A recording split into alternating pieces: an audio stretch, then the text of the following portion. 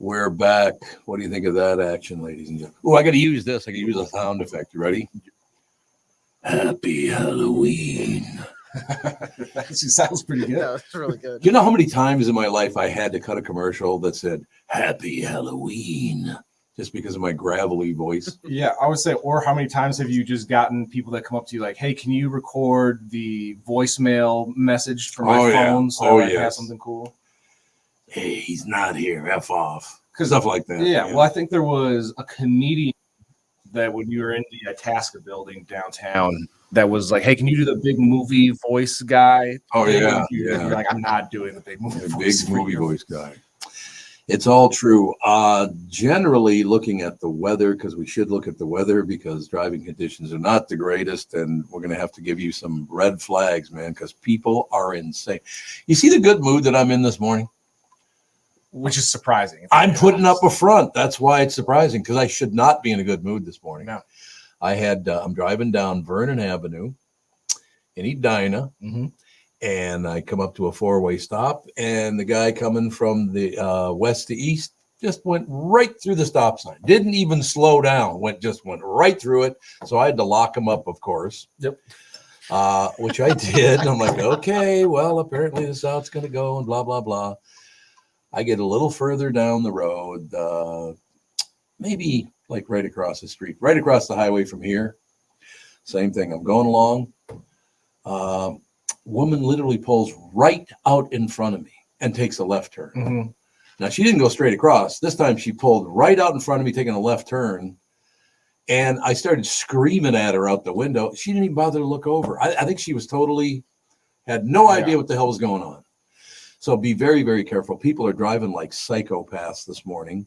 There's a lot of traffic. It's very, very slippery. It's still snowing, isn't it? It says it's windy, but it was snowing when I got here a half hour ago. It's like blustering. I don't know if it's blustering. Yeah. If you haven't left yet, take 5 minutes to just clear your car off. That'd be good. There's nothing worse than the people that don't like.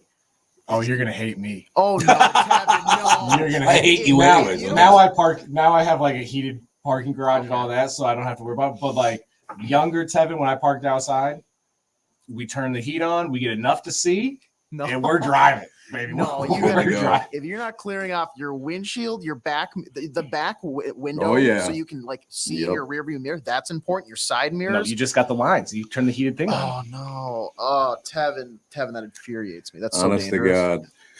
I got to tell Tevin a quick story. I was watching a show last night. What the hell was the name of the show again? You got to watch it. Okay. Because it's phenomenal. What was it about? It was about this family of four, husband, wife, little children. All four were massacred in their home, and they're doing the study and all the rest of it, and they can't figure out who did it. And I'm not making this up, by the way. Okay. Finally, at the end of the episode, they discover the evidence. You know who killed all four kids? No. The only black man who lived in town. I hate shows like that. Like, because it'll be such a good documentary, such a good show. I'm like, I gotta tell Tevin about this. One black guy lives in town, Dryden, New York. Is this a real life like? Yeah, so this is a true story. It's a true story. Oh no, Tevin. That's so phenomenal. One of your brothers moves to town, starts murdering people. Or is it the Village of the Damned? Yeah, that must be what it is right there. I saw that and was like, I cannot wait to tell Tevin this story on the air. It must be Village of the Damned. That's it. When I type in Dryden, New York, that's what it's on Amazon Prime. It looks like. Are you kidding me? Is it really called Village of the Damned? That's what it looks like. Yeah, that's it. Unless there's multiple murders. Are you looking at your cousin's picture? No, I don't want to do any more research. It always happens. The last guy, like you're saying, murder. Of course, it's the one black guy in the show. Was he also eating like fried chicken and watermelon? But we just. But think about that. You know how lucky it is that he was the only black man. How about if there were two? One kills four people. All of a sudden, you're the only one left. Yeah. Well, there goes my one friend that I had. Yeah, exactly. And then the rest of your life living in Dryden, New York, you have to convince people like, no, I'm not also a murderer. I know you guys all only know two black people, and one of them was a murderer. But I'm not. We're going to be okay. He had the big afro too, by the way, a giant afro. Of course. It was a good look. It was a great look. But yeah, Village of the Damned. I think that is what it's called. What channel is it on again? Looks like it's on Amazon Prime. Amazon Prime. Okay, it's an interesting show. But honest to God, I didn't see it coming at all. We've got maybe an idea. We got some fingerprints. Like really? Yeah. Amazon Prime, potentially Apple TV and YouTube as well. So there you go. Oh, it's all over the place. Yep. There you go. Before we move too much further down the road here, ladies and gentlemen, I got to read something because it's about this contest. But first, before I do that, and I'm going to lean on AJ and Tevin here. The response to this contest after one day has been overwhelming. That's phenomenal. So it's that big a deal, huh? Yeah, I got some emails from the Hubbard Brass last night, and they were saying that not necessarily email servers were getting overloaded, but it was remarkable how many entries that we got on day one. For one, we had some tech issues right off the bat. Yeah, right. And once those got fixed, it was like the Mississippi River, just straight down. People kept flooding in with wanting to come see the Eagles with you. So yeah, but it's so sweet. I mean, honest to God, the show, because I would still say 90% of people in town have no idea the show's even on. It's only going to keep growing too. It's going to keep growing. But I just want to thank everybody. Your response is unbelievable. And now the only problem for me is, since you guys were so great, stepped up and supported the show and supported all of us here on the show, now I can't be a prick to any of you when you're in the suite. Right? You got to be a nice guy. I got to be a nice guy to everybody now. But you're leaving out the bigger news. We have so many entries that it's going to be so packed in there. You told us before the show that Tevin and I can't even come with. Yeah, you're right. You guys are out of the mix. There's no question about it. I'm devastated. I wanted to see the Eagles, and now I can't because people like Officer Dave are writing in for these entries. Like, come on, guys. Typical. But I did want to thank you guys up front. Your response, because like I said, this is a podcast. It's totally different from being on the radio. It's a fresh start. You guys have supported it from day one. The audience is getting bigger and bigger and bigger, and it just. I was talking to a friend of mine yesterday through emails. He said, why aren't you doing this? Why aren't you doing this? I said, because right now I'm working about 14 to 16 hours a day to promote the show and get, all things set up because look, as great as it's going, we could go a lot further once word gets out that this show's even on streaming. Yeah, no. And like AJ was saying, by the time you got the word contest out of your mouth yesterday, there were already entries coming in. And normally with promotion, you're like, okay, give it some time. It'll build up some momentum. But no, right off the bat, everybody's excited. So I'm just very upset that I can't treat any of our listeners like a prick. I'm very upset by that. They're too nice, so I can't do it. Although I'm sure some of them would expect it. They come up like, maybe he'll treat me like a prick today with the special Tom Barnard treatment. Just ask. Just ask. What Get the hell away from me. Sugar tit. Yeah, sugar tit all the way. That's exactly right. Ladies and gentlemen, if you'd like to join me and my suite to see the Eagles on their farewell tour, here's how to register. And thank you again to all of you who have. It's just overwhelming. Go to the Tom Barnard Show app, download it if you don't have it yet, and sign up. And, of course, you can listen to the show on the very same app, so that'd be good. Go to our website, tombarnardshow.com, sign up there. Then listen for me to announce your name at 8:10, 9:10, and 10:10 each day between November 2nd and Tuesday, November 14th. We'll announce the same name 3 times each day at 10 after each hour between 8 a.m. and 11 a.m. To win, email us back at contest@tombarnardshow.com. That's tombarnardshow.com by midnight that night, and you will win. When you win, you'll join me in the suite of XL and see the Eagles. That's on Saturday, November 18th. So, Tom, it is so easy to sign up for this contest. If it is. Okay, you just go onto the app. It's the first thing right underneath the top of the app where you can click to listen to the show live. It's right there. It's a big banner that says win tickets to see the Eagles with Tom. Just click that, fill out the form, and it's as simple as that. 1, 2, 3. So we got to announce a new name right here, don't we? Not yet. We're starting on Thursday for announcing. Oh, that's right. It starts on Thursday. Is that what it says here? It starts on Thursday? Maybe. But pay attention. That's an optional one for you. It's your show. You can... What are you rolling your head at me, brother? Yeah, November 2nd, Thursday, November 2nd. Each day between November 2nd and November 14th, which is a Tuesday, which we straightened out yesterday. So, yeah, it begins on Thursday. But thank you again. Your response has been unbelievable. Wendy, still some snowfall in some areas. It's only 29 degrees, and I'm not going to do the whole forecast because it's just too negative this time of year. It's just, my God. We do have the lovely and talented Judd Zolgad now with us. I said lovely and talented. I don't know about either one of those, but thank you. You're wearing your hat again. Oh, I got some echo. Yep, I just heard some. Hey, Yeah, you want I me to got it. tell Yep, him? I got it. There we go. Typical. Now we're All good. right. Typical AJ. Dropping Oh, the there we ball, go. There we go. Now everyone sounds fantastic. Unfortunately, I'm still not lovely or beautiful, but I do have my Park Tavern hat on. So shout out to our friends Phil and Cheryl at Park Tavern. And by the way, Tevin wants me to make this announcement. No, I'm not going deer hunting after the show. Yes. It's a vest. It's not a hunting vest. It's just a vest. But apparently I look like a hunter. A little bit, I guess. I don't know. It looks warm, which is on this day a nice thing to wear, considering that we are already getting snow. You pretty happy about that, are you? I could have held off until for a couple more weeks. Although I think it's supposed to. I did quickly look at my my forecast on the phone. It looks like it's supposed to warm up here fairly quickly. So hopefully it all melts. Because my leaves aren't raked yet. Damn it, Tom Barnard. Gee, that's unfortunate that you were so busy you couldn't do it.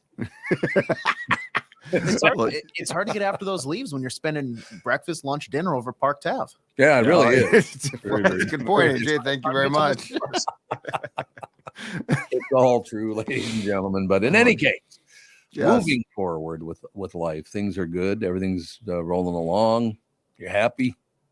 Well, personally, I guess I'm fine. The Minnesota sports scene, as you might know, is a complete cluster bleep between Cousins being lost for the season now, and then I don't know. I know you don't care much, but I'm sure Tevin saw this. The Timberwolves last night were up by 21 points in Atlanta, and they managed to lose the game comfortably. They lost that game? Yes. Yep. It was the most pathetic display of AJ. basketball I think I have seen from the Timberwolves in a long time. I checked in and at halftime, third quarter, I was like, oh, okay, I can go about my You night. got it. Yeah. Yep. Which, as for 90% of the NBA, probably would have been the case, but not for us. Not us. Okay. Up by 19 at the half, up by 21. That was their biggest lead, and they blew the entire thing. And it was, dare I say, it's one of the worst, just flat out losses I've seen a franchise that has perfected bad losses because they were up by so much. And they're expected to be decent. They're expected to be good. They're expected to be a playoff team. And that was an embarrassment. You know what I want to do? I don't know. I'm going to have to send an envoy out there because I don't think Walls will even take my calls. But, he's too busy pissing away our tax money on a daily basis. But I would like to step up since the Wild and the North Stars and the University of Minnesota team have done such a great job. Well, the college team has won a national championship. So I can only say the Wild and the North Stars in the state of hockey never won the championship, right? Absolutely. Yep. 1967 to 93, no Stanley Cups, 2 appearances. The Wild, 2000 to the present day. Yep. They haven't even bothered to get to the Stanley Cup finals. No, it's absolutely true. So basically, I want to use that. We already understand this is not the state of hockey, even though they say it is. We're going to move that over to the state of basketball because they're never going to win a title either. That team sucks. Not unless you hang on to those Lakers NBA championship wins in the 50s. They're not. Yeah, when I was like 2, that was really. Yep. You're gonna have to go back to the late great Vern Mickelson and George Mikan and Whitey Skoog and that whole team because, it's boy. I was feeling pretty hopeful a couple of weeks ago about some things, and right now the wheels have fallen off. I think that's fair to say, don't you? Yes. The wheels have fallen off. Your quarterback's out for the season now, and there's no really replacing a quarterback. No. Tevin, sorry. No, I was going to say it feels like the wheels honestly might not have really ever been on, and we just got drawn in and confused. Like we were leaving. Like it's really bad right now. It sucks. I'm sorry, and it's snowing today, so it just keeps getting worse. So. Judd, we have some people writing in wondering with the trade deadline today for the Vikings will they go out and get a quarterback? Will they sit tight? Will they sell? What's their plan here for the coming hours? I think they're going to end up sitting tight because the deadline's 3:00. But I think what they're going to do is, I'm sure they are getting calls on some of their players that they could trade, because the top guy that people are asking about, and it's a smart move to ask about at least, is Danielle Hunter's a free agent after this season, and there's a chance they're not going to bring him back. But this team just rallied to win 3 consecutive games. They're 4-4. So unless they get blown away by an offer, I think they're going to probably not make a trade.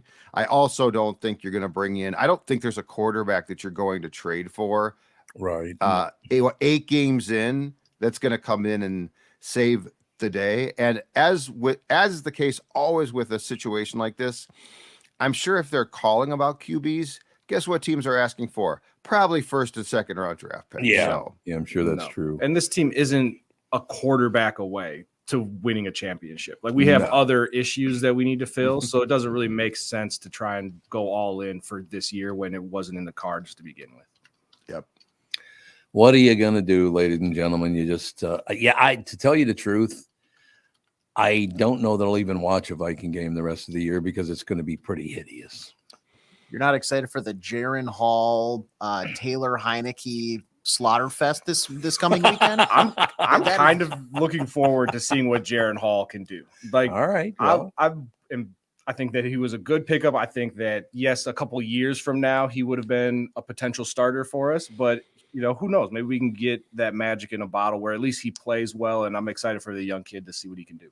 Yeah. Can I warn you to not get your hopes up too high? My hopes are not up. Like, I don't think he's coming in to save the day. Oh, so it's like a car wreck. Right. I think so. You're driving by a car wreck and you're like, oh, what's that? What's going on there? And so you're going to, for lack of a better term, rubberneck the Vikings game. Yes, the rest of this season I'm essentially looking at as a tryout to see what next year is going to bring. This is I'm not waving a flag thinking get ready, put your lawn chair out for the parade down Hennepin we're going to have. No, this is strictly it's really bad, but let's see if Jaron Hall can even make it like a fraction. Right. I don't know what to tell you. I've been a Viking fan since not day one. It wasn't until about 1967. So I missed the first 6 seasons, I guess. But I was, 10. I was like, well, whatever. But in any case, so, watching the Vikings, they've never done a damn thing. They've never even come close to winning a Super Bowl. They've been in 4, but got blown out all 4 times. It is incredible, too. It really is. I still want to know, and in retrospect, this team was good, but I believe they were double-digit favorites in the Super Bowl against Kansas City. Yep. How is that not? What happened there? That Vikings team was good. Yep. Pittsburgh, Dallas, or I'm sorry, Pittsburgh, Miami, and the Raiders blew their drawers off and were probably superior teams. Mm-hmm. I don't understand the Chiefs one. No, I don't either. I got to be right there because we were like, weren't we like 11-point favorites in that game? Yeah. 11-point favorites and you get blown out. How the hell is that? Len Dawson's a hell of a quarterback. Can't take that away from him, right? They were really good, but still, that team, I think that team won the NFL championship because that still existed then. They blew out Cleveland, or they beat Cleveland at Met Stadium. That's the one I just can't get my head around how that wasn't a more competitive game. But Hank Stram and the Chiefs just basically walked away with it. They did indeed, and the recording of what the stuff that Hank Stram was saying on the sidelines, like taking candy from a baby. It's like, oh my god. Well, Bud was pissed off about that for the rest of Bud's life, right? He was. Did Bud hate Hank Stram? Yes, he did. No question about it. Bud was an interesting fella. Did you ever spend a lot of time with Bud? I did not. Just occasionally was around him. And of course, he was the Vikings coach when I was a kid, and he was a legend. I mean, the whole stoic thing worked so perfectly here. Mm-hmm. But no, I didn't spend a lot of time around him, but I read enough about him that you are absolutely correct. He was interesting cat, probably begins to define Bud. Yeah, it's pretty good. As long as you're talking about Bud, he was okay. Oh, didn't like talking about other people, huh? No, we were talking about Bud. I came in to do the show to talk about Bud. He was always, I mean, he was never friendly to me. He was polite, but you could tell that Bud had no interest in engaging with anybody. He just didn't. He was not that kind of guy at all. Like you just said, that stoic thing fit perfectly in Minnesota. Mm-hmm. You know? So whatever. I was trying to think of some sports that I would like to talk about, but I can't think of any. Yeah, it feels like we need to adopt another city. Yep. We have a sports team Yep. to talk about. Who's won a recent championship that we can just claim as our own? Well, and Judd, so I have a question for you because yesterday Phil got on the show and he's talking about Tom Brady and Andrew Luck. Sure. Like, did you have to put up with this nonsense on your show as well with him, or what's going on with Phil? Oh yeah, we talked about options. Well, it's fun to talk about it's fun to pull out pie in the sky options, but I can't tell you the amount of after Cousins got hurt on Sunday, the amount of Tom Brady like tweets I saw and stuff. I think Tom Brady's coming off his couch for this crap. No, not at all. I don't see that. Oh, I think he's going to stay home and say, and I'm sure he's gotten calls before from teams this season. So yeah, it almost now in retrospect would have been better if they had like 2 wins right now, because then you could just trade guys away today. Feel good about it. You wouldn't really have to explain yourself to the players because you would have 2 wins right now. The only thing that makes it more convoluted is it's harder to make trades because you're 4-4, but you can at least you can probably shoot for a higher draft pick if you just say, you know what, Jaron Hall is going to start. Yeah. Yep. Although, I'll give you guys one positive thing. Okay. Damn it, I'm going to come to the table with a positive, and I don't know if you talked about this with Phil on Monday, but the Packers are awful. Horrendous. So bad. But but Tom, that's the 70s and 80s Packers. Yeah. There's what now, a couple of generations of people who aren't going to remember this. But this is like the Lynn Dickey Packers that I grew up with. Yeah. And Bart Starr, when he was coach, they are awful. They really are. Well, the entire NFC North is awful. Yeah, true. I mean, it is. Detroit sucks. Chicago might be the worst team. And well, wait a minute. They got that Carolina outfit, don't they? Is that the worst team in football? Carolina's got one win now. And Detroit, in fairness for Detroit, they're at least up for them.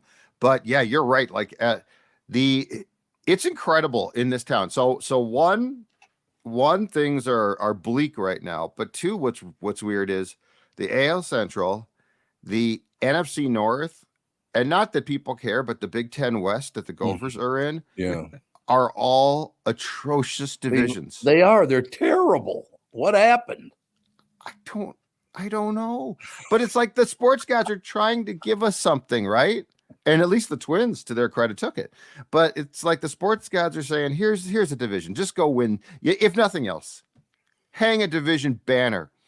And we're struggling with that in some cases. You know what I just realized, Judd, and I feel I'm ashamed to say this because I was a huge fan for so many years.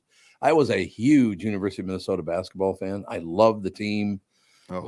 Back into the Clem days and the Dutcher days and all that stuff, winning some games and all the rest of it.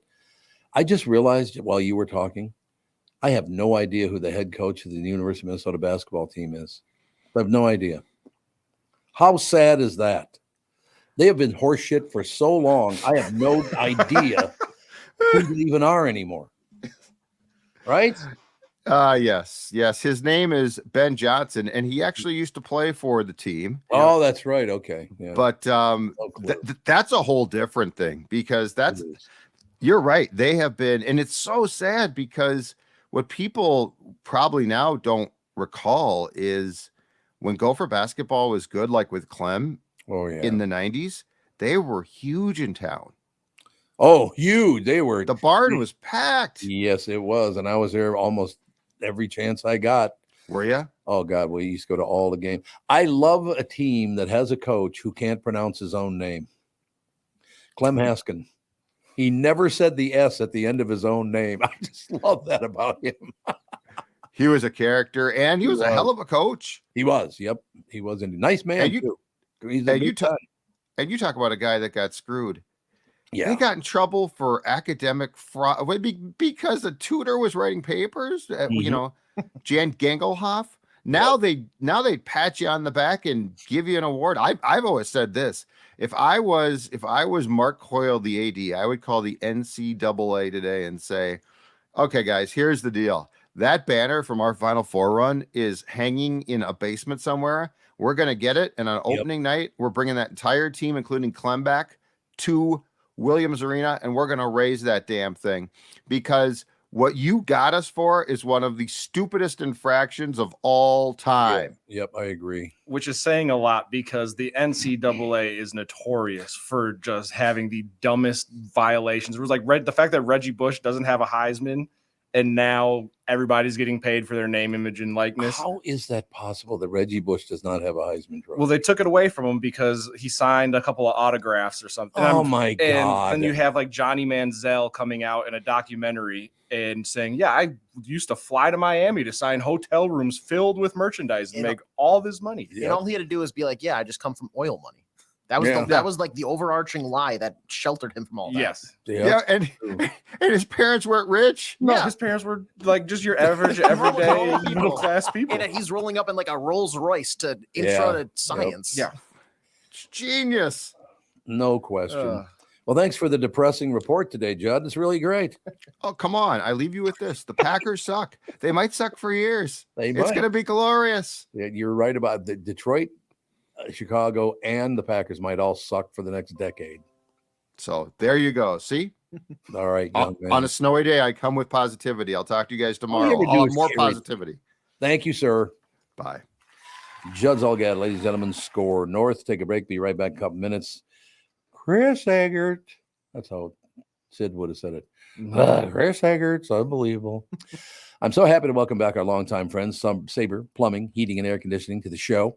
I've known Steve, the owner, for many years, and I completely trust Sabre to keep my house comfortable.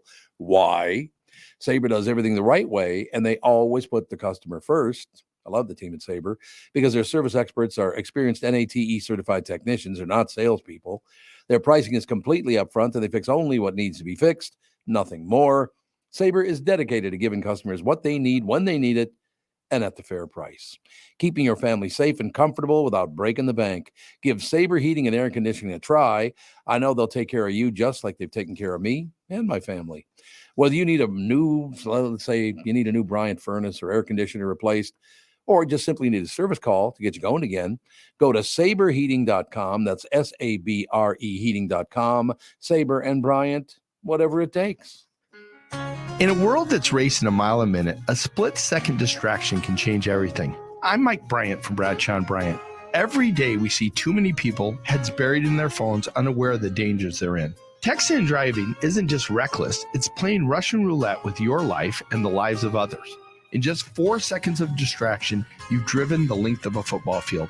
Is there any text message that's worth your life, that's worth the lives of others? I've been fighting for the rights of the injured for over 30 years. But I'd rather you never meet me in a courtroom. So hear me now. Stop texting and driving. Pay attention. Value your lives and the lives around you. And if you won't, know this. At Bradshaw & Bryant, we're relentless. We won't back down. We bring justice to those that need it. Find Bradshaw & Bryant, personal injury attorneys at minnesotapersonalinjury.com. With Mike Bryant on your side, seeking justice for the injured. Bradshaw & Bryant. The new Tom Barnard Morning Show is proud to have partners like Bradshaw & Bryant, MyPillow, and North American Banking Company founder, chairman, and president, Mike Bilski. I've advertised on Tom's show for years, and the reason is simple. My business is recognized because of the ads, and that recognition has created growth. What business doesn't want to grow? I highly recommend the Tom Barnard Morning Show for your advertising. Grow results for your business by partnering with the Tom Barnard Morning Show. Visit TomBarnardShow.com, keyword partner. Tom here, and I just read a success story from MN Fat Loss client Elizabeth, who just completed the program. Elizabeth writes, I'm a 54-year-old woman who has struggled with losing weight. I had almost constant heartburn, trouble sleeping, and brain fog. I tried counting calories, eating bars and shakes, and several other programs in which I would lose 5 to 10 pounds after months of struggling, only to gain it right back. After 60 days of the MN Fat Loss program, I was down 25 pounds. MN Fat Loss had really empowered me to believe that I can control my eating and my weight without having to sacrifice foods that I like. That's true, by the way. Let me assure you that the short 60 days is totally worth it. If you're thinking about family, committing, you're going to finally commit to improving your health, this is the time to start. You won't regret your investment in yourself. Well, great job, Elizabeth. I'm so happy to hear about your success. And by the way, I'm not just making that up. I'm always happy for people because you're healthier. I am so happy to hear about your success. Are you ready to lose weight and feel better? Go to mnfatloss.com, schedule a free phone consultation. It's so easy to see if MN Fat Loss is a good fit for you. They offer a free phone consultation to learn about the program. You don't have to take time off work or get a babysitter for the kids. It's as easy as getting on a quick call with the expert staff. You can share your goals, learn about the program, and see if it is a good fit to help you lose weight and feel better. They also have virtual options to help you if you live far away. To schedule that free phone consultation, go to mnfatloss.com. The only thing you have to lose is that unwanted weight. That's www.mnfatloss.com. I cannot wait to hear about your success story. Let them know that Tom sent you, please. Oops, we're not there. Now we're back, ladies and gentlemen. A little schmoozing going on. Chris Egert joining us now. News brought to you by Mr. Money Talk, Josh Arnold. Call Josh for your free 48-minute financial evaluation. We are back, ladies and gentlemen. Chris Egert joining us from the Channel 5 the newsroom. It's kind of a newsroom adjacent is where I'm actually at, just to be. You think I should start doing the voiceover for Channel 5 again? I did it for about 50 years, so maybe I should do it again. I loved when you had the voiceover. I think it was cool. Now they got I think there's a woman doing it now, but we had like happy voice guy for a while too, which I thought was kind of weird. I don't like happy voice for the Hey, time to watch the news. Like one of those things. I don't know. I'm old school like that. This is a quick drop when I used to do it. Turn in Channel 5, God damn it. So what do you think? I like that. It's a pretty good promo. They get people to watch. I'd watch. Well, I don't have any choice, but I would think other people would watch. You don't have any choice. That's true. I was watching the news this morning. Yeah. We had some good Halloween stuff on there. Happy Halloween, by the way. Thank you. Same to you. You had some great Halloween stuff on there. That one guy that with all the skeletons, holy Hannah. Yeah, that's crazy, isn't it? South Minneapolis, I think, is where he was at. I think that's right. Like 50 different skeletons in his front yard made it look like a classroom full of skeletons. I'm like, that guy has got a lot of time on his hand. He does. But I'm glad he does because it was very elaborate. Very cool. No, I think it is. It's terrific. That kind of thing, people putting up that's the one thing about this time of year that makes getting, 2.5 inches of snow overnight, maybe livable. Right. Is the fact that we got, Halloween, you got Thanksgiving, you got Christmas, you got New Year's, you got all these great holidays. That was very smart for them to shove it all at the end of the year when you're going to start freezing your nuts off. So that's good. Man, Halloween has become, well, first of all, did all you guys do you decorate or do you put stuff up or do you? Yeah. Not for Halloween, no. We do. AJ, we got grandkids. We got grandkids, so you got to do it, right? Yeah, makes sense. I haven't seen very many people in our neighborhood, decorate their house or whatever. No. But it's such a freaking business now that it never really used to be. Like Halloween it's huge and it goes on for days and people got to buy 4 different costumes for their kids. And it's kind of crazy. There's no doubt about that. So there are some schools now saying that you cannot celebrate Halloween in their school because it's, I don't remember the reasons.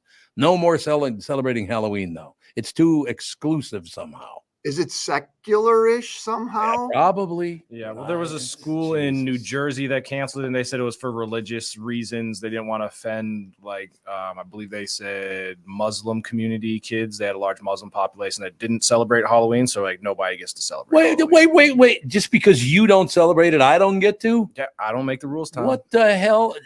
No wonder that guy got arrested out there at Dryden, New York. Yeah. Right. Well, the murders didn't help. That doesn't make sense to me because I can understand having specific Christmas stuff around that time of the year. Right. But, I don't. I didn't realize having Halloween Halloween isn't a religious thing. No.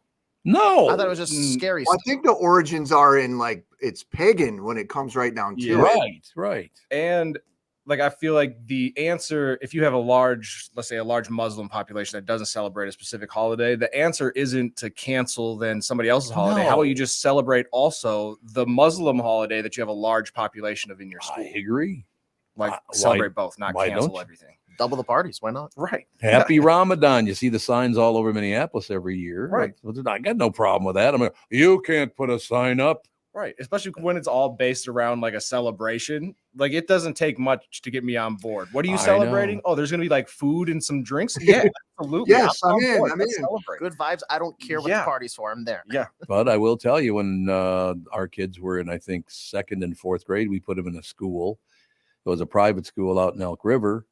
And it turns out that it was kind of like, I think it was like a Lutheran school or something like that. It wasn't a Catholic school. I know that. I think it was a Lutheran or something. They banned Halloween. They said it was the devil's work. So our kids left that school the next day. Like, okay, well, let's move on. I'm not having my kids go to school in a joint that's pissing on Halloween as pagan holiday. Settle down, right? What kind of candy do you hand out, Tommy? We don't hand out any because we haven't had anybody at our door in 4 years now. Oh, really? Yeah, I live in a cul-de-sac, and the kids don't go down cul-de-sacs. They like going down the long streets, apparently. Yeah, you will have candy there tonight, but we won't be giving it out. That's funny. I don't think we bought any yet, and I don't expect us to have any more than like 5 trick-or-treaters. Honestly, yeah. I just. Especially since it's about 40 below. You think that has something? Well, this snow is kind of funny like that because it's not anywhere near the 91 blizzard. No. It's not even noteworthy. In 2 weeks, no one will even remember this. But the roads were freaking terrible this morning, like really bad for commuters. And I don't know. It's weird, but yeah, not really. Just enough to kind of ruin the night, but not like be fun, memorable snow. Just like yep. Yeah. No, I thought about you on my drive in because it was just blizzarding and I was very angry. And then I was like, well, Chris said that this snow is not going to stick. And I was like, Chris, if this snow sticks, we're gonna have beef because you got my hopes up. So is the snow gonna stay or is it gonna go away? I mean, I think it's gonna be warmer later today. I think the high's like 36. So right there, you're above freezing. And then it's supposed to be warmer toward the weekend. So it's not gonna stick around, but you happy now? Yeah. Yep. I was like, Chris's reputation is on the line. This is a make or break deal for me. I can only go with what the weather guy says, but I do have the choice of whether I'm going to repeat his information. But push it over and blame him. That's a good idea. I think they predicted this about exactly what it was going to do. I think they don't know the totals yet. Could be 1 to 3 inches, maybe not even an inch for some places. So, okay, works for me. Mm-hmm. So anything new? First of all, I'm not even going to ask you to do the news because I saw the headlines this morning. There's not one good bit of information in the news this morning. It's all negative. Yeah, you're probably not wrong about that. What did I see? What did I see? I don't know. Tell us. I brought like 10 stories, and I'm looking at each of them. I'm like, which one of these? No, that's bad. That's bad. This is bad, or maybe nobody cares. The new Kids on the Block are coming next summer, and apparently people are excited about that. I did hear that this morning. Step by step. And with special guest Paula Abdul and DJ Jazzy Jeff. Ooh, DJ Jazzy Jeff. You lost me at Fresh Prince, though, not the Fresh Prince. No. He's locked up in Jada's basement. Yes, exactly. Have you guys seen any of that? No. Just you talking about the whole memoir stuff in general? Yeah. It's all we've talked about on here. It's all a mess. Like she's unhinged, I feel like. Well, I do. I feel bad for him. I don't know. What a weird situation. That just made me think of that. I'm like, Will Smith would probably do anything to go out and tour the country and be the Fresh Prince again, just to like escape the living hell that he's in right now.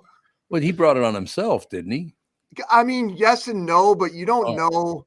It sounds like their situation has been weird for quite some time, like over like 5 years or something. So yeah, it does feel like she just kind of woke up one day and was like, You know what? Let me just start airing out all of our dirty laundry to the world in this book. And so every day he wakes up to a new headline that's like, I haven't seen Will Smith in 7 years, or we haven't whatever. Yeah. Like, it's just all a weird mess. Yeah, it's crazy. I'm like, I'm not like the slap was what it was, and I, blah blah blah blah blah. Move on from it. I know Chris Rock wants to move on from it. He's like, stop talking about it. Yeah.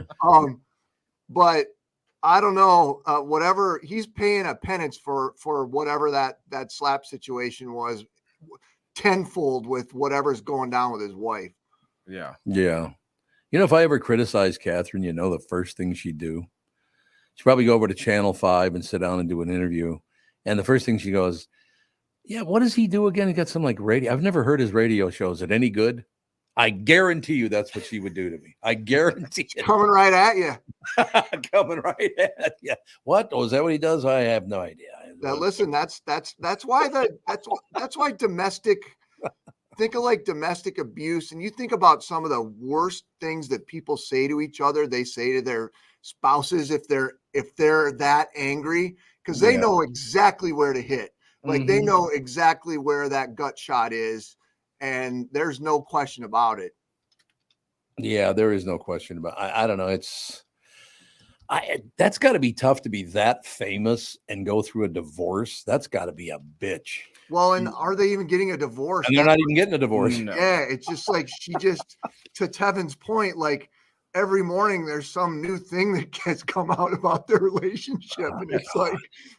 And the fact that it started from a slap where he was like, "Wow, I was defending her honor," and then she repays him with, we don't even really mess with each other like that anymore. Maybe it wasn't even because I only went along with them. Oh, go ahead, AJ.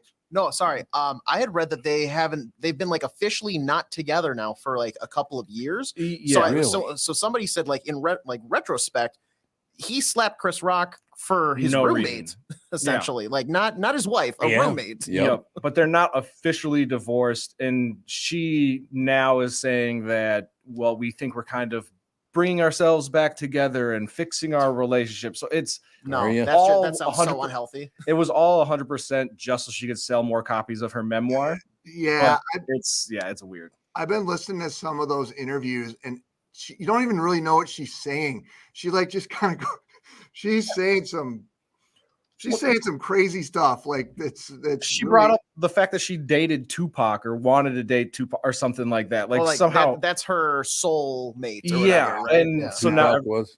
Yeah. And so now everybody's saying that Tupac faked his own death to get away from Jada Pinkett. I love that. That's phenomenal. Dude, after seeing them interviews, I'm with Tupac, man. I'd be out too. Like I'm like, I don't care how beautiful she is. There's a lot going on there. I don't want to have anything to do with that. Nope. Now I do have a question for you, Chris, because I know we only got a couple more seconds with you here, but yes, sir. Are there any news stories about anybody being killed in Dryden, New York this morning? Here we go. Oh, I missed something here. What happened? Well, there was a show on last night. What was the name of it again? The Village of the Damned. Yeah. And this family of four, dad, mom, son, daughter, get massacred in their own home. So the cops are on the trail and they're looking around. This is in Dryden, New York, and they finally came down and they finally found the murderer. And I'm going to bring this up in front of Tevin about 50 times today. It's going to be wonderful. The murderer was the one black guy that lived in town. Of course. Yep, of course. It's on brand. That's on brand. I guess, yeah. I thought of Tevin and me is like, really? Way to go, Dude, that is messed up. Seriously, think about that. Like, I laughed so hard. I was just I could use this for years. Yeah, and it's like you want to just go to that guy and be like, dude, you were the one black guy in town. You can't do something like this. This makes us all look bad now. We got to address this at the next meeting. Well, it's like the one honky in the NBA. How's that work? Right. Yeah. He goes, if he does something bad, you're like, yeah, man, you can't be like, if you're the only white guy in the NBA, you need to be at least a little bit athletic because you don't want to live up to like the white man can't jump. Right, absolutely. Yeah, so very true. That's very, very true. All right, Mr. Egert, is that everything? Yep, that's it. Happy Halloween. Who's better than you? That's what I want to know. Lots of people, but thanks. We'll keep searching. Yeah. It won't be hard. I can tell you that right now. Talk to you later, pal. Bye. News brought to you by Mr. Money Talk, Josh Arnold. Call Josh for your free 48-minute financial evaluation. Chris Egert, Channel 5 Eyewitness News. We shall take a break. Be right back in a couple of minutes, ladies and gentlemen. You need to know a guy for your auto repairs, legal issues, banking, and more. The same goes for investment advice. You need a guy to help you be successful, and Josh can do that for you. No question about it. Someone you can trust who gets results. Well, I got a guy for you, and his name is Josh Arnold. Josh gives you straight talk, not sugar-coated advice about your financial situation. Josh has seen it all when it comes to economic and market conditions, and Josh can make sure that your retirement objectives match your investments. Do yourself a favor. Call Josh now for a no-obligation 48-minute evaluation. You got nothing to lose, and you'll get a different point of view for your investments. Call Josh at 952-925-5608. That's 952-925-5608. You'll be glad that you did. And, of course, Josh is a very good friend of mine, so tell him that I said hello. Thank you. Hello, I'm Brad Huckle, President and Chief Lending Officer at North American Banking Company. And I'm Michael Bilski, CEO at North American Banking Company. As a locally owned and operated community bank, we work with many multi-generational businesses. Take Personal Care Dentistry of Roseville, for example. Dr. Walter Hunt, also known as Painless to Me, has been a longtime customer of the bank since we opened the bank in 1998. When his son Kyle was ready to join the practice, they wanted to expand quickly. With their additional space and equipment, they now are able to see more patients each day while providing the same level of care and service. Okay, guys, I'll take it from here. If you run a family business or any kind of business for that matter, you should be banking with Brad and Mike over at North American Banking Company. Every time I deal with them or their team, I know I'm working with experienced professional bankers. So why not bank with my banker? North American Banking Company, a better banking experience, member FDIC, equal housing lender. You all have helped support MyPillow and their employees in these tough economic times. Thank you for that.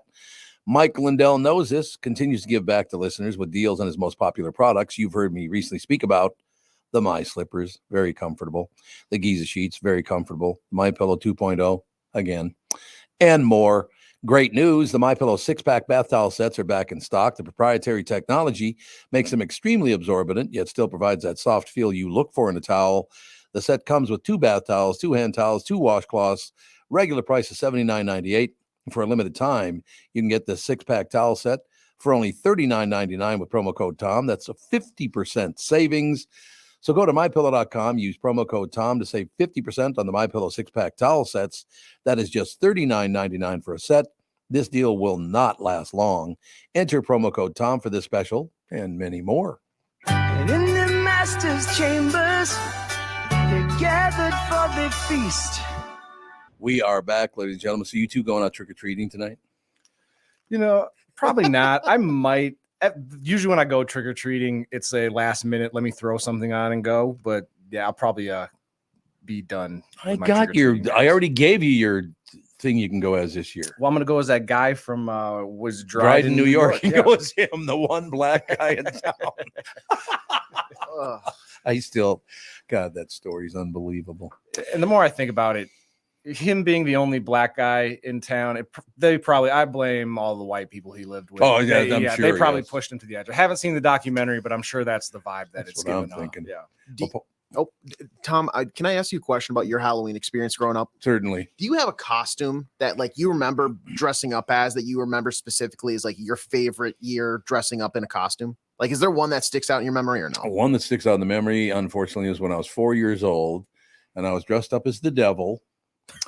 I love the whole devil costume, right? Which is prescient, I think. Don't you think? I kind of foresaw the future and came out as the devil. Because if you look at certain segments of this town, that one cluster of real assholes that we have in this state, they do think I'm the devil. So I don't even have to wear a costume anymore. You just dress as yourself. I dress as myself and I'm good to go. What are you, Tom? Oh, the devil. I'm Tom. Tom Other Barnard, people just dress up devil. as Tom Barnard and it's Right. Devil. Yeah, your kids go dressed up in like that vest. And yeah. So here's the problem with that outfit, though, Mhm. is I walked through. It's when we lived at 1200 Spruce Place, downtown Minneapolis. And we walked through we stayed in the apartment building because it was like 4 floors. It was, It's that big one right there on the corner, right across from Emerson School. So we never did go outside. We just went through the halls.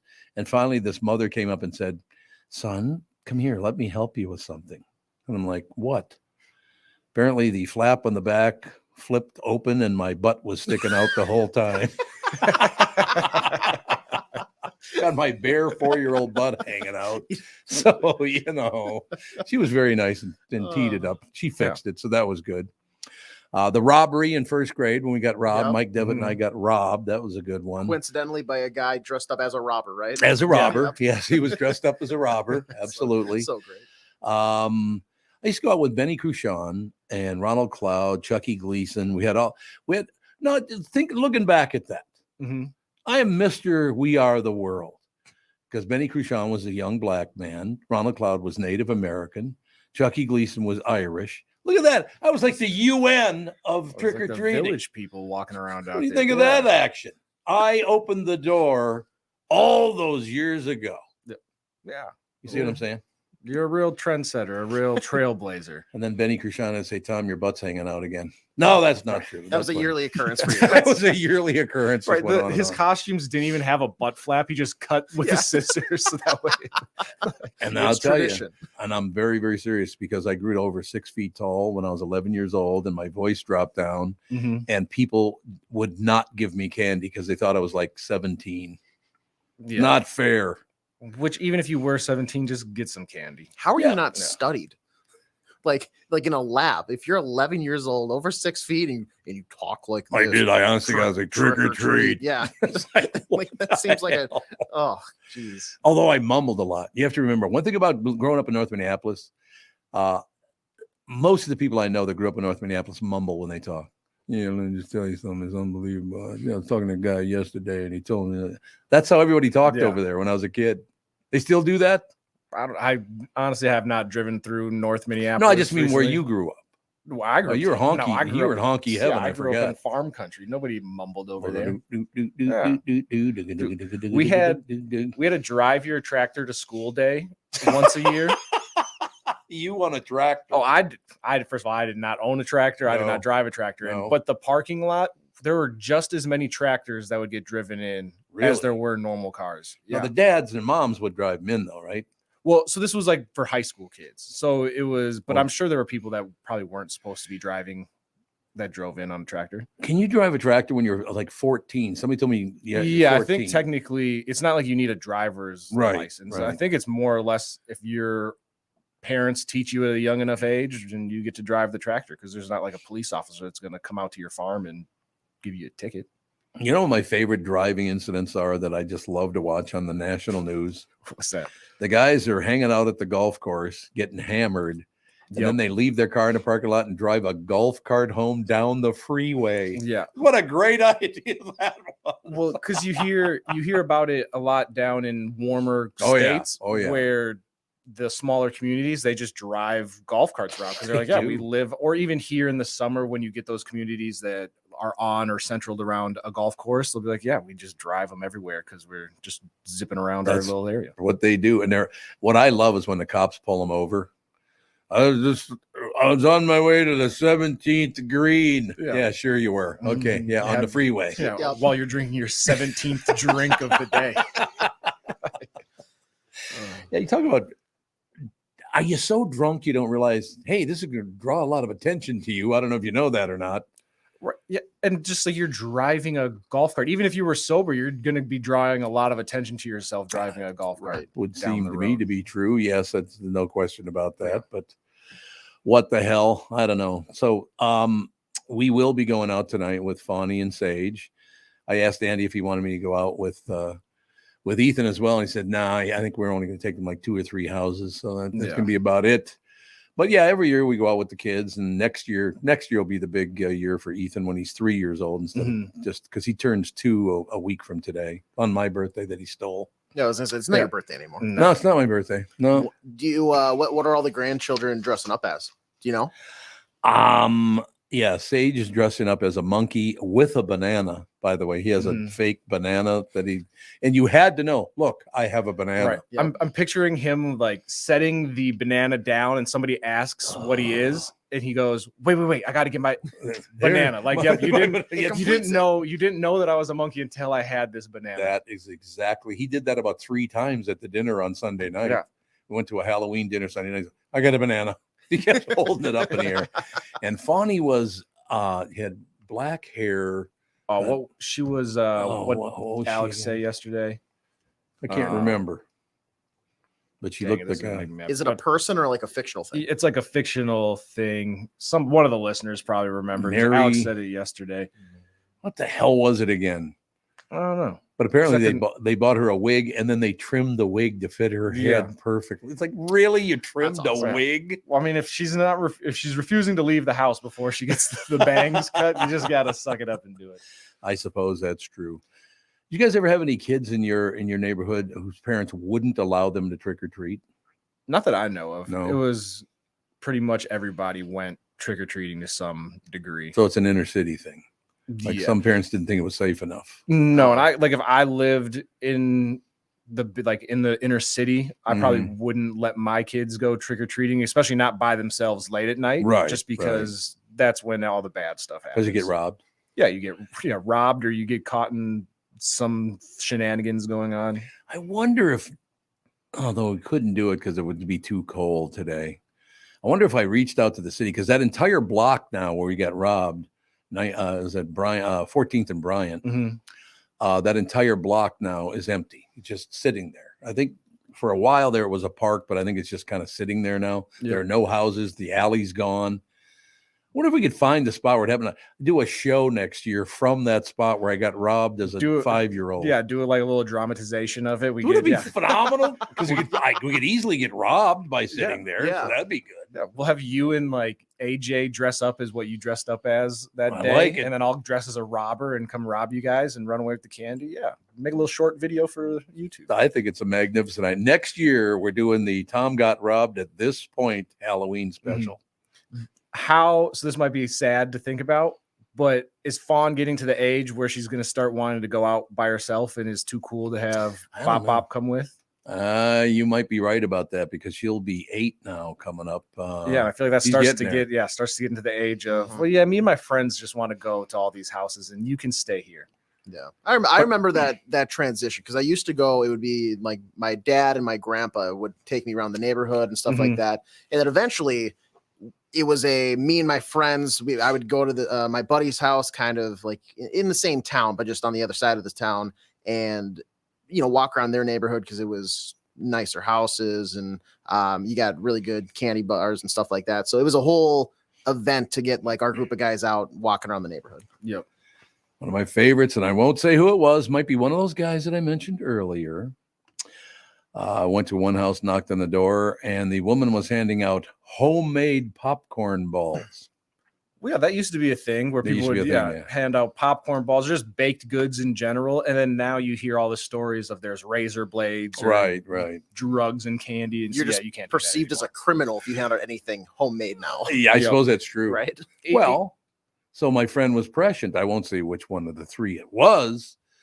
She hands him a homemade popcorn ball, and he goes like, it's like, I ain't Thanks, eating that but thing. no thanks. I have no idea what you put in that, so therefore I'm not going to touch it. Right. And even if I knew the person, like if you knew your neighbor, like, oh yeah, they're a nice person, it's just like, I just still in today's, especially after COVID. And I know. Like, no, you're right. Take the chance. All right, ladies and gentlemen, if you'd like to join me and my suite to see the Eagles on their farewell tour, here's how to register. And thank you again. You guys showed up in droves yesterday. It's so nice of you to be doing that. Go to the Tom Barnard Show app, download it if you don't have it yet, and sign up. You can start listening to the show right there on the app as well. Go to our website, tombarnardshow.com, and sign up there. Then listen for me to announce your name at 8:10, 9:10, and 10:10 each day between November 2nd and Tuesday, November 14th. We'll announce the same name 3 times each day at 10 after each hour between 8 a.m. and 11 a.m. To win, email us back at contests@tombarnardshow.com. That's tombarnardshow.com by midnight that night, and you will win. When you win, you'll join me in the suite at XL and see the Eagles on Saturday, November 18th. And thank you again for your response. I know I keep saying that, but it's true. We were overwhelmed. Your response was amazing. So thank you for that. And I can't wait to, and I love the fact that people just want to buy their way in. That's our audience right there. Yeah, we had like I was telling you, somebody was like, well, if I don't win, but I still want to go, can I just pay for a sweet ticket or can I donate to charity? And you guys just sneak me in the back door. You know, so funny about that because that is basically, well, we talked about this morning and I don't really hold anything secret or any of the rest of it. But a lot of times advertisers want to go, well, why don't we do this? My audience and our audience here has always been for the last, at least 10, 15 years, very high earners, highly educated, just hardworking people. And even to offer them is like, hey, I'll give you a couple of points off if you, and like, no. Right. They're going to go use the service because they trust your recommendation. You're not out here selling snake oil. No, exactly. Like that, so. But they're not, I don't think they're going to say, oh, I heard about with Tom. They just don't do that. They never did do that I suppose in some businesses they do. Because apparently, they whatever, but it's just I always found that kind of interesting. So that's not my audience at all.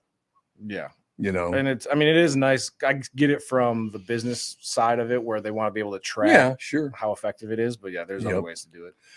No doubt about it. But so thank you again. Your response yesterday, and I mean, I don't even know how many it was. I started checking in here and there, and it was a lot of response, which is really, really cool, don't you think? Yeah. It's Halloween, so here's a trick-or-treat bag of random holiday-related goodies. Some are peanut butter cups and others are candy corn, but none of them are circus peanuts. I got to be honest with you. Full disclosure, my my grandmother, Minnie Dane, my mother's mother, loved those circus peanuts. Ugh. They're horrendous. They're literally like packaging peanuts. Like they're that bad. They taste awful. They're not good. That's for sure. There's no question about that. According to the National Retail Federation, 73% of Americans plan on celebrating Halloween in some way, with the average person spending $108. What are you buying, a bottle of cologne? I still can't believe that cologne was $100.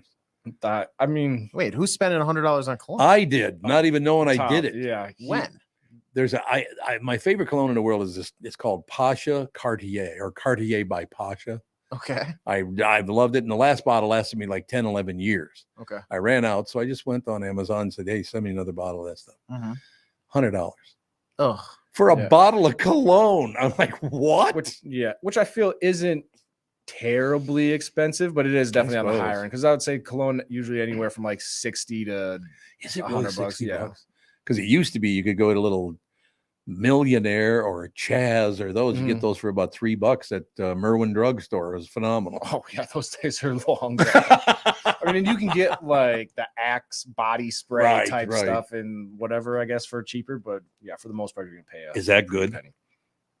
I mean, it was a high school thing. If you're a sixth grader, yes, it's fantastic. But okay, yeah, that works for me. Okay, so here's the deal. According to the National Retail Federation, 73% of Americans plan on celebrating Halloween in some way, with the average person spending $108. Overall, Americans are expected to spend, I'm hyperventilating. This is just for Halloween, on costumes, decorations, and candy. Overall, Americans are expected to spend $12.2 billion today. $12.2 billion. Yeah, I could see that. God, because a lot of people are buying 4 costumes, especially if you're in your 20s and you're going out a lot. Yeah. Yep. I suppose that's true. The National Confectioners Association claims 98% of Americans who welcome trick-or-treaters will hand out candies and chocolates. It's unclear what the other 2% will hand out. Maybe, salty snacks, loose change, or fruit. I know one guy handed out pens one year. Here's your pen. I'm like, what? A pen? What the hell do I need with a pen? There's a nice ballpoint pen. Yeah, I'm 7 years old. I don't need a ballpoint pen. I'm good to go. Practice your cursive, kids. Yeah, exactly. Does anybody even use cursive anymore? I mean, only when I have to sign something. That's about it. That's it. Yeah. It's just, honestly, it's hard to read. Yeah. I'll say it. It's a little hard to read. In most cases, it is. You're absolutely right about that. The same survey says 51% of people eat candy corn by popping whole pieces in their mouth. 31% bite off the narrow white end first, while 18% start with the wider yellow end. If somebody asked me, how do you eat candy corn? I'd go, get the hell away from me. How the hell do I know how I eat candy corn? Well, I guess I should probably get away from you because you do that. You loser. Only for the chocolate candy corn because the whole piece of candy corn sucks. So I'll eat just the chocolate end if I'm going to if someone's like, "Oh, you want some candy corn?" I'll eat the chocolate part and then just throw the other part away. Because you're racist. I mean, yeah, you got to support black business. It's black business. That's exactly right. In any case, ladies and gentlemen, so apparently no one breaks the corn apart. They just eat the orange middle part first. So they don't eat the orange part first. They're saying that does not happen. Yeah. Okay. In a survey, 85% of parents say their kids start digging into their candy before they get home from trick-or-treating. Yeah, we did that. Right. I'll eat it on the doorstep of the person that gave it to me. I can see that. That makes sense. I like that. Most people think Halloween is a harmless, fun holiday, but 14% of people believe Halloween is harmful. How is Halloween harmful? I think that when you do a deep dive and you get the people that, because it was a pagan type holiday that had nothing to do with candy or anything like that. If you go to the extreme of it, sure, yeah, it's harmful. But as far as a little kid dressing up as Cinderella, going door to door asking for candy, you're going to have to really try hard to convince me that that's harmful. Yeah, I don't see how it's harmful. Is that kind of a religious thing, you think? Yeah, it's probably a religious because thing. I remember being in school and when they told us about the origin story of how Halloween started, I remember these demonic creatures gathered around a fire in the middle of the woods doing some sort of seance. And I was like, oh yeah, that version of Halloween does not sound like fun. No bueno. No bueno, baby. But yeah, the American version of it, that's a little bit better. Yeah. There's a TikTok that's been going around where it's a mom holding her kid and they're dressed up like pirates. And she's like, we're devout Christians, so we don't celebrate Halloween, but we just like to dress up for fun. Well, what? And somebody goes, that's what Halloween is. Exactly. Right? You're dressing up as something, and then it's fun because you're going around and hey, here's candy, blah, blah, blah. That's literally what Halloween is in my mind. Yep. And other people might have different meanings and established different purposes for their holidays, but that's in my mind what Halloween has always been. Yeah, I haven't seen any satanic ritual flyers going around where you can go gather at the event center and we're going to sacrifice a goat today. Yeah. There's nothing going on like that. This does not tie in with Halloween, but it's the same thing basically. I did learn very, very young in life, people have no sense of humor about politics or religion. And sometimes they're tied in together. Yes. They have no sense of humor, no understanding, whatever. About, I suppose, 30 years ago, Catherine and I went to a wedding at one of the Lutheran churches around here. I don't remember which one it was, but it was a Lutheran church. I do remember that part. And I walk in and there is and I'm not exaggerating. Now, I grew up Catholic, right? So you like God and Jesus, good for you. I'm happy for you, right? So a nice Catholic boy, I got to believe there's something bigger than us. And that's as far as I get with it all. So you want to give it a name, good for you, right? So we walk into the church and in the vestibule, there is a picture of Jesus that's about 12 feet high and 12 feet wide. It was gigantic, this picture of Jesus, right? Mm-hmm. So I walk in, and you've known me long enough. I always got some smart ass thing to say, right? So I walk in, I look at the picture, and I go, oh, who's this now? They threw me out of the church. Like, oh my God.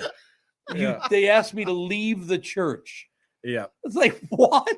Some people take, I remember I didn't get kicked out, but I got in a lot of trouble because I said, oh my gosh. Oh yeah, gosh. And the guy was like, hey, you can't say that. That's bad. You can't say gosh. And I was like, what are you talking about? He was like, well, I know you really meant, oh my God, instead of no. Well, you just said it now too. So no, you just said it.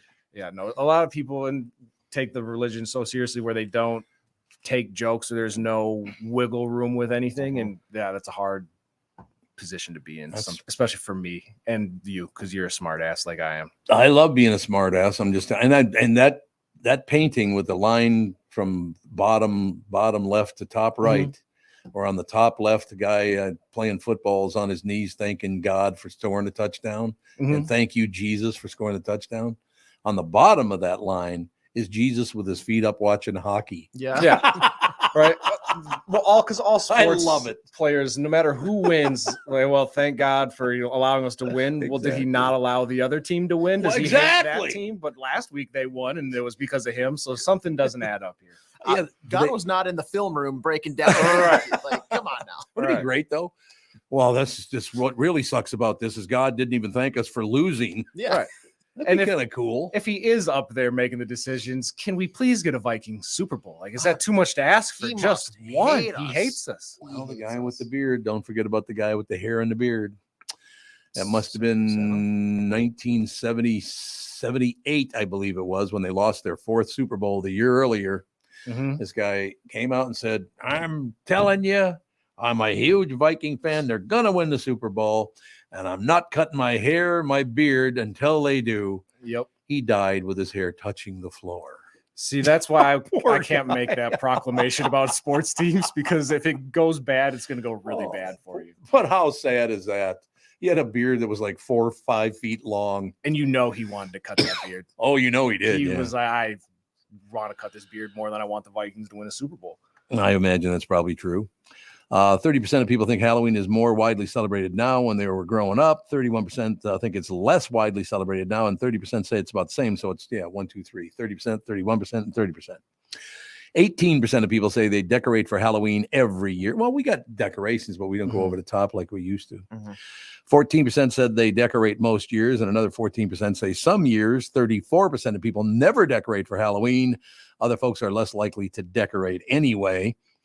34% of parents think 13 or 14 is old enough to kick to trick or treat alone. Well, 13 or 14, I would imagine. Yeah. That makes sense.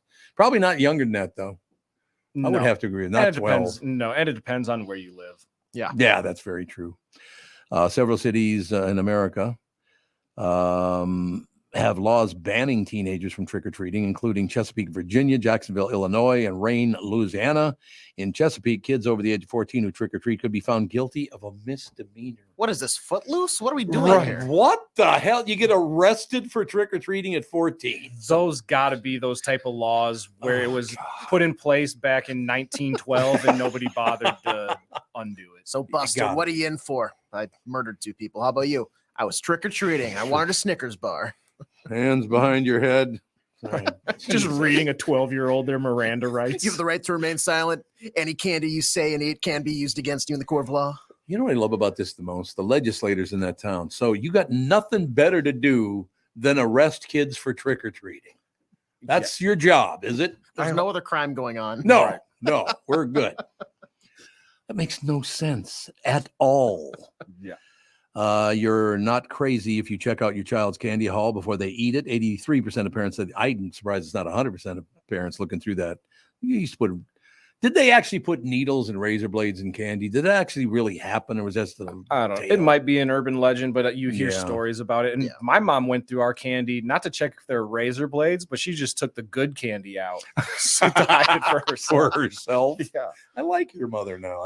Now you got a new respect for your mother. Oh, yeah. And I got to the age where I was old enough where I realized what she was doing. And so I would, instead of eating out of our candy bag, I would dig through the cupboard to find her hidden stash. And so that was now our candy. Nice. All right. Got to take a break. We'll be back with there's just a few more tips for Halloween. It is Halloween. Happy Halloween to everyone. Now, Halloween is All Souls Day, and All Saints Day is what, like the 2nd of November or something? They're celebrating the souls and the saints in a 2-day period. Yeah, All Saints Day is Wednesday, so the 1st. So then, this. Oh, it's the 1st. Oh, so it's just tomorrow. So it's back to back. Yeah. Oh, there you go. We'll be right back. Couple minutes. This is the Tom Barnard Morning Show. This is Bob Sansevier, and I want to tell you about Dave Bialki from Bialki Law. Dave represented my wife, Mary, when she had a significant workplace injury. She was very happy with the job Dave did. If you have a work-related injury and have Dave represent you, I'm betting you'll be happy too. Dave is a down-to-earth guy. He grew up in northern Minnesota, rides a Harley, and worked various jobs doing concrete, electrical, plumbing, roofing, and carpentry work. Dave works for people with work-related injuries. If you work construction, or anywhere for that matter, and you're hurt or even just hurting, you should talk to Dave. Let's face it, our bodies wear out. If your body is worn out from work, if your knees or back or shoulders hurt from things you do at work, do what Mary did. Call Dave and talk to him about it at Bialki Law to set up a free initial consultation. The number to call is 763-571-2410. That's 763-571-2410. Or visit bialkilaw.com. That's BIALKE law.com. Tom here, and I just read a success story from MN Fat Loss client Elizabeth, who just completed the program. Elizabeth writes, I'm a 54-year-old woman who has struggled with losing weight. I had almost constant heartburn, trouble sleeping, brain fog. I tried counting calories, eating bars and shakes, and several other programs in which I would lose 5 to 10 pounds after months of struggling. After 60 days of the MN Fat Loss program, I was down 25 pounds. MN Fat Loss had really empowered me to believe that I can control my eating and my weight without having to sacrifice foods that I like. If you're thinking about finally committing to improving your health, this is the time to start. You won't regret your investment in yourself. It's so easy to see if MN Fat Loss is a good fit for you. They offer a free phone consultation to learn about the program. They also have virtual options to help you if you live far away, which I think is a brilliant idea. To schedule that free phone consultation, go to mnfatloss.com. The only thing you have to lose is that unwanted weight. That's www.mnfatloss.com. I cannot wait to hear about your success story. And please let them know that Tom sent you. It's Tom Barnard for Flagship Ford in Baldwin, Wisconsin. I'm happy to say I purchased an EV Mustang from Flagship and have friends and coworkers who bought new vehicles and used ones from this family-run dealership that's just 20 minutes west of the Metro in Baldwin. Whether you want to compare their used car specials, claim Ford financing options, or simply book an oil change or tire rotation, they have you covered at Flagship Ford. New vehicles like the Ford Escape, the Edge, or F-150 pickups with special engine options. Flagship Ford can answer all your questions on your next new vehicle. The month of October is Tire Month at Flagship Ford. Fit your tires for your specific vehicle, any model car, truck, or SUV, and get your tires before the snow flies, just $5 over cost. That's a purchase of 4 new tires with a $70 rebate gift card on top of the $5 over cost on most brands of tires. Flagship Ford, east of the Metro in Baldwin, Wisconsin, and online at flagshipford.com. That's flagshipford.com. The new Tom Barnard Morning Show is proud to have partners like Bradshaw & Bryant, MyPillow, and North American Banking Company founder, chairman, and president, Mike Bilski. I've advertised on Tom's show for years, and the reason is simple. My business is recognized because of the ads, and that recognition has created growth. What business doesn't want to grow? I highly recommend the Tom Barnard Morning Show for your advertising. Grow results for your business by partnering with the Tom Barnard Morning Show. Visit TomBarnardShow.com, keyword partner. We are back, ladies and gentlemen, 9:20 now, 20 minutes after 9 o'clock. It's, I don't know. I don't know if the snow is going to melt or not. It looks like it probably will because it's supposed to be in the mid-40s on Sunday, I think. Something like that. Yeah, it's supposed to even get up to like the 40s, like low 40s by the end of this like week. So by Wednesday, I think the snow should probably be gone because we're going to get some rain. It seems like Saturday, Sunday. There you have it, ladies and gentlemen. Tevin and I were just talking off the air a little bit about this whole situation over in the Middle East and how Americans are reacting to it. Democrats risk long-lasting rift over Islam-Hamas war. Israel hits Hamas tunnels as ground offensive intensifies. The war is getting bigger and bigger and bigger. Wave of anti-Semitism has European Jews wondering if they will ever be safe again. Same situation in America. Tevin, you just pointed something out to me. Oh, yeah. I put it in the news source. Let me get it pulled up here. But it looks like there was a school in Connecticut, a high school. So it says authorities in Connecticut are investigating after swastikas were found drawn on a high school campus in Stamford for the second time since the Hamas launched a surprise attack on Israel earlier this month. Students found swastikas drawn on the tennis courts of the Academy of Information Technology and Engineering on Friday and reported it to administrators, according to a statement from the Stamford Police School District and city officials. It looks, they're saying just an act of vandalism. Doesn't look like they know who drew it, but yeah, somebody's going around Connecticut drawing swastikas on their campus. I would assume it's probably a student. Do you think these students have any idea about the Holocaust at all? Do they have a clue what the hell they're talking about? I would assume so, because it's not like you just stop teaching Apparently, the Holocaust. they right? don't teach the Holocaust in a lot of places in America anymore, which I don't really understand. 6.5 to 7 million Jews were murdered by that swastika you like to put up on the wall there, by the way. Right. Look, I'm not. I have friends on not both sides of this issue. Their faith is on both sides of the issue. They're not battling it out over this whole deal and all the rest of it. Right. Look, this is nothing more than a turf war that's murdering thousands of people.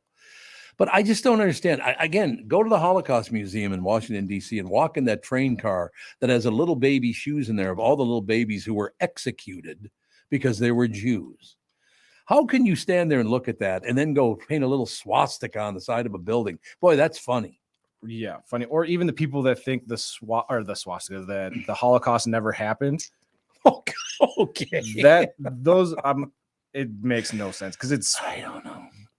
Blatant. People were put on train cars and shipped to gas chambers and just mass executions and burials. And then to paint a swastika on a tennis court, like, it's absolutely ridiculous. It makes no sense to me. I like I said, it just, look, I understand where I grew up and all the rest of it. Many friends over the years. I have friends that are Muslims as well. Mm-hmm. They're not involved in this stuff. I can guarantee you that. I just don't understand, why is America taking such a strong stance? And the younger it gets, the more anti-Semitic it gets. What the hell is that? Yeah, I don't know. Really, with the younger people, I feel like they've kind of been raised in a generation of there's always a cause that somebody's fighting for. And so they attack each one, regardless of the information that they have, with the same kind of enthusiasm as they attack every cause. So they just don't take in all the information necessary. And now we pick one side and we're just going to cheer as loudly as we can, because we want to be a part of the majority and not get ostracized because we didn't cheer for the right side. No, well, that's pretty much the deal. Look, I just love the fact that people love nothing more now. It's academics started this whole thing. They go back as far as they can to make sure whatever you are or whoever you are, your people did something horrible in the last 200 years. And because you still have to pay for it. It's like, what? Yeah. What the hell are you talking about? I mean, it makes no sense to me whatsoever. I don't really understand either why it's all or nothing. It's not, you know what? Things didn't go so great in the past on, let's say, even both sides. We'll give you both sides. Things can go well. Why don't we meet about this and come together instead of spewing your hideous hatred all over it? Yeah. Nobody seems to be solutions orientated. No. They just want to yell about how bad everything is. And then when you go, well, what would you like to do about all of this? I agree. They just continue to yell about how bad everybody is. They do that with skin color. They do it with religion. They do it with orientation. They will take the most negative. Look, it happened to me over the years. You know, you've been around for that whole deal, calling me every name in the book, which was not true. Why?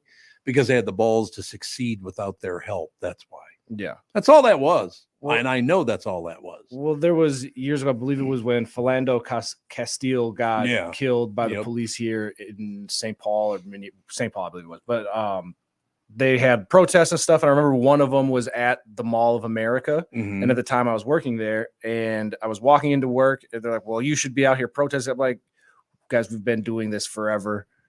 We should be finding solutions, not just going to random places to shut things down. And also, like, I got bills to pay, so I gotta go in here and get this check real quick. Where did you get thinking like that? Is that your mother, your father? Where'd you get it from? Both? I don't know. I would say probably both. There's not like a moment or anything that I feel like shaped the way that I think necessarily. It was just and seeing people, shut down highways and things like that. I always looked at it as, yes, there's a time for that, but once you kind of get everybody's attention, well, now what are you going to do with that attention?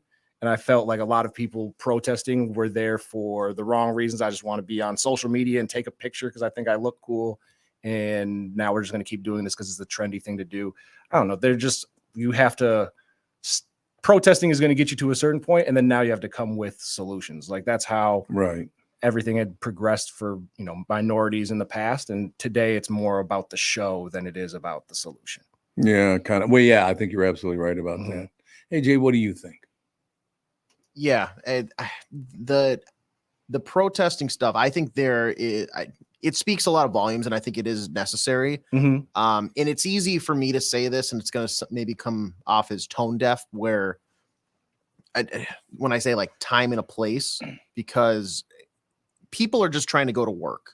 Like the average Joe is not the one that is responsible for this. But right, absolutely. So like blocking them from going to work is, in my mind, not the right move. But at the same time, I understand the purpose, because the message is sending where these other people that are getting harmed and are affected by, the way that the society is like set and everything, they're just going about their lives too. But then they're having to deal with this, whereas the average Joe who's just going to work is now experienced that so I get both sides of the argument. And maybe if I was like in traffic and I urgently had to be somewhere, maybe I would feel different about it in that time and place, but I don't know.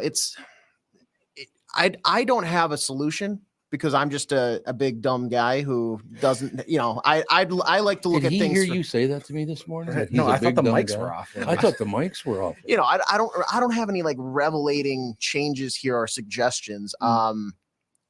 If there was a better way to go about it, I feel like there would already be changes and taking action to like make those. But yeah, I mean, for the most part, like right now, it's just, it kind of is what it is. Right. You have to inconvenience some people to kind of get their attention. But then with George Floyd, there was one protest where we all marched to one of like the state buildings where government employees work, because they wanted, to make change with police. Like that makes sense. Go protest outside of the police precinct that was responsible for what happened. But going and, burning down Target or burning down, whatever businesses and things like that don't make a lot of sense. And yeah, again, people are in it for the show. How many years ago did Blazing Saddles come out? I can look that up. 40 years? No, 45 years? Probably. It seems longer than that. It seems like it's longer. Maybe it is 50 years. I mean, who knows? And I'm bringing it up for a very specific reason. 1974.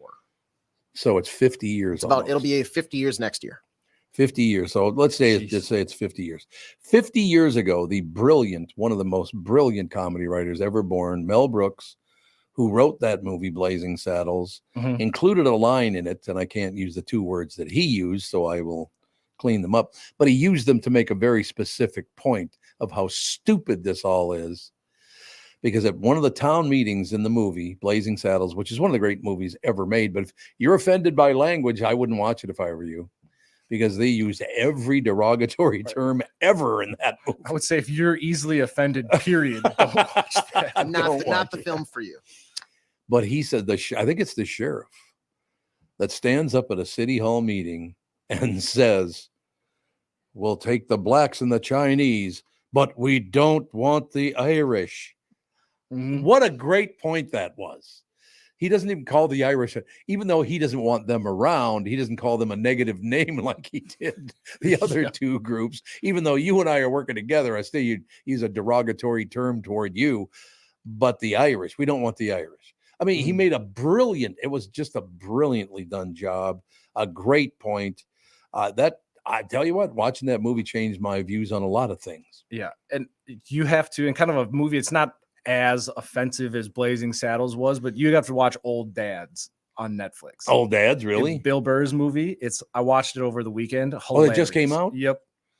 I know which one. It's one of those where it attacks brilliantly attacks both sides of the woke culture and then the older generation that is maybe a little bit more abrasive in their thinking, and it kind of in a way brings it more to the middle. Like you see Bill Burr's character who starts out calling he calls the principal of the school the C word. And he's cussing everybody out. And you're like, you know what? I kind of like Bill Burr. And then you're like, actually, he's kind of got some anger issues. And then he realizes it. And then you have there's this scene where he's forced to apologize to all the parents because he called the principal a big C word in front of all the kids. Right. And like one parent goes, well, I wasn't there, but I'm offended that I even live in an area. And it's like the extreme wokeness versus like the extreme kind of whatever the opposite side you want to call the woke is. And then they all kind of come to the middle at the end, and it's a feel good story. And it's like, yeah, we all got it. We're more alike than we are different. So everybody just calm down and come together a little bit. While you guys were talking about it, I was thinking about within the past year in Tennessee, there were two legislators that were like kicked out for being like speaking out of term. It was very like tit for tat type of thing. It was very like, can't say the word tit on the air. I'm sorry about that. He goes, sorry about that. Anyway, tit for tat. It was very like it's like jaywalking. Nobody's going to get arrested for jaywalking, but for these guys, what they did in the session was like jaywalking, and they got removed for it. But then the people that voted for these legislators to like represent them went to the government building and protested there, which I think is the best way. Make it a pain in the butt for the people that actually have the power to make the changes and do that stuff. So the protesting, go to the government buildings, get in their ear, because you know, like I said, the mailman just trying to do his route every day is not the guy to hold up, despite like your view on it. Maybe he should at some, because he's not going to understand the struggle and everything like that. But the people that can actually sign the dotted line and make change, that is the person to like inconvenience them. Don't let them go to the grocery store. Well, okay, maybe that's too much. Yeah, let's not starve the children. Don't let them go to the grocery store. But you know, stand in their parking spot and make them park 2 blocks down so they have to walk to work. You know. I was gonna, for the record, I was gonna say nice, comfortably, like let them voice your opinion. But yeah, no, go to the government buildings, and I think that may be the best spot. I would say be strategic with what you're doing and have a reason. And then because there was who was the Minnesota politician that went up? Was it in Hibbing that they went to like some senator's house and they had a piñata that was of the senator, and they were like in the street beating the piñata. I wish I could remember what the guy's name was. I'm pretty sure he got removed, but yeah, he was like, the lady was like, my kids are in the house watching you beat this piñata that looks like their mother. Was it Bob Kroll in? Oh no, Bob Kroll's the officer up in Bob's a good friend of mine, actually. He might have been the person who the piñata was of. That sounds right. Yeah, I think I made the piñata, come to think of it. No, here on Bob, it was me. On August 15th of 2020, a group led a controversial protest outside the home of Bob Kroll, who at the time was the head of the Minneapolis Police Officers Union. Yep. And then the protesters beat piñatas that had the likeness of both Kroll and Liz Collin, who was his wife? No, a local television journalist. That's his wife in Hugo, Minnesota. Is it there? Really? We go, Hugo. Yep, that's the one that up in Hugo. Yep. Liz Collin is maybe the nicest, one of the smartest people you'd ever want to meet, and she tells the truth, and they don't like that. That's the whole problem here. I mean, honest to God, it just, let me ask you a question. Everybody makes these, you're this, you're that. I've been called every name in the goddamn book, whatever.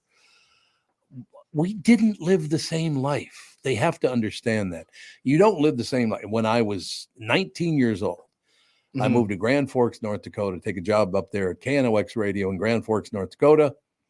The first person to give me a call and welcome me to town saying, hey, I know you're brand new and I love listening to the show. I'd like to take you out to dinner one night. I said, sounds good. His name was Victor. Victor Treadwell is his full name. He's from Miami originally. He was up there in the Air Force at the time. So he invites me to dinner, and I walk in. He's a young black man in America today. And I think he thought I was too because of the tone of my voice, because he was like, oh, well, it's you. But I ended up living with Victor and his sister Gail for the whole time I lived in Grand Forks, North Dakota. Yeah.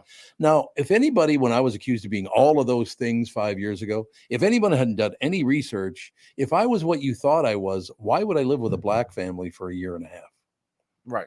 Does that make any sense to anybody? Uncomfortable for you. You got to put your white hood away. Yeah, I got to hide my hood. You can't burn the cross in the front yard anymore.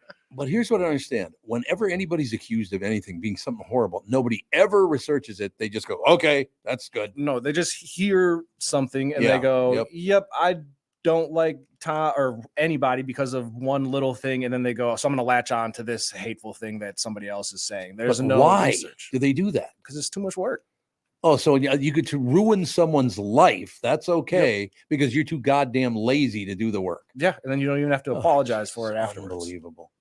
People are disgusting. Some people, not all people. No, and people get very emotional. And when because if somebody comes and tells me something, I'm naturally going to ask questions like, well, did you think about this? What about this? Not because I'm on the other side, just because I want to know more information. Tell me about your thing. But if you start asking questions, then people will get upset. They're like, well, do you not know? Like, it's okay. I'm not trying to argue with you. I just am generally curious about your point of view.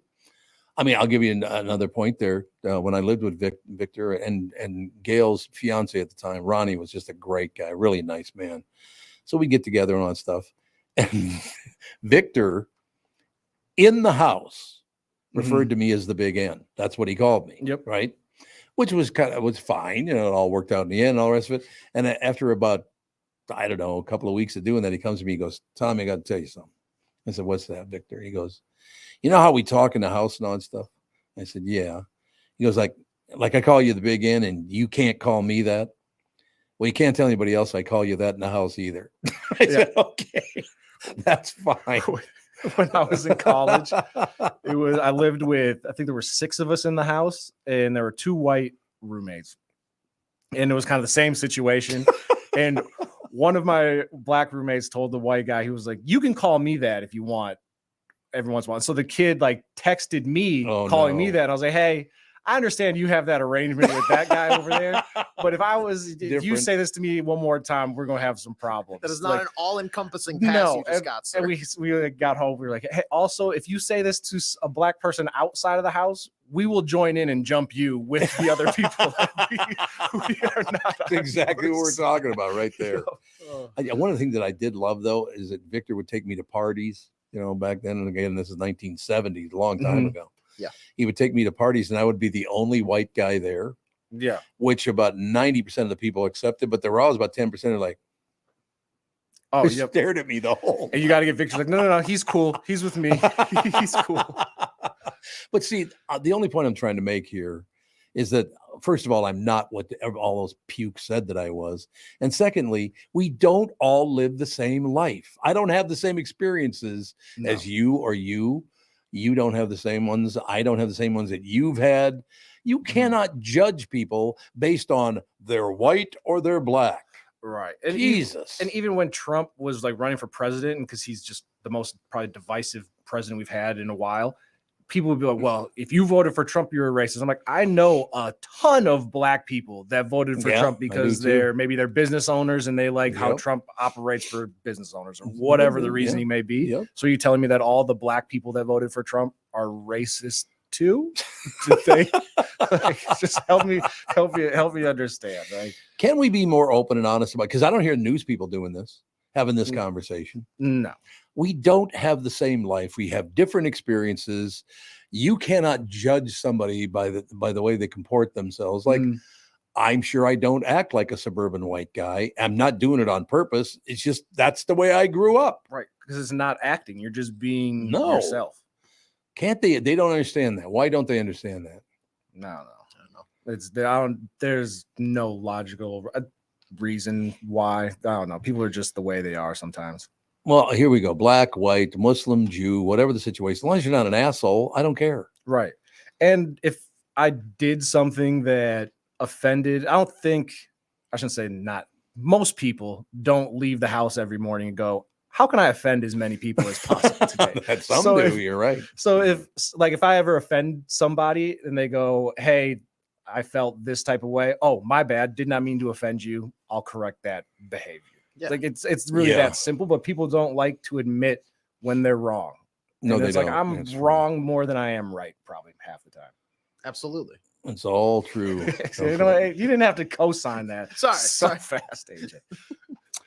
God, the experiences out there. But that I think the reason I even brought all this stuff up is because the most disturbing thing to me is that people just don't spend any time. Hey, if I'm going to go after somebody and try to ruin their lives, wouldn't I want to make sure that what I'm saying is true? Yeah. You'd think they want to do a little research and find out that it's actually true that that guy's this and this guy's that. And then if you want to attack them, that's your business. But to just jump on the bandwagon because you failed miserably and I didn't. Yep. I mean, sorry. And the saddest part is after you get, because we're a very ADHD society where what is outraged today is forgotten tomorrow. And so then everybody forgets that we said all these things and we accused all these people of doing this. And so there's no not apology or retraction is never as loud as the outrage. Mm-hmm. So people just forget it and move on. And then maybe you'll get something where, oh, and by the way, you remember what we were outraged about? That actually was all not true. Yeah. It was like the there Duke, you go. like, do you remember the Duke lacrosse? Yeah. Oh, story? Yeah. Absolutely. Where I remember being a little kid thinking that these Duke lacrosse players brutally raped this girl. Absolutely. And then it comes out that it was all not true. The And it's whole like thing, nobody ever screamed from the top of the mountains that, hey, we actually just ruined all these kids' lives by accusing them all of rape. It was just like, oh. And whatever. I'm sure a lot of people probably still to this day. And a lot of people probably wouldn't have figured that out had ESPN not done a 30 for 30 on it. Yeah, that's right. That's right. And And that's how I found out. Exactly. Yeah. That's so amazing. Look, I mean, if you want a prime example, you just accept life as it's brought to you. If you don't like it, too bad. I tried to keep both of you off the show, and I couldn't do it. Oh, I just kept showing up. Yeah. I was like, yeah, one way or another. Once you gave me a key, I made a couple copies. Yeah, I made copies. You ain't ever getting rid of me, guys. He's switched studios like 3 times since he's known me. I was like, I'll keep following you around. But do me a favor, honest God, listeners out there, try to look at how other people grew up, where they lived, where they're from. Why are they not like you? It's not because they're pricks or pains in the ass. They didn't grow up like you did. Calm down. And some people are pricks. Some people are a-holes. But I would say for the vast majority, it's like politics where you get you do have extremists on each side, but most people fall in the middle. Yes, some people are pricks, but most people are just trying to be a decent person and take care of their family. Okay, now, just to let people know very quickly, and I'll get out of your way, AJ. AJ sits to my direct left. Okay, you sit to my left on this whole deal. Why did he do this? Some people are pricks. Like looks right at me. I was like, thanks. Thank you so much for that. Was it too direct? It was too direct. No, the only thing I was going to say is that when it comes to kind of what Tevin just mentioned, with a lot of people more so fall in the middle, the trend that I've noticed in my short life is the people that are way on either end of the spectrum tend to have the louder voices. So that seems to be more like, it seems like they're more represented when in reality, that's not the case. No. They just talk way, way louder because their opinion has to be right. That's their whole personality. And everybody in the middle is like, well, I'm open-minded here. I'm going to see both sides. And so I'm just going to keep to myself. Don't let the loud voices persuade your opinion on like the mass public. Please. Absolutely right. No question. So look, we got to go to break here, but let me just say once again, I don't care if you're a Muslim, you're a Jew, you're a Catholic, you're a Lutheran, you're whatever you are. We do not all live the same exact lives. To judge an entire group of people is really stupid, incredibly idiotic. Yep. Are we ever going to stop doing that? No. Too much money involved? Is that what it is? You can make too much money on the news by going, that person over there is evil. Well, yeah. I mean, it doesn't matter how big or small the issue is. They're going to try to get two sides, and because there's money to be made off of everything. Maybe you should just live your life and calm down. What do you say? Mm-hmm.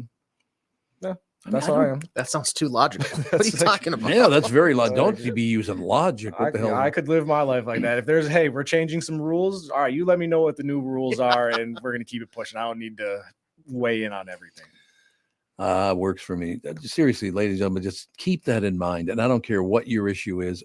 No matter what group you're from, you're not like all the rest of the people in that group. There are many, many different kinds of people in that same group. Mm-hmm. Let's say Roman Catholics. I grew up Catholic.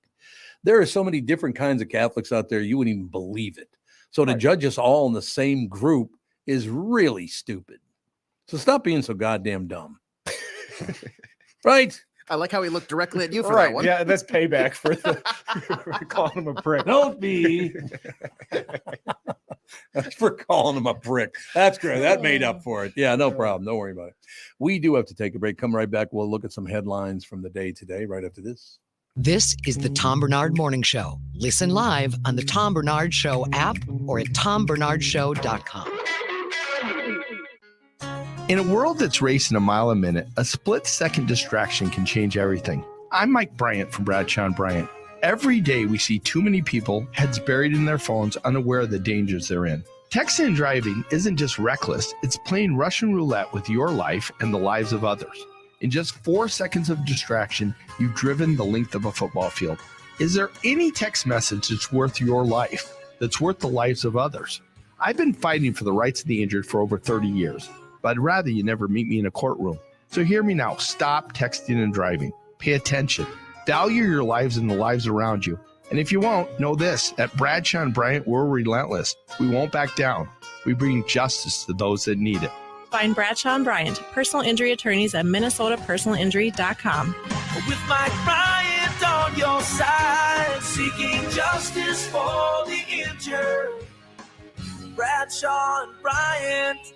Recently, Jim Paul of Valley Buick GMC was contacted by a company that does on-site sales. Jim was confused. Wait, they don't know anything about us, our staff, our reputation, most importantly, our customers. Hey, pal, no problem. We do them all over the country. You know, get the manager off the roof sale, inflatable gorilla sale, and our favorite, the 13-hour sale with a giant clock that goes to 13. Urgency, baby. We bring our crew because, well, your people are, let's just say, a little laid back. And the pricing? Nothing special, sport. But Jim thought we price competitively every day. Our prices are special. We definitely don't need these guys. But sale does convey some urgency, so we made a bold decision for his fine dealerships. Announcing the Valley Buick GMC 365-day sale. And we can even extend it a couple years or so. I got the air dancer guy, scratch-offs, plastic keys, bubble machine 5. Valley Buick GMC in Apple Valley or Hastings or valleycardealers.com. Hurry. Hello, I'm Brad Huckle, President and Chief Lending Officer at North American Banking Company. And I'm Michael Bilski, CEO at North American Banking Company. As a locally owned and operated community bank, we work with many multi-generational businesses. Take personal care dentistry of Roseville, for example. Dr. Walter Hunt, also known as Painless to me, has been a longtime customer of the bank since we opened the bank in 1998. When his son Kyle was ready to join the practice, they wanted to expand quickly. With their additional space and equipment, they now are able to see more patients each day while providing the same level of care and service. Okay, guys, I'll take it from here. If you run a family business or any kind of business for that matter, you should be banking with Brad and Mike over at North American Banking Company. Every time I deal with them or their team, I know I'm working with experienced professional bankers. So why not bank with my banker? North American Banking Company, a better banking experience, member FDIC, equal housing lender. Oh, are we back on? Uh-oh. He goes, uh-oh. Mics are live. Mics are live. You ever had that happen to you when somebody didn't know their mic was live? Yeah. Me too. Yep. I've done that. But I mean, have you ever heard somebody talking about you? Oh, no, not about me. Oh, no, I have not. I've not had that. More so like the talk back down the line of other people, maybe. Oh, yeah. Yeah. Working sporting events, and they're like, God, he needs to clean it up. And then he's like, what was that? Am I not doing a good job? What the hell? Nope. Riley, you're kind of dropping the ball today, man. It all works out in the end. Man in banana costume arrested for whipping out his banana. Hey, now. A little hung up on the penis there, aren't you, sir? You're dressed up like a banana so you can whip out your penis. Just don't give me a banana split, please. Yeah. Oh, yeah. Thank you. Thank you very much. Great to be here. Oh, he's killing himself in there, Joe. I'll be here for another 10 minutes, ladies and gentlemen. Yes, you'll be here for another 10 minutes. Okay, I'm looking at a picture of the guy. He looks just like an actor, but I can't remember. I mean, it's not the actor. He just looks like him, but I can't remember the guy's name. God, he looks just like somebody. A man dressed in a banana costume sought to slip out of police custody after being caught early yesterday, urinating on a Key West sidewalk, according to cops who had to chase the fleeing reveler through the old town streets. I love Key West. Can you ever take people on the road again doing a morning show? Can you go on a morning show trip, or are those days over? No, I think you could. Why wouldn't you be able to? Well, because it costs so much now to insure it and all the rest of it. The Hubbards can afford it. Oh, yeah, I like it. Of course, I'm going to say yes. I want to go on a trip. You ever been to Key West? No, I've not been to Key West. You been there? No, most south I've been is Maryland. That's the farthest south you've been? I don't travel much, Tom. Well, you're young. You're youthful, so that's part of the reason for that. Oh, just kidding. No, I've been to Las Vegas. Sorry. I forget about that when I went for my buddy's bachelor party. No, there you go.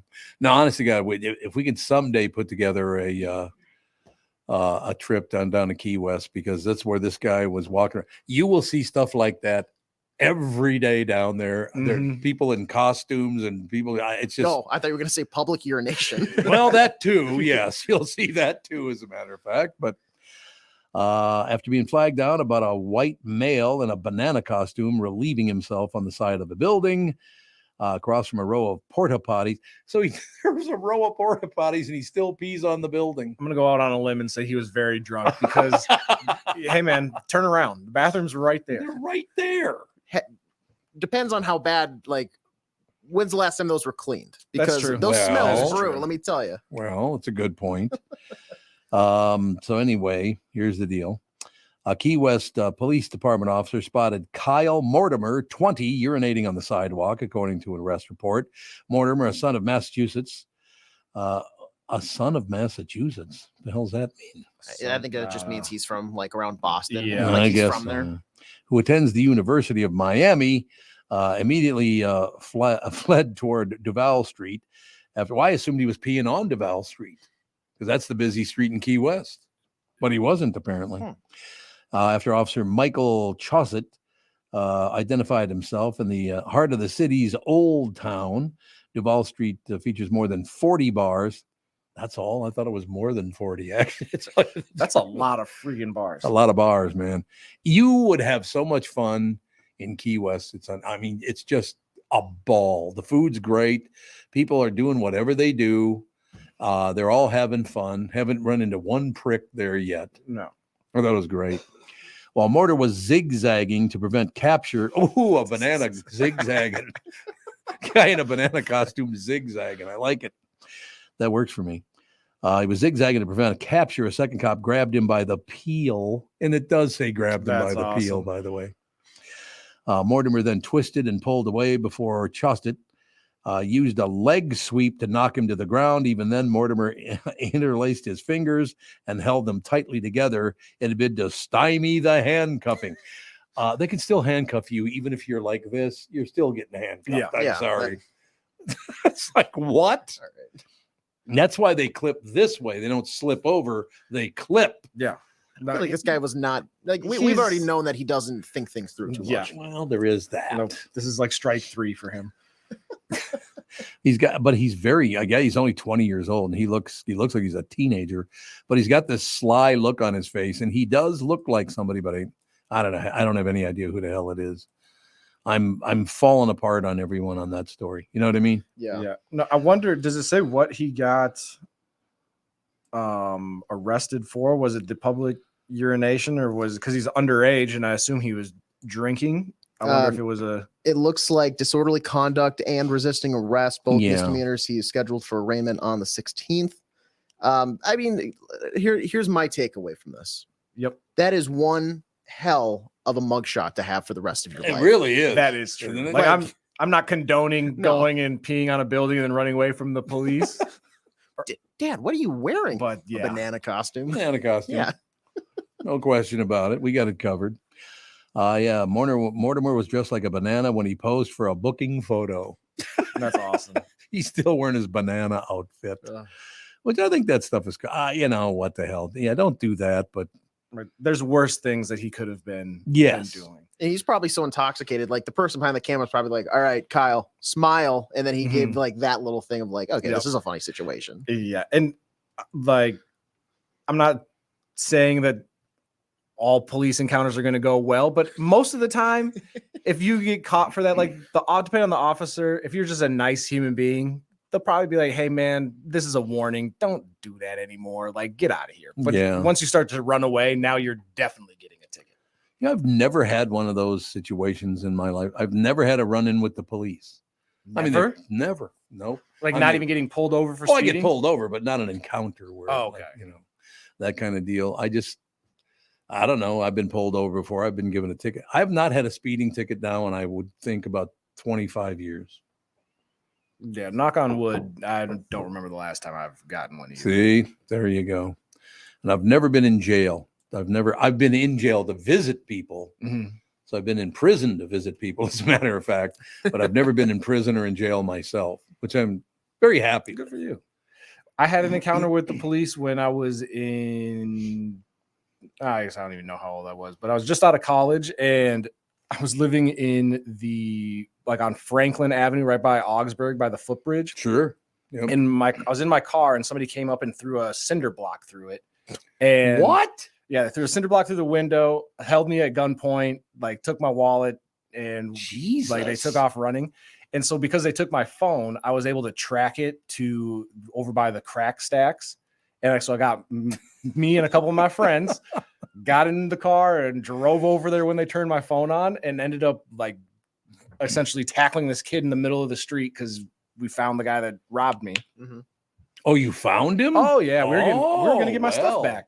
And so we have him in a headlock outside of Palmer's bar right there. Sure, yeah. Oh, okay. Yep. And so, and then there had to be 100 Somali people came out because the kid was Somali that ended up robbing me. Mhm. But it felt like the whole crack stacks came out and emptied into the streets. And I remember just being surrounded and thinking, well, I'm going to have to fight 25 of these people. My friend's going to have to fight another separate 25 or we're getting killed. The police ended up showing up. And because we were the ones that in this specific instance instigated the occurrence, they're like, you got to all disperse. We're going to arrest you. But I ended up getting my wallet back, but not my phone. But yeah, Not your phone. So No, he threw your and- phone away or something? yeah. The kid went up to the room to go get it. And I was like, officer, they already gave me my wallet back. If you just wait 2 minutes, I'm going to get my phone. But because obviously if they bring the phone back, now the officer knows they stole it and they're probably going to get arrested. So they were like, oh no, we don't know what he's talking about. And Oh, and so it was yeah. one of those deals. But yeah, that was my the major officer run in. That was it? Yep. But that wasn't your fault. It was the other Yeah, guy's fault. I'll take partial responsibility for going and dragging him down in the street. No, you should. What else were you supposed to do? I mean, probably technically wait for Officer Dave to do No. his investigation Yeah. and bring back the stuff, not take justice in my own hand and Street tackle him in the middle of the street. justice. Yeah, Yeah. it was fun. Makes for a great story. I'm a big fan of street justice. I'm here to tell you. Well, sometimes it's more effective. You have to whip a little ass on I mean, I may or may not have tackled this guy in the middle of the street, and then my much bigger friend came over and with one arm puts him in a Whoops. headlock and then drags him over to the sidewalk. It was like, if you don't go get the stuff right now, this is not going to end well for you. And like, even the kid's uncle was like, he's known for robbing people, so we believe you. Oh my Yeah, I God. was like, so, Okay. Your own uncle knows that you're a robber. yeah. Yeah, because the kids like Jesus. they went upstairs and one of the he was like the elder statesman of the group comes over and he's like, that's my nephew. We've had issues with him before. We're sorry. We're gonna get you your stuff Oh back. my God. Unbelievable. I got booked in high school one time, but only because I was we did a Arrive Alive demonstration for like the school where we had to work like with police to like do a whole scene that was like, this is why you shouldn't drink and drive type of thing. Yeah. But then because of that, for some reason, I got thrust into like I'm the guy that was driving role. So I had to go to like the jail and get booked and go through everything so they could film it. Okay. And it was a weird experience. Like I would not want to get arrested.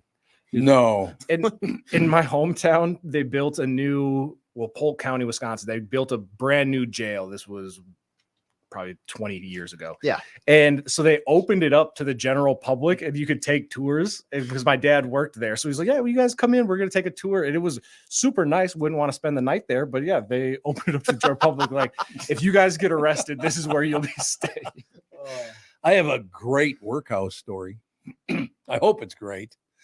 But I got a call. Maybe my youngest brother, who's no longer with us, got arrested for something. He was in the what do they call the Parker's Lake Resort? They call it the workhouse because it's on Parker's Lake. Like, he was in Parker's Lake Resort, so I had to go pick him up because I got him. I called my attorney and got him straightened away. So I went out to pick him up, and I'm standing in the front area of I don't know, the release area or whatever the hell it was. And there's this old guy, and he looked, do you remember Mad Dog Vachon? Do you remember that wrestler? Nope. I don't. Long before your time. He was a professional wrestler. Mad Dog Vachon, and he talked like this. I'm coming to get you on Saturday night at the St. Paul Auditorium. He was one of those guys, right? Mad Dog Vachon. And he had a brother too. What the hell was his name? 952-600-2575. What was Mad Dog Vachon's brother's name? Because I can't remember his name. But Mad Dog, there was a guy in the workhouse, and he's wearing the workhouse outfit, so I know he was a prisoner. And he looked just like Mad Dog Vachon, and I mean identical to Mad Dog Vachon. Was it Paul Vachon? No. Or was it like a wrestling world? It was a wrestling name. Okay. Yeah. Oh, okay. It was a wrestling name. So one of my favorite things, I'm standing there, and Mad Dog, this is what all the prisoners called him because he looked like Mad Dog Vachon. It wasn't Mad Dog Vachon, but he looked like him. He's walking toward us, and you could see from many, many, many feet away that Mad Dog had peed his pants, right? Was it Damien, the Pitbull Vachon? Maybe. That's Pitbull. what I've got. They were the Vachon brothers. So you had Mad Dog. Wow, and Mad Dog and Pitbull. There Yep. you go. Okay, that makes sense. That makes total sense. Okay, so Mad Dog, the prisoner's coming at us, and you can see that he peed his pants. And there are a group of Tevin's cousins standing to my left, and one of them goes, "Hey, Mad Dog, you pissed your pants again." And all of a sudden, Mad Dog starts going, "F you. F you, F you." When he was saying the whole word. Yeah. It was phenomenal. It's like, what a great jailhouse experience that Right. was. It's a real episode of Scared Straight. That's about what it is right there. Oh, God, I love it. So real quick, we were talking about Key West a little earlier. Yes, sir. Wendy says she's all on board for a Key West trip We for the should. show. She's been there. Yeah, well, and she brought that up. She said that she's never seen somebody urinating in public there, but there was a naked guy in CVS the last time show, or for the first time the show was down there. Also, I've been corrected. Was it Butcher Vachon? It was Butcher Vachon. That's There we exactly. go. Yeah, it was Okay. Mad Bernie Dog called and in and Butcher let us know. Vachon. Bernie called in? Yep. Shut up. Bernie Lauer. Mm-hmm.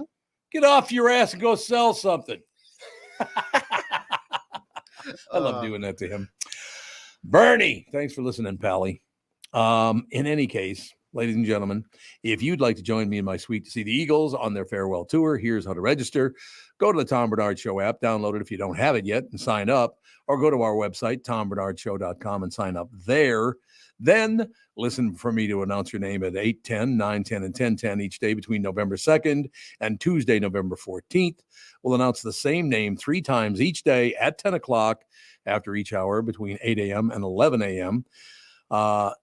To win, here's the deal. Email us back at contests@tombarnardshow.com. That's contests@tombarnardshow.com by midnight that night, and you will win.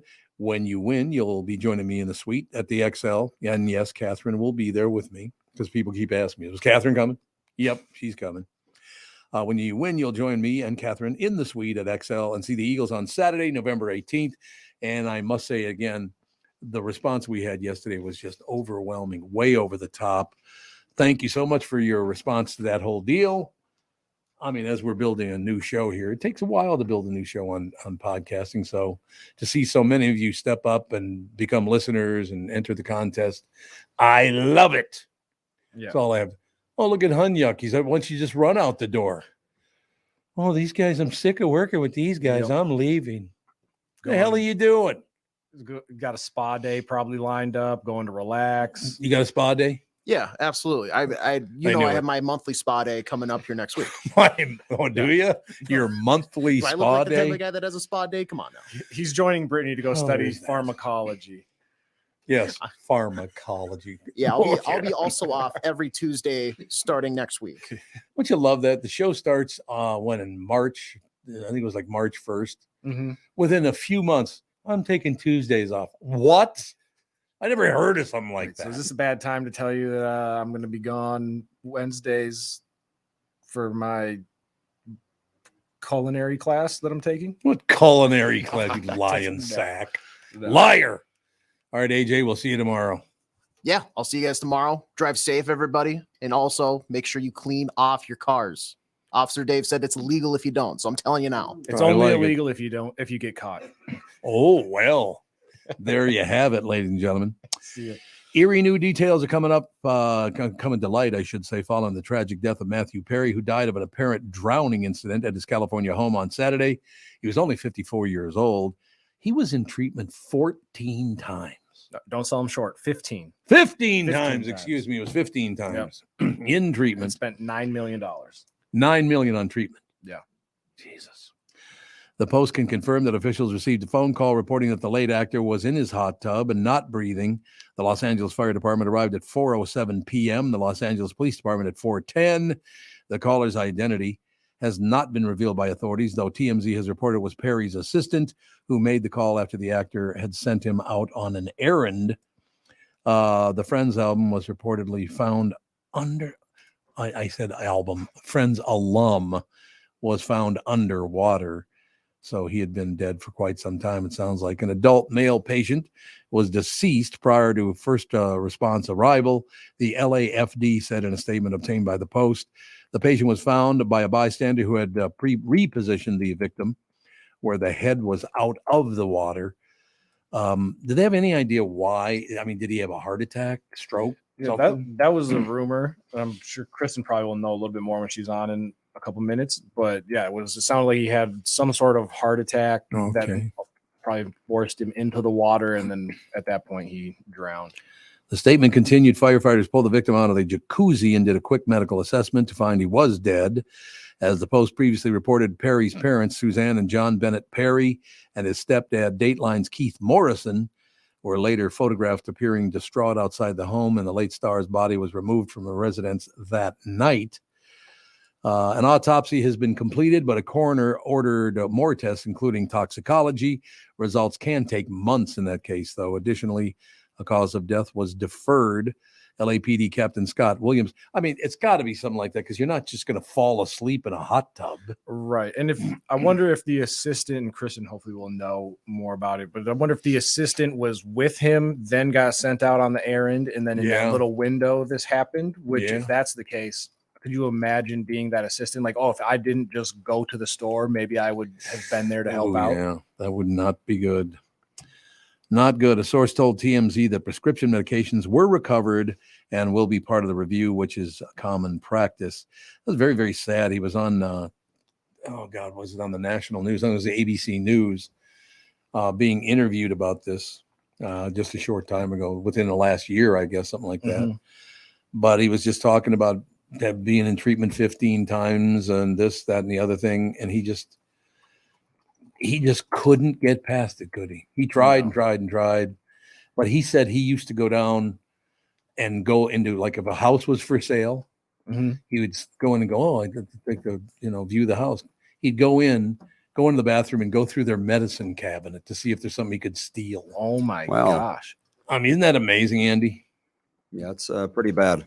Yeah. Well, I mean, if spending $9 million of your own money doesn't convince you to stop the habit, right? Like, I'm not sure there's much that is going to help you out. No. What is it about the human brain? Because it's got to be the brain that malfunctions there, isn't it? I mean, I don't know why else you would 15 times through treatment and never did take.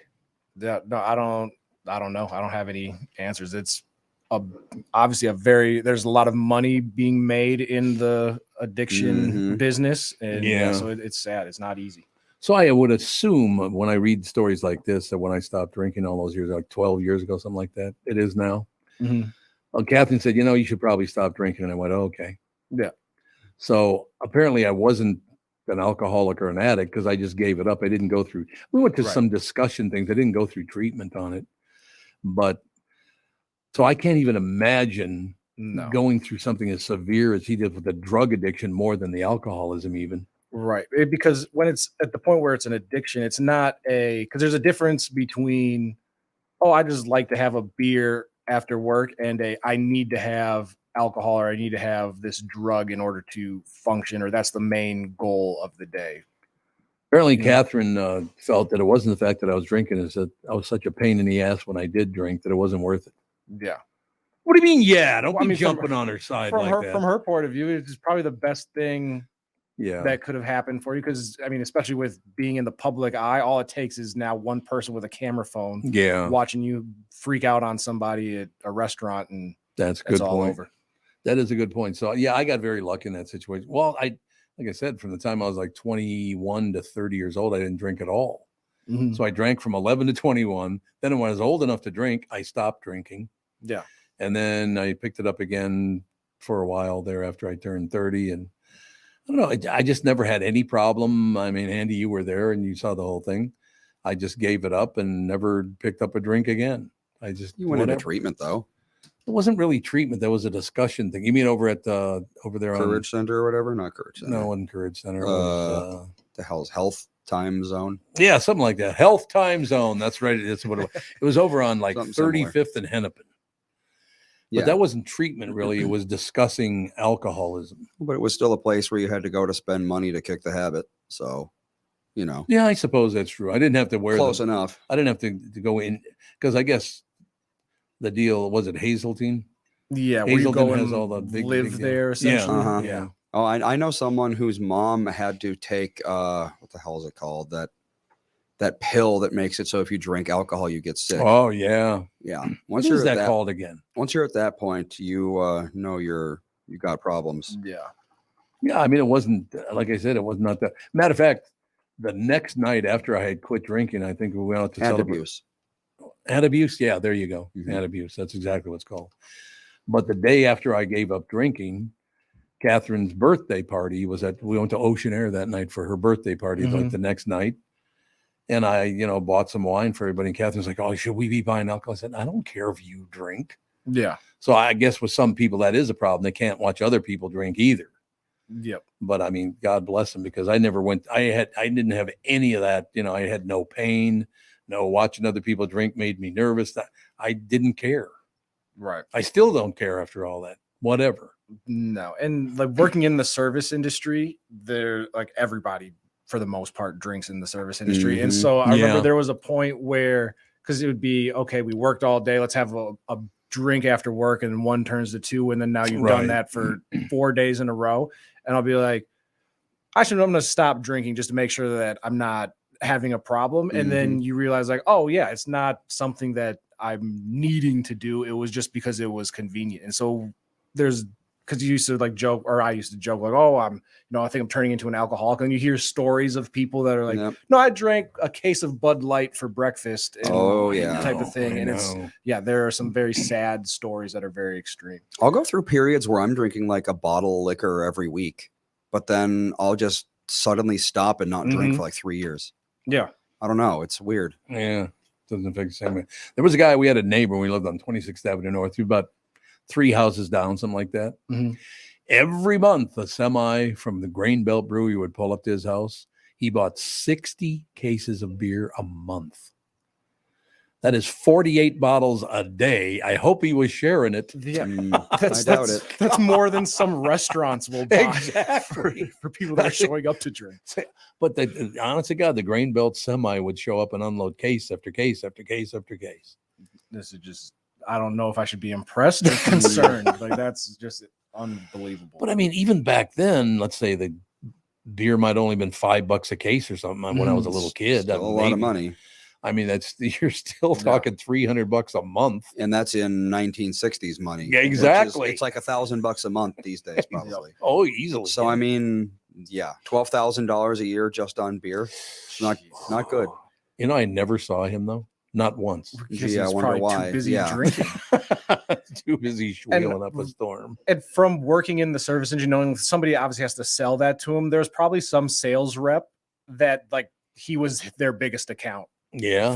It's like he's going to call at 4 p.m. every 27th, and I'm at the phone waiting for his call. I don't know if I was that sales rep, like unless I knew he was buying it and not drinking it all himself. I don't know that I could continually sell him 60 cases. That's true. Because you're kind of a drug dealer at that point. Yep. Yeah, you're kind of more a drug dealer than a beer seller. You're right.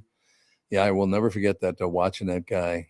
I mean, he'd put like 4 cases at a time on the buggy, the little wheeler, the hand wheeler. I was like, what is that all about? And I'm like, really? Jeez. That is amazing. There's no question about that. It's a different life, isn't it? Yeah. Well, I had a coworker that he was telling me, he was sober now, but at the time he was telling me he would drink a handle of Jack Daniels pretty much every day. And how much is a handle? That's like the normal size. Or So like it's a big fifth? bottle. No, because a fifth isn't the fifth a small one. A fifth is 750 milliliters. I think it was a liter. I think a handle's a liter. Probably a liter. Let's see. Isn't that like a 1.5 bottles? A normally? handle is a 1.75. A 1.75. liter bottle. So the big. Holy the big God. bottle. And he was like, yeah, it started out with like the smaller bottle, and he was like, my tolerance just kept building and building, and he was like, then he had to go to treatment, and now he's sober. But I was like, a handle? Like, I just imagined the hangover the next day, and he was like, well, when you drink that much, you're drinking to cure the hangover, and then you're really not that hungover. You're so used to it. You know, one thing about that is, and it wasn't the one that I chose because it was right by our house. That's why we went to that whole deal. Mm-hmm. Went to the meetings, all that stuff. But boy, I saw a lot of pretty damn famous people come through there, and they're all dead now. Yeah. So they tried to kick the habit and didn't work, and they all died. Yeah. Well, I mean, unfortunately, it's just like the cigarettes when we were talking about yesterday, Yeah. where people were smoking 4 packs a day or however much. It's all the same. isn't that a sad story that it's just? I guess I got quite an attitude when I used to drink too. I'm not aware of it, but that's what I hear. Part of me wishes that I knew you back then just to see how the spectacle. Yeah, but I wouldn't imagine that if you got pissed off while drunk, that it would end well for whoever was talking to you. No, it's pissing pretty you much off. true. Don't do things like that. That's Yeah. all I'm saying. All right. So in any case, Matthew Perry, we still probably. Do you think we'll ever know what actually killed him? Once toxicology comes back, I have a feeling we will. So that'll be what, a couple of months, Andy, you think? It's not months. I don't know what they're talking about. That's what they're trying to say. It'll take It months. might be months, including the process to get it released to the public legally, maybe is what they're talking about. But toxicology does not take months to run. No, it's just doing tests in a lab. Yeah. And I guess unless you have a major stock backlog of tests you need to do, it could take a while. But yeah, But even months then, doesn't no. seem correct. I would have to agree. Months. That's a little over the top. Yeah. All right. We got to take a break. Be right back in a couple minutes more right after this. This is the Tom Barnard Morning Show. Listen live at tombernardshow.com or on the Tom Barnard Show app. You need to know a guy for your auto repairs, legal issues, banking, and more. The same goes for investment advice. You need a guy to help you be successful, someone you can trust who gets results. Well, I got a guy for you, Josh Arnold. Josh gives you straight talk, not sugar-coated advice about your financial situation. Josh has seen it all when it comes to economic and market conditions, and Josh can make sure that your retirement objectives match your investments. Do yourself a favor and call Josh now for a no-obligation, 48-minute evaluation. You've got nothing to lose, and you'll get a different point of view for your investments. Call Josh at 952-925-5608. That is 952-925-5608. You'll be glad that you did. And tell him his guy, Tom, sent you. Investment services offered by Josh Arnold Investment Consultant, LLC, a security investment advisor. Past performance is no guarantee of future results. All investments involve risk. All comments and opinions are Josh Arnold's and do not constitute investment advice. Tom Barnard is a paid endorser. Recently, Jim Paul of Valley Buick GMC was contacted by a company that does on-site sales. Jim was confused. Wait, they don't know anything about us, our staff, our reputation, most importantly, our customers. Hey, pal, no problem. We do them all over the country. You know, get the manager off the roof sale, inflatable gorilla sale, and our favorite, the 13-hour sale with a giant clock that goes to 13. Urgency, baby. We bring our crew because, well, your people are, let's just say, a little laid back. And the pricing? Nothing special, sport. But Jim thought, we price competitively every day. Our prices are special. We definitely don't need these guys. But sale does convey some urgency, so we made a bold decision for his fine dealerships. Announcing the Valley Buick GMC 365-day sale. And we can even extend it a couple years or so. I got the air dancer guy, scratch-offs, plastic keys, bubble machine. Valley Buick GMC in Apple Valley or Hastings or valleycardealers.com. Hurry. This is Bob Sansevier, and I want to tell you about Dave Bialki from Bialki Law. Dave represented my wife, Mary, when she had a significant workplace injury. She was very happy with the job Dave did. If you have a work-related injury and have Dave represent you, I'm betting you'll be happy too. Dave is a down-to-earth guy. He grew up in northern Minnesota, rides a Harley, and worked various jobs doing concrete, electrical, plumbing, roofing, and carpentry work. Dave works for people with work-related injuries. If you work construction, or anywhere for that matter, and you're hurt or even just hurting, you should talk to Dave. Let's face it, our bodies wear out. If your body is worn out from work, if your knees or back or shoulders hurt from things you do at work, do what Mary did. Call Dave and talk to him about it at Bialki Law to set up a free initial consultation. The number to call is 763-571-2410. That's 763-571-2410. Or visit bialkilaw.com. That's BIALKE law.com.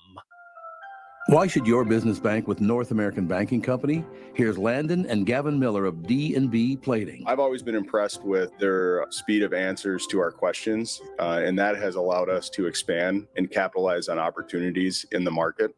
North American Banking Company has never made us feel like a number. They've always treated us as a partner. For more information about North American Banking Company, go to nabankco.com or stop by any one of their Twin Cities locations. Member FDIC, Equal Housing Lender.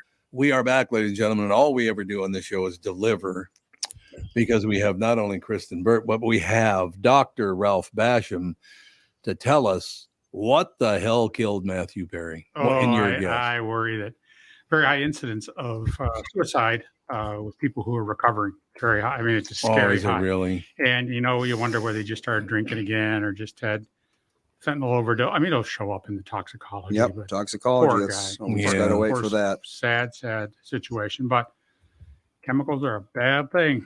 Bad thing. Now, if you'd look over at Kristen's eyes, it looks like she was boozed up last night. Booze hound she is. Booze hound. I know. You guys know how much I drink, which is like every. Let's see. Oh, I should mention, by the way, because I just ran into somebody in the hall, said they had heard about this, but Tim Laurent, who is a pickleball instructor, is coming in tomorrow to be on the family podcast. So I told him to come in a little early up here on this one as well. But pickleball was Matthew Perry's life at the end, wasn't it? I heard they talk. He loved to play pickleball. It was, and I think it's kind of interesting that they're saying he normally plays about 2 hours of pickleball a day, sometimes twice a day. Really? And that particular morning, he was feeling very fatigued and only played about an hour and then went home. So that was kind of unusual. So people will be kind of retracing his steps. They do believe, from the latest report I've been seeing, that he was not dead that long, they believe. Really? Yeah, based off of the water in his lungs. And that also brings up a kind of a questionable situation, which is TMZ has a direct line, obviously, to the coroner's office. And there are allegations that it wasn't even public record that he had passed away, and that some of his family and friends found out from social media that he had passed away. Oh, God. TMZ had beat them to the punch, and which is happened before. We know this happened when Kobe Bryant passed away. I'm sure it happens all the time. And also Wolfgang Van Halen, Wolfie, who is obviously the son of Eddie Van Halen, said something very similar happened to his family as well. Well, when something like this happens, the police scanners are going crazy. I mean, when Kobe's helicopter went down, the sheriff's helicopters, I mean, these guys are chattering one thing or another. And they say, hey, this was the helicopter on this flight path. Look what I found. I found these glasses with KB on. I mean, it's the kind of thing. Or if you know the address, if you're familiar with the address, or people start plugging it in. And if the celebrities haven't registered their house in a trust, which surprisingly a lot of them don't, you can quickly pick up who owns that house. Yep. Don't you live at 1313 Mockingbird Lane? I certainly do. That is where all my letters go. You remember where 1313 Mockingbird Lane was? I don't. Andy? It's Munsters. The Munsters. Yeah. I was worried it was the Psycho House. Yeah, the Psycho House. There you go. Yeah, that's where all my letters go, to the Psycho House. But one other interesting thing too on this Matthew Perry thing, I've been covering it all morning long. Is that he downsized his real estate portfolio in the last couple of years as well. So I think a lot of the money he spent going to rehab, getting himself sober, and that rocky road took a big hit to his finances as well. I mean, when you consider that the cast was making $1 million an episode in that last few seasons, yeah, they made a lot of money. But the fact that he sold his Malibu home, he sold his big Pacific Palisades home and downsized to a relatively modest home, like a 4-bedroom home for a celebrity that had been on TV quite a lot over the years. That is small in Los Angeles. Yeah. And his assistant is the one that found him, correct? That is correct. Was the assistant was running an errand for him? So was the assistant with him, then left to run the errand, came back and found him dead? Correct. He was sent out to buy him a new iPhone as well as pick up his new prescription glasses. And when he returned, somewhere between 1 and 2 hours later, that time frame hasn't really been nailed down. They discovered that Matthew Perry was deceased. Interesting timing. He may have had a MI or some such thing like that, certainly in that age group. I mean, that's a possibility. He had massive MI and happened to pass out and go under. I mean, when you talked about him not being dead for very long, but in cases like that, you don't need to be dead for very long. Yeah, once you're dead, you're dead. Once your breathing stops or you're underwater, 4 minutes. You got 5 minutes tops. Yeah, they said there was no reviving him on site. Like he was already dead. That's all it takes. Yeah. Which is pretty scary to think about. Like, any one of us could be 4 minutes from death right now. Ooh, hey, bite your tongue. Oh my gosh, stop it, Andy. And also, don't go in a hot tub alone. It's Halloween. We got to talk about death and shit. Well, everyone stop going in a hot tub alone, by the way, because it's not a great idea. No interest at all. No, going in never a hot tub go alone. in a hot tub alone unless you are, I don't know. Another scenario is that he, for whatever reason, was dehydrated that morning. Went to play pickleball. Geez, I feel really run down. I'm dehydrated. He could have gotten in that hot tub, that warm water, passed out, and slid under. And that was because he just passed out from being dehydrated. That happens. People faint. So, well, like I said, Tim Laurent will be in tomorrow to talk about pickleball, so I'm going to blame it on him. This is your fault that he's dead. What do you think? Should I just blame him? You should. Pickleball. The whole sport of pickleball is the direct result. Yeah. Pickleball is a gateway drug. Exactly, Kristyn. Now, when you lose somebody, he's a big name in Hollywood, no question. Had a couple of real pretty sizable hits. I mean, what goes on in your town today now when they lose a guy like that? It's probably going to be nonstop coverage this week. First of all, I think people need to understand that. In New York City, in the West Village, where the Friends, even though they filmed it in Los Angeles, obviously the exterior that they used has turned into a shrine there. So any entertainment reporter in New York City is heading down to the West Village to kind of cover the tributes that have started on that street corner. For us here in Los Angeles, you're going to be looking at, I mean, honestly, they're trying to get anyone to talk. They got his pickleball instructor to already speak. Obviously, the Friends cast is beside themselves with grief, totally understandable. And they did a joint statement yesterday and just said, this is what we're saying for now. He wasn't just a cast member, he was family. If and when we feel ready to speak, we will. But everyone, then you go back on past footage, you go back and look at his dating history. That's been a big thing. And let me tell you, Matthew Perry dated a lot of people in Hollywood. He had quite the romantic life over the years. So when did you date him? I'm sorry? When did you date him? I did not. I've never dated a celebrity for every reason you can imagine. I don't think it would go well. Good Although you'd end call. up a lot richer. So there's that. No, probably not, because being an entertainment reporter, not the best idea to be sleeping with a celebrity. Yeah, that's true. You cover them. It really ruins your reputation very quickly. And I've seen it happen firsthand. Oh, really? Yeah. Conflict of interest.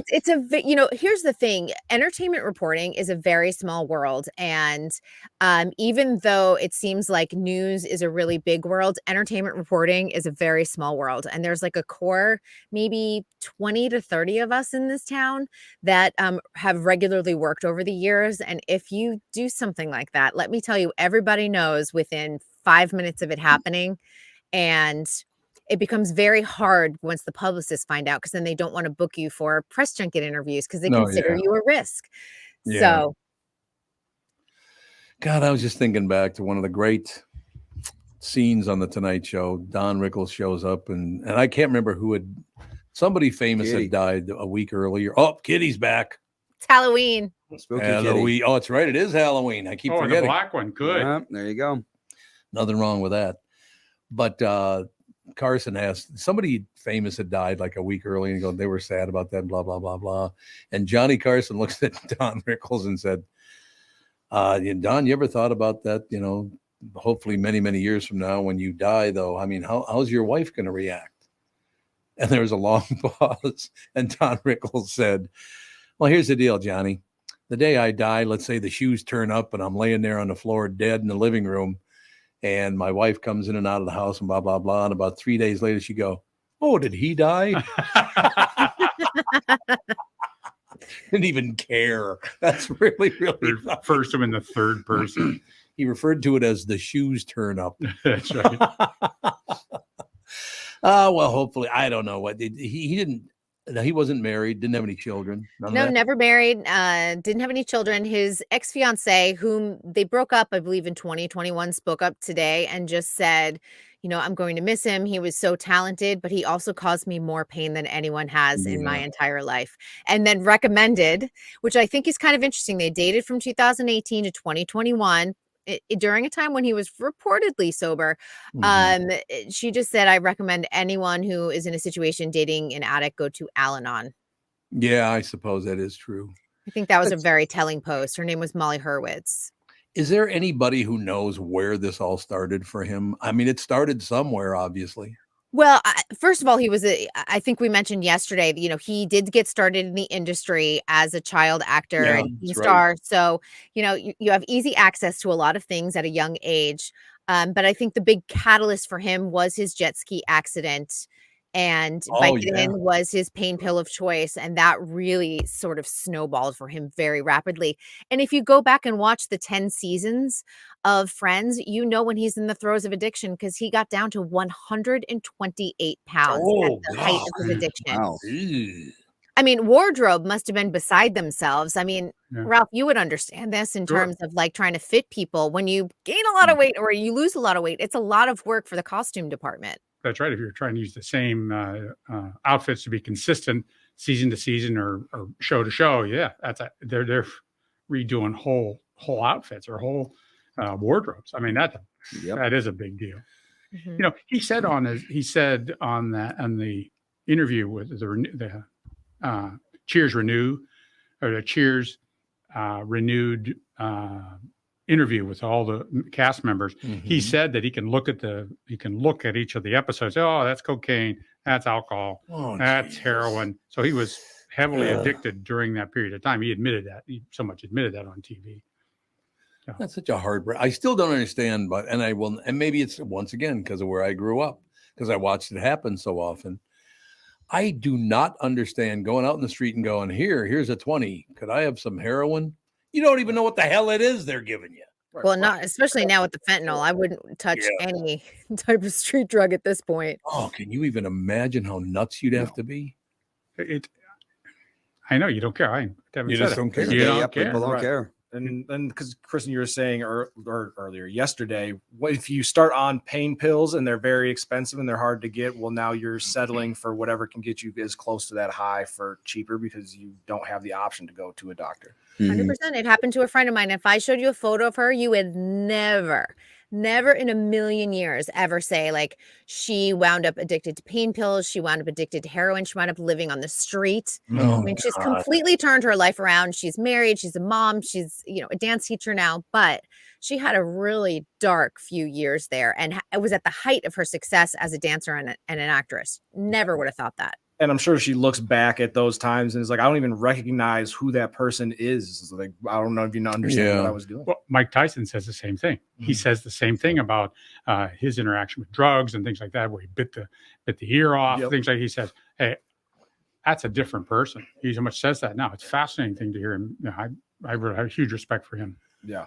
I've interviewed Mike Tyson before, and he's a big teddy bear. He's very sweet. And you would never think about those really dark years. Domestic violence he was accused of with Robin Givens, one of his wives. And you have to remember, like, it was really bad for him for quite a long time.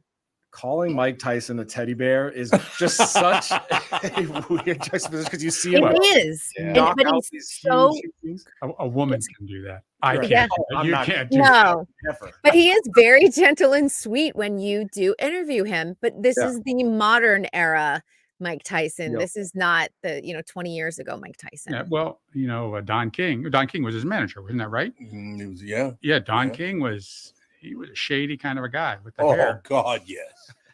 So I the drugs and everything. I hate to think that he was part of it, but I worry. It's really interesting. I just thought about this just now. I've talked many times about the fact that I grew up in a group of about 22, 23 schoolmates and neighborhood guys. Just the guys, not talking about the girls as well. But I grand total, there were like 23 of us. And we went after it pretty hard, starting in our very early. Is 11 a very early teen? Yes. Some people say that's preteen. There's no teen at the end of 11. Or tween. Yeah, the word is tween. Tween. But what's interesting about that, looking back, just hearing you guys talk about all this stuff, that of the 23 guys, there are 5 of us still alive, and 4 of us had stopped drinking a long time ago.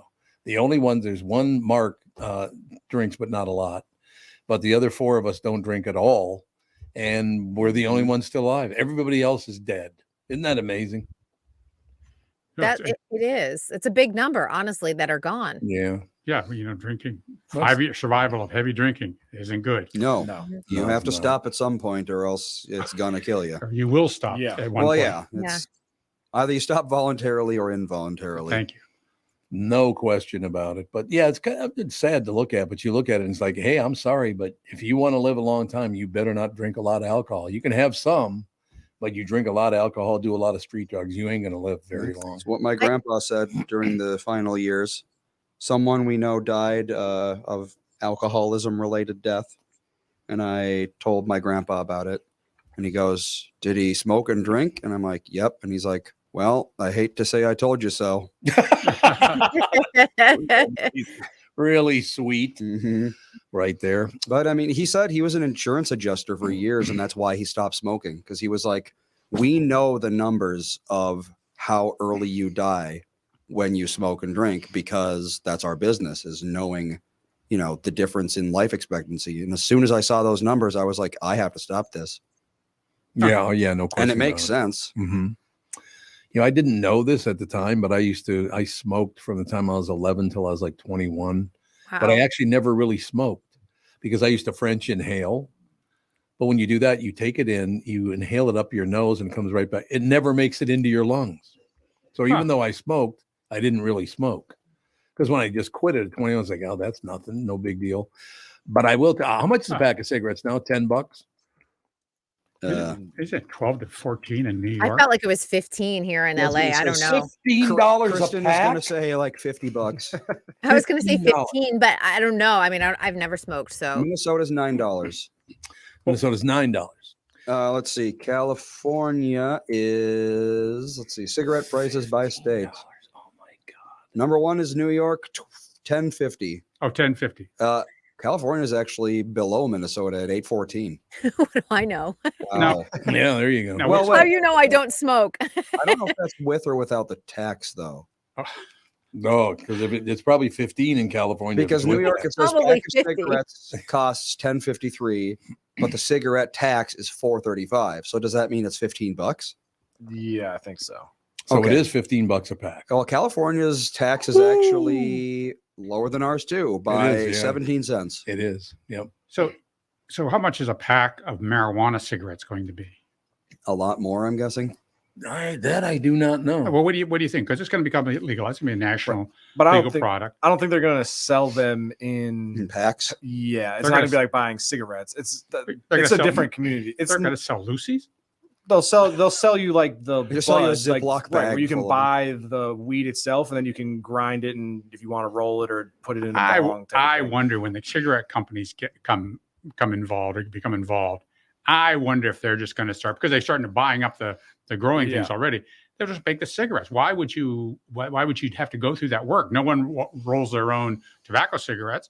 So I think they're going to be rolling their own. Yeah. Why would you smoke marijuana anyway? Well, that's the thing. I think a lot of people are shying away from smoking anything. And I hope so. So It's terrible. There's a big sober movement among Gen Z. Even when it comes to alcohol, drugs, it's really interesting. They just are like, I'm not interested in it. I've seen it do plenty of damage to some of my older family members. Yep. So on the way out of this particular discussion, I would say to Kristyn Burtt, $15 in Los Angeles. I quit on my 21st birthday on November 7th, a week from today. It'll be all those years. And my last pack of Cool Miles cost 32 cents. For the whole pack? The whole pack. Wow. Is that amazing? 45 times cheaper than in Los Angeles right now. You can't get anything for 32 cents. You can't even stick a bubble gum for 32 cents anymore. That reminds me of the story of the friend of mine who owned a liquor store in the north suburbs. A fellow walked in the afternoon and says, "I'll have a bottle of Bumpy Face and a pack of What I Is." Oh, What I Is, baby. What I Is, and he says, "Excuse me, sir." He had no understanding what the guy was talking about. And the pack of What I Is, of course, Cools, and the Bumpy Face is Seagram's gin, not Seagram's. Yeah, Seagram's gin, because it's rough on the front of the bottle. What a funny story. Here comes Alex with her What I Is. That's it. Hey, Kristyn, do you have any information on Stranger Things stuff? Stranger Things. Oh yeah, that is waving her hand. The new season is coming out soon, or they're whatever. They haven't even filmed the upcoming season. Oh, okay, I saw it today. They're adding people to it, or it's in pre-production. So so the good news is that the Duff brothers are back at work writing the season, but unfortunately, because the SAG-AFTRA strike is not settled, no one can go back to work. So they're anticipating, and bear with me on this, but it is likely that Stranger Things won't come until very late in 2024 or 2025 to wrap up the season. I mean, the kids are honestly, they're not kids anymore. They're all going to wind up being in like walkers and wheelchairs at the rate we're going, because they've had so many delays with the pandemic, obviously, and then the actors strike and the writers strike. And we have to remember too, like this, they started out, I think 11 was somewhere around 12 years old, Millie Bobby Brown, when she started filming this, and now she's engaged to be married to John Bon Jovi's son. It's kind of unbelievable when you think about that. Well, she's got to only be like 19 years old still, She's right? 19 on her way to 20. Yeah, that's pretty early still.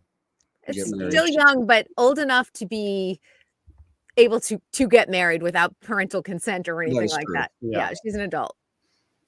Well, yeah. I look at a 19-year-old and I'm like, are you kidding me? By law, she's an adult. But, it's one of those things. We'll see, if and when they get married. That's a whole other situation. And if and when they get divorced, I mean, that's going to last. That's probably going to happen. Although John Bon Jovi's married to his high school sweetheart, so maybe. Oh, really? Yeah. Also, you've gotten me addicted to The Boys, and so I just want to say thank you, because it's You're welcome. And Gen V, just for everyone who is watching Gen V, the season finale is this Friday. So what's Gen V? It's this, like, we've talked about this before. It's like the superhero, but not a superhero. It's the one we're trying to get you to watch. Yeah, but the more I watch it, I don't think you'll like it, just because, I don't know, you probably won't like it. But the problem I have with it, and I'll be very direct with you on this.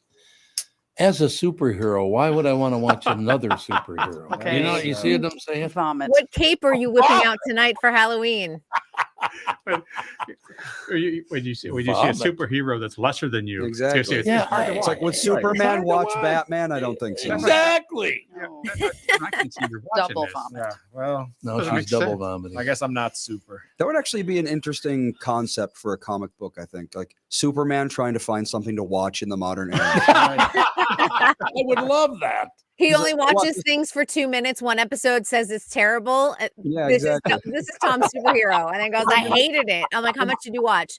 2.5 minutes. 2.5 minutes. But like, imagine, because everything is superheroes right now. So it's like, you're Superman. You go to watch the newest Marvel movie, and he's like, oh, what? This guy can lift boulders? I can lift boulders too. All right. Oh, this one can fly? I can also fly. I'm all these people at once. This is super boring. Like, this one's such a hack superhero. or they see Superman. He says, hey, wait a second. He can't be on there. That's I got trademark on that name. What a show that was back in the day. Superman George Reeves. That was Christopher Reeve. Christopher Reeves. Well, Christopher No, Reeve I'm was the talking about the movie, but original George George Reeve was Oh, the that's TV right. show. There was 2 Reeves. Yeah. That's weird. Yeah. That was. Which I is believe the one- George Reeve died by suicide, if I'm correct. There's because they Yes. call it the curse of Superman. Right. But I think the real deal was that somebody killed him. His death at 45 from a gunshot remains controversial. So it still does remain The controversial. official finding is suicide, but some Yeah. believe that it wasn't. Yeah, that it was the guy shot and killed him. Which is the one where he puts the bad guys into like this flying mirror thing and they fly away. Was that George Reeves or was that Christopher Reeve? God, I think that's Christopher Reeve. I think that's the movie. Yeah, Superman 2, I think. I don't. Yeah. So, George Reeves is the one, like the original. The original one, yeah. Original, yeah. Back before, technically, did you know that Superman could not fly in the beginning? No. That's why they said able to leap tall buildings in a single bound. It's a bird. It's a Superman's- plane. It's Superman's Superman. original power was to jump really high. Oh, but not He was a parkour artist. And this is that was before the NBA, I think. Yeah, that too. That was before the NBA. Yeah, they were trying to debunk the white man can't jump Oh, philosophy. Gotta go with the honky reference. Oh, Here we there you go. Oh, like someone chewed me low. Oh, that Typical. hurts. He's just still mad, but the Well, Tom's been just at the NHL. No, Tom's been accusing me of what's the town in New York? Dryden, New York. There was a murder or mass murder back in like '89 where the person that committed it was the one black person that lived in the town. Tom's been bringing that up all morning, so I have to defend my culture. I have a hard time believing it was a black man. They just See? do that stuff. They Exactly. don't do. Oh, what are you they don't talking do- about? They don't look how many. They're all whiteies. It was a father, a son, a father, a daughter, a son. And it was one of each. Father, son, mother, daughter. All 4 were murdered. They find out the one black guy in town, the one who killed them. And he's the one like mass murderer black guy. Because typically when it's multiple Yeah, it's usually people, white. it's usually white. Serial killers are white guys. And what black people they say, they go, that's stupid. So they just write that right off the thing. That's a fascinating cultural difference. That is a real cultural difference. And why it's a bunch of white guys, I would really like to know. That It's makes actually no not. sense. What's not? That's a myth. It's a myth that That serial killers are white guys? Serial killers generally are, but mass murderers are not. Right. And It depends what's on the like difference? serial killers will go from one victim to another over a long period of time. Yeah. Mass murderers do it all at once. Okay. Indeed. If you look at like a Ted Bundy, white Exactly. dude. Yeah. Pretty much all serial killers on that level do tend to be white, it seems. But then Jeffrey mass Dahmer. murder, the whole mass murder thing, like the mass shooters are all white thing, that's a myth. Oh, wait a second. No when was the way. last black mass murder? Maybe if you go worldwide. No, in America. No way. Look up the stats. Look up the stats, Well, brother. I'm just thinking through the last bunch of mass murder, Yeah. all white guys. The All ones white you've guys. heard of I think because of they're the on last, the news. and well, I guess because technically, I think Oh. with the stats they count. Like if you It depends go on your shoot up, definition of a. yeah, like if it's like Yeah. gang related, They don't count that, yeah. Well, or it's by numbers. And at any one time, there's 20 to 25 dual murders or multiple murders being prosecuted in LA County. That's from one of the. I heard that from one of the prosecutors during the OJ trial. So, if you call mass murders more than 2, well, then yeah, It depends on your definition. Okay. How about like if you generalize it down to like let's say a school shooting? Yeah. Let's go with vendettas. Vendettas, well, then it might be balanced. But if you go with just being nuts, running amok, I think those are mostly white guys. I don't know. That's Kristen safe to would say. know. You murdered a couple people, didn't you? Okay. Chris is like, I have to be careful what I Oh, co-sign. wait a second. He's already called me an alcoholic, which everyone knows that I don't really drink. How much makeup does it take to cover up that cobweb? Yeah, the puffy that you eye got, deal. the cobweb you got on your arm. Wait, Kristen, didn't you go to a party yesterday, night out? I went to the Roosevelt for a Roosevelt. Halloween There party. we go. How was the Good. Roosevelt last night? It was great. It was really fun. And as Ralph, I'm sure you've been to the Roosevelt Hotel in Hollywood. It's haunted, but they have a fabulous sort of like it's kind of like an inner sanctum. A lot of the rooms face the pool, and they have a bar there and lots of dancing. If you have one of those rooms, you're up all night, guaranteed. But it's a really fun spot to hang out in Hollywood and see the old history. First Oscars were there in the Blossom Room. They've got a great restaurant on site. It's a gorgeous old hotel. Is it more haunted than the Cecil Hotel? Oh, not the Cecil. It is less haunted than the Cecil Hotel, and I would say that the ghosts there are probably less demonic than the Cecil Hotel in downtown LA. Ramirez, he lived at the Cecil, didn't he? Yeah. And that really weird murder of that young woman, the Asian now one. probably about a decade ago, Yep. happened at the Cecil Hotel. Well, the weird murder, not the Well, regular no, it was weird because she ended up being found in the water supply, The water well, and people were saying like, why is there like weird liquid coming out of my sink? These bodily fluids. All right, get out, Kristyn. We're leaving you now just for that. That's the I'm not allowed in anymore. Exactly. All right, Pally, we'll talk to you tomorrow. Happy Halloween, everyone. Happy Halloween, Kristyn Burtt. Ladies and gentlemen, Kristyn Burtt on the show. We'll be back in a couple minutes, wrap things up. This is the Tom Barnard Morning Show. In a world that's racing a mile a minute, a split-second distraction can change everything. I'm Mike Bryant from Bradshaw and Bryant. Every day we see too many people, heads buried in their phones, unaware of the dangers they're in. Texting and driving isn't just reckless, it's playing Russian roulette with your life and the lives of others. In just 4 seconds of distraction, you've driven the length of a football field. Is there any text message that's worth your life, that's worth the lives of others? I've been fighting for the rights of the injured for over 30 years, but I'd rather you never meet me in a courtroom. So hear me now, stop texting and driving. Pay attention. Value your lives and the lives around you. And if you won't, know this, at Bradshaw and Bryant, we're relentless. We won't back down. We bring justice to those that need it. Find Bradshaw and Bryant, personal injury attorneys at minnesotapersonalinjury.com. With Mike Bryant on your side, seeking justice for the injured. Bradshaw and Bryant. Tom here, and I just read a success story from MN Fat Loss client Elizabeth, who just completed the program. Elizabeth writes, I'm a 54-year-old woman who has struggled with losing weight. I had almost constant heartburn, trouble sleeping, brain fog. I tried counting calories, eating bars and shakes, and several other programs in which I would lose 5 to 10 pounds after months of struggling. After 60 days of the MN Fat Loss program, I was down 25 pounds. MN Fat Loss had really empowered me to believe that I can control my eating and my weight without having to sacrifice foods that I like. If you're thinking about finally committing to improving your health, this is the time to start. You won't regret your investment in yourself. It's so easy to see if MN Fat Loss is a good fit for you. They offer a free phone consultation to learn about the program. They also have virtual options to help you if you live far away, which I think is a brilliant idea. To schedule that free phone consultation, go to mnfatloss.com. The only thing you have to lose is that unwanted weight. That's www.mnfatloss.com. I cannot wait to hear about your success story. And please let them know that Tom sent you. Tom Barnard is back. Every weekday, you'll hear Tommy B, Brittany Arneson. Yes, that Brittany Arneson.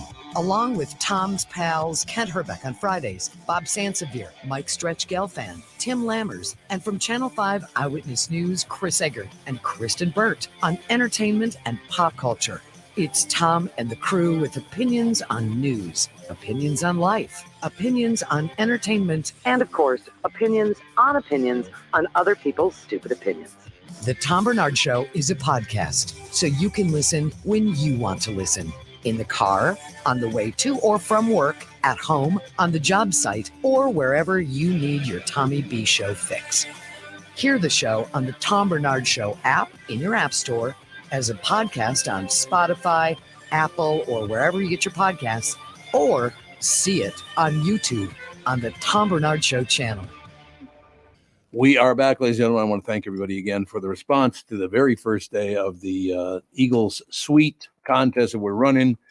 I guess we got tons and tons of calls. Is that not right there, Kevin? Yeah, we've got tons of response. A lot of people asking if they can continue to sign up multiple times for a better chance to win. I don't know the answer to that, but the people at the top of the food chain probably do, so we'll figure that out. We'll have to track down Amy and have her come in or just call in or whatever and figure out how many times you can register. But yeah, it's what, from the 2nd to the 14th, correct? Correct. Yeah. We essentially going to say your name, then you have until midnight that day to email back, and then you get to sit in the suite and watch the Eagles with you and Catherine. Yes, Catherine's got the hook. Now Kristyn's coming. That's all there is to it. And where the Eagles? Where they playing? XL Energy Center. Mm-hmm. Okay. Yep. Should be pretty good, I would think. Should be a good time. I don't even know what night of the week it is. I think it's a Saturday night, I think. I would assume so. I'm not really sure, but that's going to be kind of interesting. The Eagles, the last tour, they say this is the last tour they're going to ever do. How old are they? I was going to say they got to be up there. Late 70s, I would think. Yeah, Greg Fry's not part of it, so. No. Glenn Fry, Glenn Fry. He died. Greg. He was a good guy, actually. Did I ever tell you my Glenn Fry story? It's a good way to wrap up this show, the Glenn Fry story. You know Rick Bourne, don't you? Yeah, sure. Okay, sure. Rick, I've known He was a Rick good for friend years. of Glenn Fry's. He was. You're absolutely right. And so I'm on the air one day. Glenn Fry dies. Now you have to remember, this is like 15 years ago that I'm referring to. Glenn Fry died, and I was like, Glenn Fry had really enjoyed his music. Had him on the show a couple of times, all the rest of it on the phone. And I said, I kind of regret this because I would have really loved to have met Glenn Fry. How cool would that have been to hang out with Glenn Fry? I never had a chance to meet him. I talked to him on the phone, but never had a chance to meet him. 5 minutes later, Rick Bourne walks in with a picture of me with my arm around Glenn Fry. Okay. Whoops. Well, I was having fun that night, so, That was before you saw the light. It was before I saw the light, exactly. But Glenn Fry was a very, very nice guy. Wow, he died of rheumatoid arthritis, ulcerative colitis, and pneumonia. Jesus. What's that all about, Some doctor? medications for rheumatoid arthritis or ulcerative colitis are immune suppressors and can compromise the immune system's Very ability to fight severe off pneumonia. Immune system issues. That's what that's all about. Really? Both those diseases are incompetent diseases, attacking your own tissues. And whoa, man, that's a bad combination. So he took a bunch of immunosuppressants, got pneumonia, and that was that. Couldn't fight it off and died. Yep. Yeah. Yep, you get Ugh. bad pneumonia on immunosuppressive drugs. I mean, You're pneumonia dead, is terrible as a healthy human. That is person. true. Like, I had pneumonia a couple times in college, and it was awful. Now we can close with this one because I had another friend, not Rick, but another guy that knew Glenn really well. He said the weird thing about being at Glenn's house, just hanging out, let's say you went over there for lunch, hanging out at his house. And he go, you know what? I got to go down to the mailbox. You want to walk down there? Because at the end of his long driveway. So he walked down there and he said every day they would walk down there. He would take out about a 1 foot stack of letters that were all checks from his appearances with the Eagles.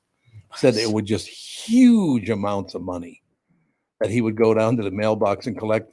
And all these checks, he says about a foot deep of checks. It was unbelievable. Well, I mean, when Kostaki yesterday said that Sabrina the Teenage Witch is helping for college because his ex's was on Sabrina the Teenage Witch, I'm like, she's still like, she made good enough money from the show Sabrina the Teenage Witch. Well, his wife, a show that no one talks about anymore. Yeah, I loved that show. It was a big show 30 years ago. I was like Yeah, the long peak, time. like target market for Yeah, Sabrina you the were. Teenage Witch. Yep. But I mean, it was like on Nickelodeon. I Yeah, think. it ended 30 years ago. How is it even still making It any didn't end money? 30 years ago. Well, I and was didn't I don't know. Kostaki, he dated Sabrina, right? The No, main character? No, he dated one of the aunts. Hilda Spellman. Oh, okay. Yes. Carolyn Ree. Yeah. Rue. He was Yeah, one married of the to her, I aunts. thought. No, they were never They were married. not They were married. never married. They were together for a very long time. But she Sabrina never ended wanted 20 to get years married. ago. Yeah, I was gonna say it was like 20 years ago because I was Still like a long time.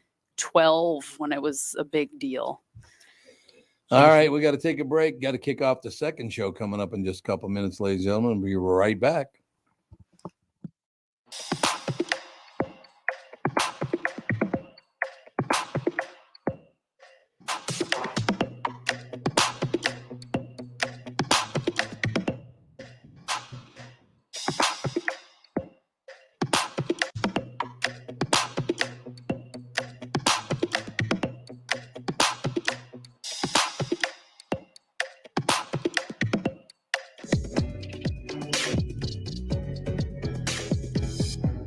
Recently, Jim Paul of Valley Buick GMC was contacted by a company that does on-site sales. Jim was confused.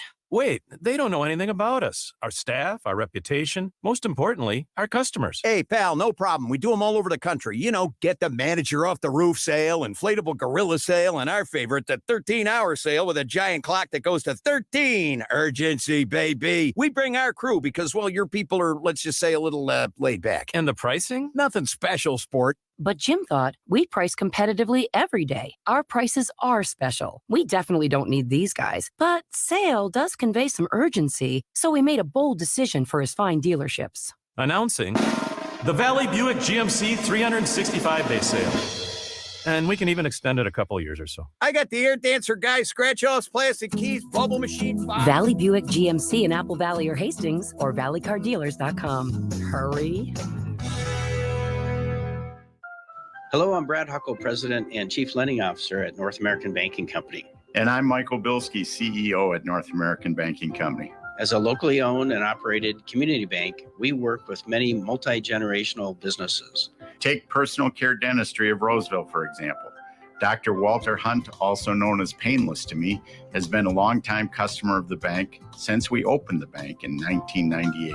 When his son Kyle was ready to join the practice, they wanted to expand quickly. With their additional space and equipment, they now are able to see more patients each day while providing the same level of care and service. Okay, guys, I'll take it from here. If you run a family business or any kind of business for that matter, you should be banking with Brad and Mike over at North American Banking Company. Every time I deal with them or their team, I know I'm working with experienced professional bankers. So why not bank with my banker? North American Banking Company, a better banking experience, member FDIC, equal housing lender. You need to know a guy for your auto repairs, legal issues, banking, and more. The same goes for investment advice. You need a guy to help you be successful, someone you can trust who gets results. Well, I got a guy for you, Josh Arnold. Josh gives you straight talk, not sugar-coated advice about your financial situation. Josh has seen it all when it comes to economic and market conditions, and Josh can make sure that your retirement objectives match your investments. Do yourself a favor and call Josh now for a no-obligation 48-minute evaluation. You've got nothing to lose, and you'll get a different point of view for your investments. Call Josh at 952-925-5608. That is 952-925-5608. You'll be glad that you did.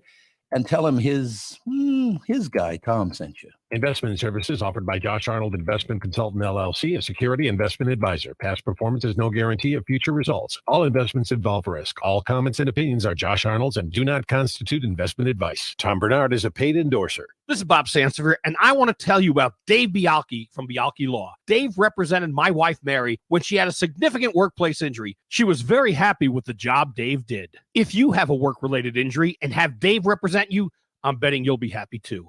Dave is a down-to-earth guy. He grew up in northern Minnesota, rides a Harley, and worked various jobs doing concrete, electrical, plumbing, roofing, and carpentry work. Dave works for people with work-related injuries. If you work construction, or anywhere for that matter, and you're hurt or even just hurting, you should talk to Dave. Let's face it, our bodies wear out. If your body is worn out from work, if your knees or back or shoulders hurt from things you do at work, do what Mary did. Call Dave and talk to him about it at Bialke Law to set up a free initial consultation. The number to call is 763-571-2410. That's 763-571-2410. Or visit bialkelaw.com. That's BIALKE law.com.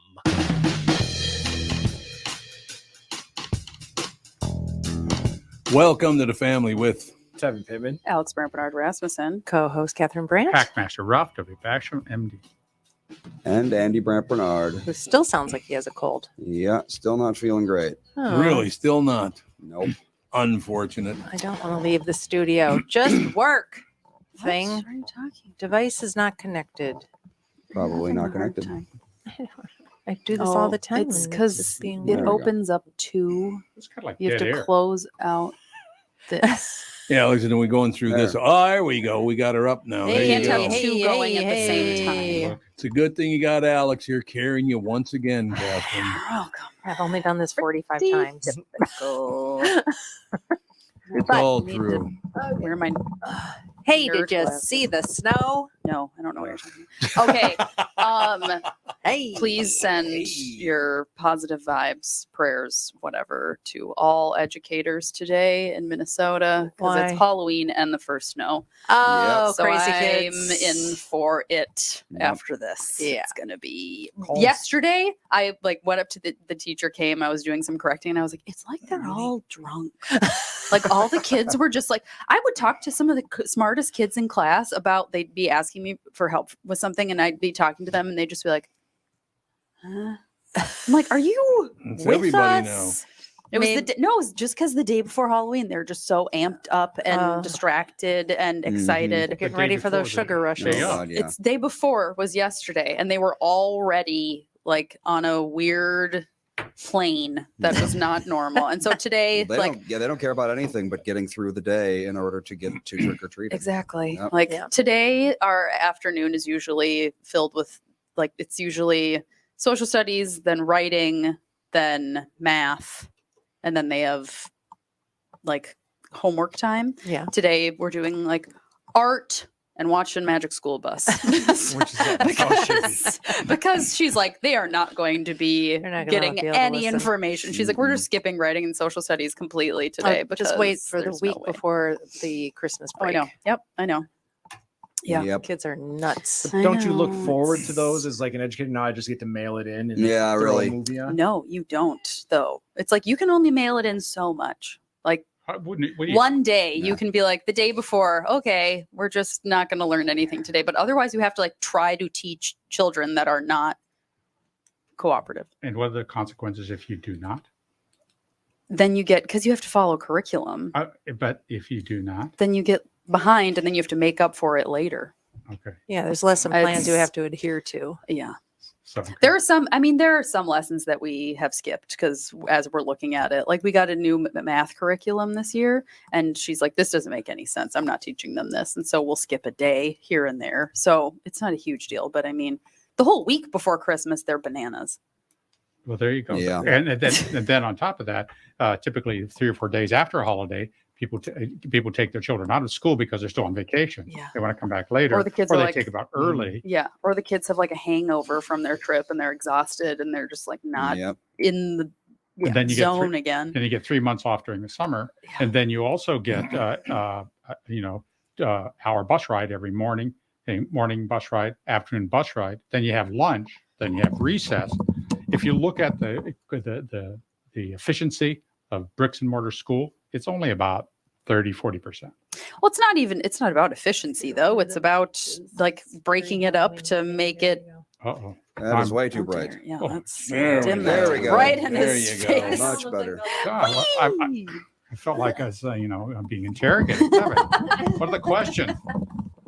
I felt like I was taking my board exam again, my oral board exam. Where were you the night of November There 17th? you go. Yeah. She just called you Bella Lugosi. Did you hear that? Thank You had all that wing around your face. What do I have the collar up? Yeah, It will be I was red gonna on the say, inside. you need a It's just taller taller. collar. Taller.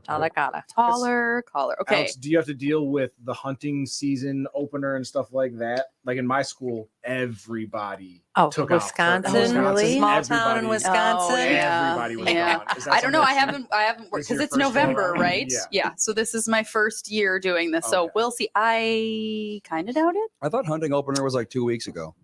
That would be It's like for bow. Well, muzzleloader there's and different bow. for bow, game. Oh, that's the bow one. There's Yeah. bird, Oh. deer. Yeah.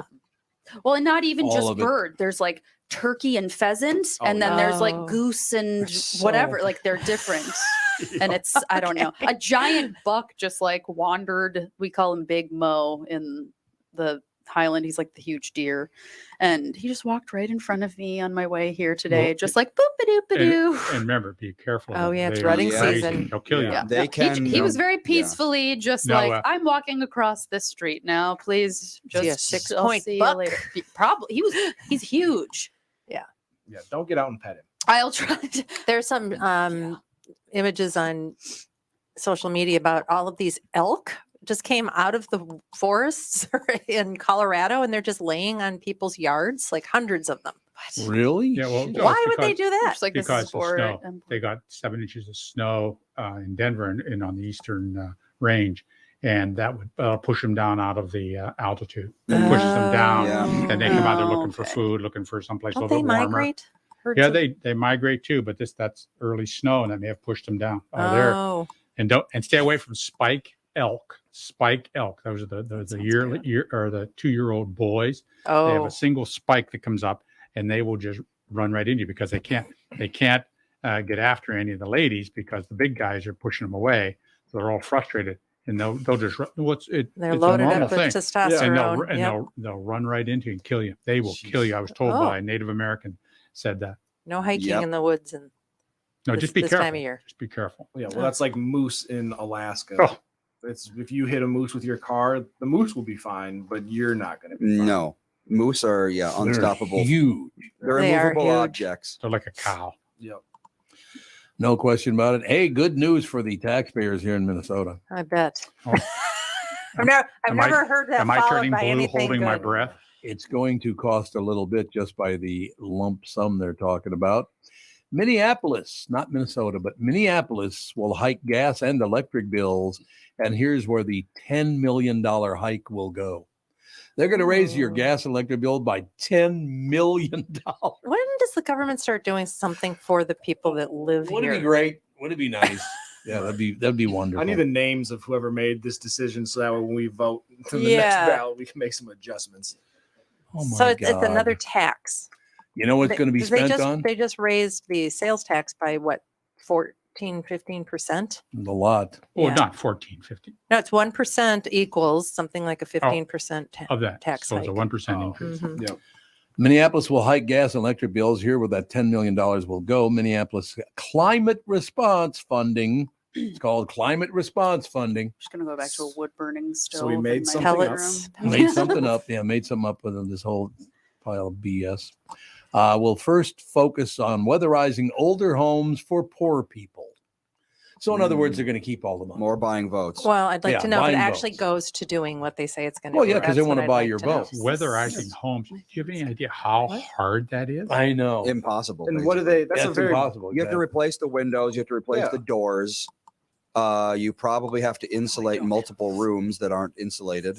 It'd probably be like a $20,000, $30,000 project per house. And also, aren't they just raising the electricity bill and then now giving so we can, or then using that money to supply items to lower the electricity bill that they raised in the first place?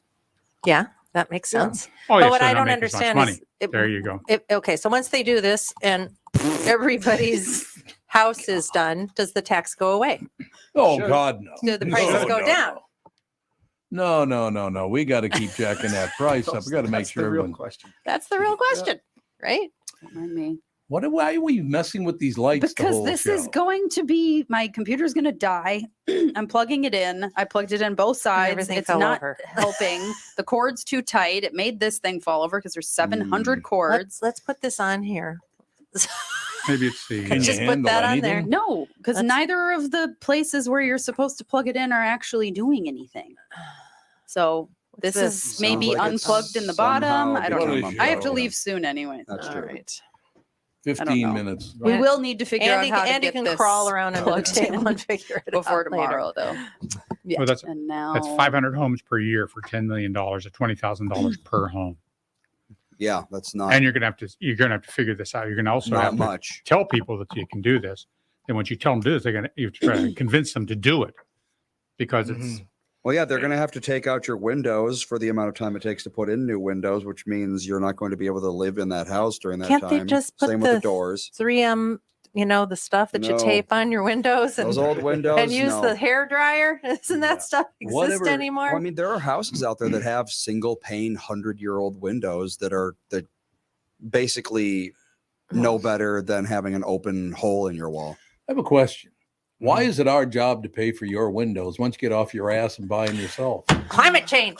Climate change. Also, I mean, How many billions been made off climate change by people like Al Gore? It's more like trillions. And where has the Trillions, money yes. gone? Once And again, where is the money? Where has the money gone? I mean, when will it just be like life is too expensive and we can't do this anymore? Like, have you heard Exactly. the difference?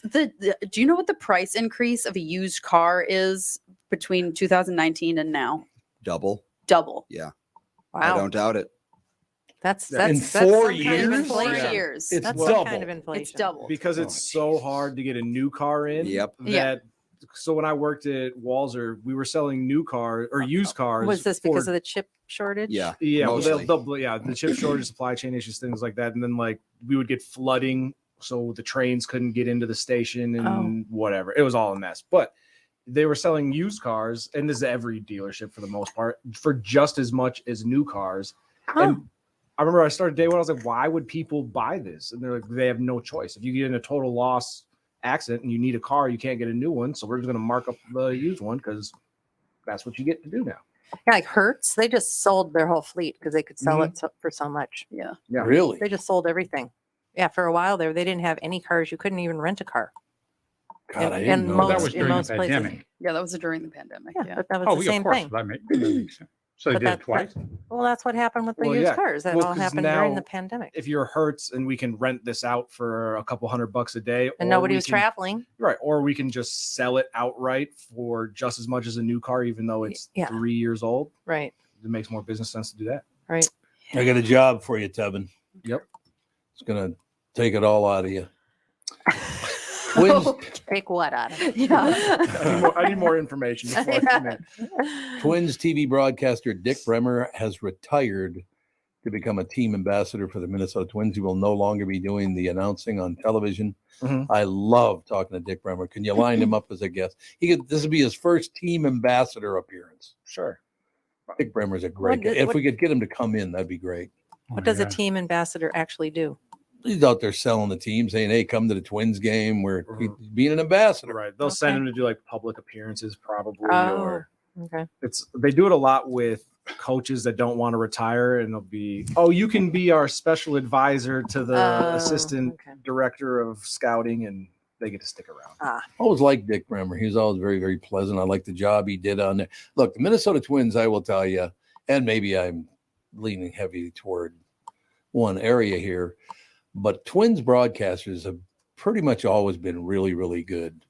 I mean, the Herb Carneals of the world, the Halsey Halls of the world, you go down the list of people carrying on. We just had John Gordon on the show, on the morning show last week. Really, really great announcers. Touch 'em all. Oh, that's right. I remember the touch 'em all. Remember Touch 'em all? That was John Gordon, absolutely. But Yeah. yeah, Dick Bremer, I thought, did an excellent job as the Twins announcer for 40 years. He was the Twin team announcer. You know, It's a good run. You might be able to say that for all of Major League Baseball. Yeah, probably, yeah. Yep. Because that's a group of people who seem to be well adjusted. How enjoyable would that be to go? You get a couple hot dogs. You watch the game. You don't even score. You don't even have to score the game. No, you do not. There's somebody there scoring. You have to mention the score once in a while. That's a very interesting thing. Yeah, a lot of those people are like Harry Carey, and Phenomenal. And who was the player who was announced for Milwaukee? God, Milwaukee, I don't know. Oh, God, he was a funny guy. I see his face. Anyhow, so these Jimmy people, Pearsall with Chicago Yeah. had the greatest line announcing in baseball in history. Remember that one? No. He's no longer with us, so I guess I can post it on there. Jimmy Pearsall went through some mental health problems when he was a Major League Baseball player. Like one time he came out of the dugout wearing a beetle wig onto the field. They said, "Sorry, you cannot wear that beetle wig under your I like it. under your baseball cap." Let him do what he's gonna channel do. a little. Let But it be. here's where Jimmy ran into a little trouble. I got lucky. I got to interview Jimmy Pearsall a couple times before he passed on, but they're on TV. He and Harry Carey are on television. They show the people sitting behind the plate. Excuse me. And Harry says, "Look at all those women sitting back behind the plate. A lot of wives and girlfriends of the players, I bet." Long pause, and Jimmy Pearsall says on the air live, "A bunch of horny broads looking for a free ride." Whoa. Different time. Different time. Time for treatment. Okay, Jimmy. I don't know that was appropriate, Oh, but time for treatment, dear. Ralph, were you talking about Bob Euchre? Yeah, Bob Euchre. Oh, Bob Euchre. Oh, Bob Euchre was great. It was a great, great. And he had just a great sense of humor and just a great announcer. I mean, just you start. And who was the announcer for the Dodgers? That was oh God, didn't his name pop into my head? Yeah, because he was the announcer Vin Scully. Vin Scully forever, and Yeah, he was truly loved and just a great job. Great guy too. Baseball and football announcers, sports announcers are in general pretty nice. But yeah, if we get Dick Bremer on, I'd love to have him on the show. I found a Great number guy. to reach him at. So Perfect. Oh, you're all over it like a cheap suit. I'll try. He throws random names at me, and I'll be like, I don't know how we're going to start to even find contact information for this person, but we'll make it work. And I missed the days and tuned into a Cubs game or a White Sox game back in that day too. And Harry had a few too many at lunch. Oh my God, was that fun? He always had a few too many at lunch. This is one of those games when you just kind of wish. Like, oh my God. Have another drink there, Harry. Yeah, Lindsay had a couple. She crossed paths with Harry a couple times. Oh, did she? Yeah, he liked the younger women. He liked talking to them and spend like Groucho Marx. Groucho Marx was the same way. He liked to talk to the younger, good-looking women. There was nothing wrong with that. He just really liked that a lot. I, to this day, and you can ask Catherine this, I, to this day, watch Groucho Marx's TV show from 70 years ago. 1953. Who do you trust? Not Who Do You Trust? It was Bet Your Life. You Bet Your Life. Yeah, that's what it was. Bet Your Life. God, what a talent that. Remember what he did to Jack Warner? No. Warner Brothers, big film Do you remember company. 70 years ago, Ralph? No, 70 years ago. No, I don't remember 70 years ago. I remember watching the show and having seen a portion of the show. See, that's what I'm just saying. The show. I didn't say we watched it 70 years ago. It's from 70 years ago. I'm teasing you, darling. No, get away from me. That's all I'm saying. You're a saint. How many times do I have to say this? You're a saint for living with this.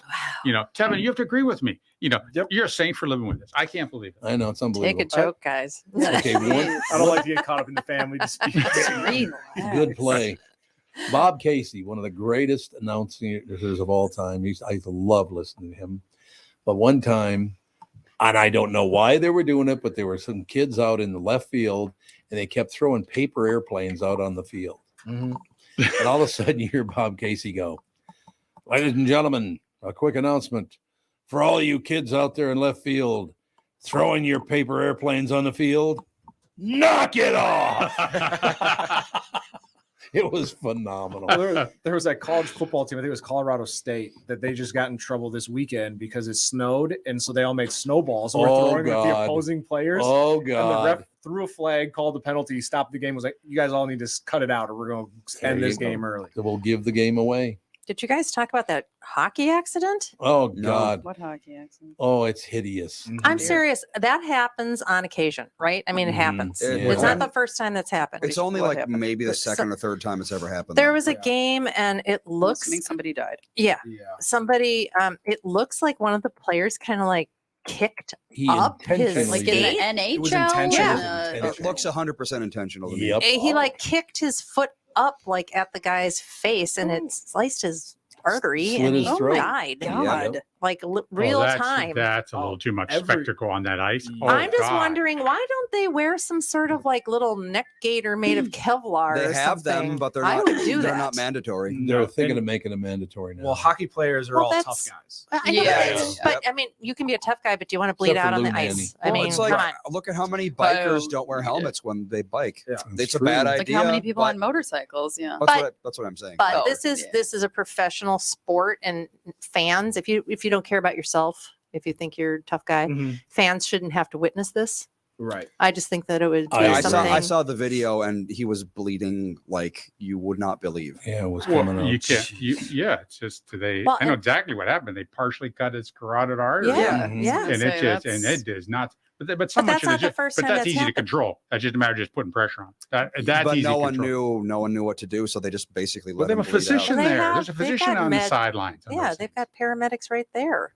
Either it was a very, Wow. very bad cut or this was Yeah. not a very good medic. And everything I saw, they said it was a freak accident. Can't Of believe course, it yeah. happened. It Everything looked- says no, like I didn't see freak the video, but accident. it looked intentional. You said? It looked very intentional. It did Well, to me too. the guy that sliced his neck, literally looked like he was almost doing a cartwheel. His leg was way up by the guy's neck. Why is your leg up How there? does that happen if Unless you're he fell falling that down? way. He may have fallen that way. I mean, you know, he was hit, checked, fell that way. I don't know. I mean, it's ice. Well, I guess the guy that did it, not that I don't know if he intentionally did it, but the guy that did it, he apparently had a bunch of problems with His anger unnecessary roughness and whatever they call it in hockey. Well, there was a Minnesota hockey player that got into a bunch of trouble because he hit somebody with his stick. This was years and years and years ago, that essentially almost killed somebody on the ice. Really? Yeah.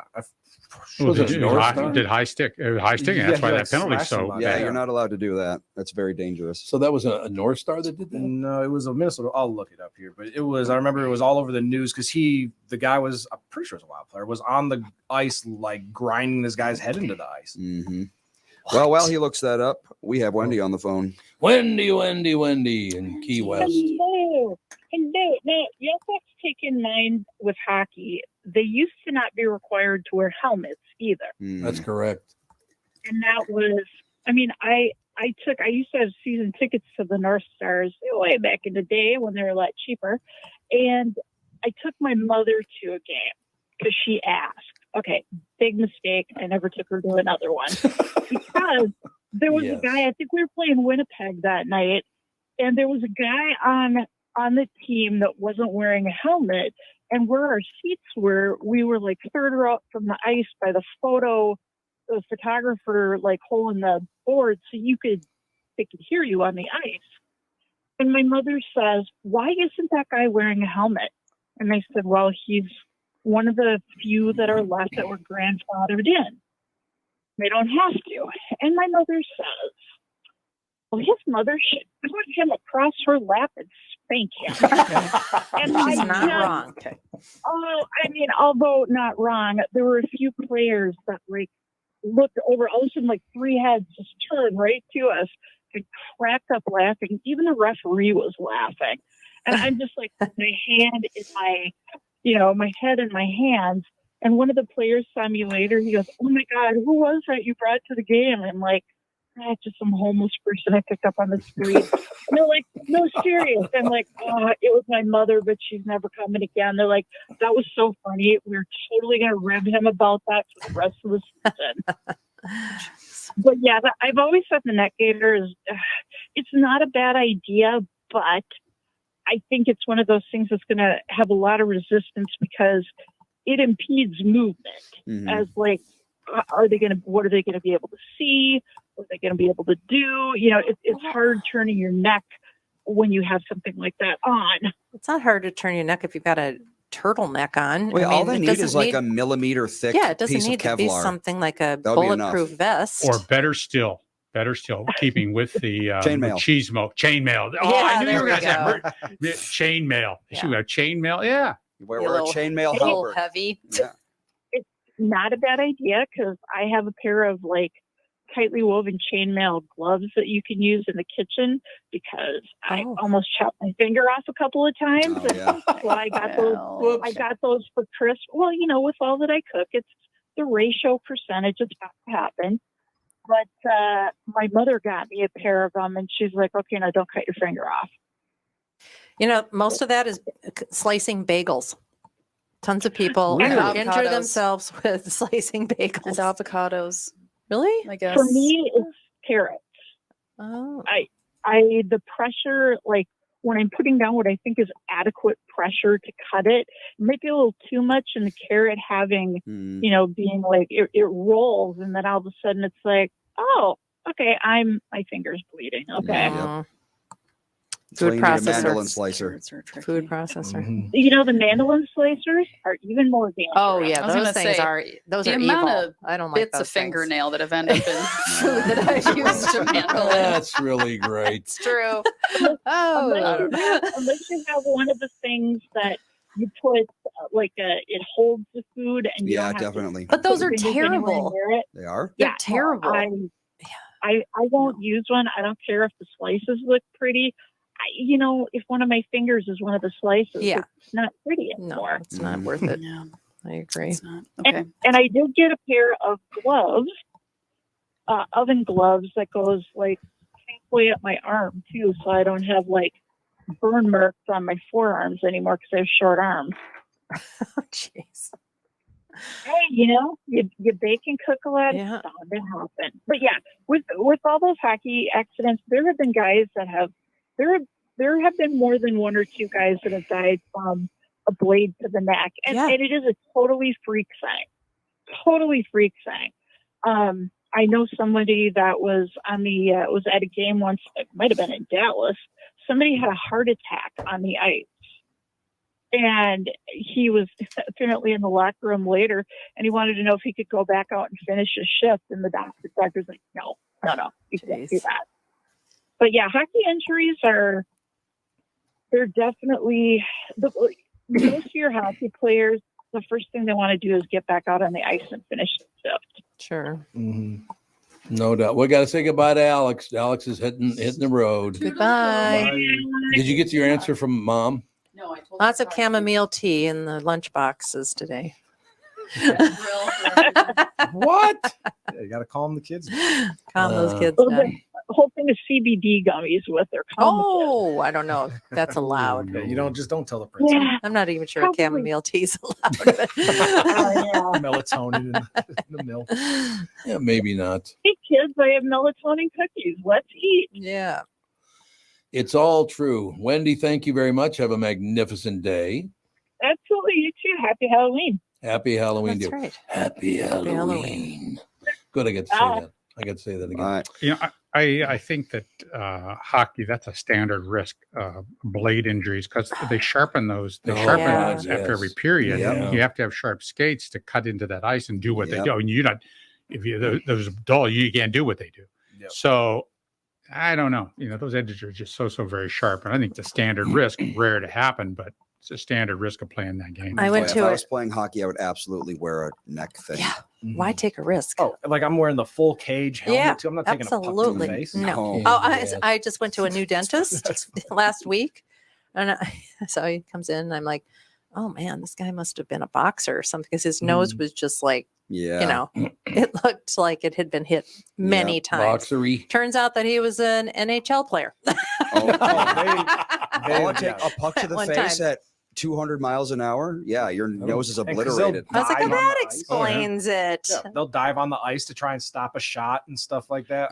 So what should happen is that all this peewee hockey, all of this other all the youth hockey, including high school hockey, they should be wearing all this protection. That should be mandated. Well, are they allowed to check in peewee hockey? They're not. They- I don't think it so. doesn't. What doesn't? But the blades are there. Well, yeah, that's true. the blades and the high-speed pucks. Yeah, but you also don't have a 200-pound man.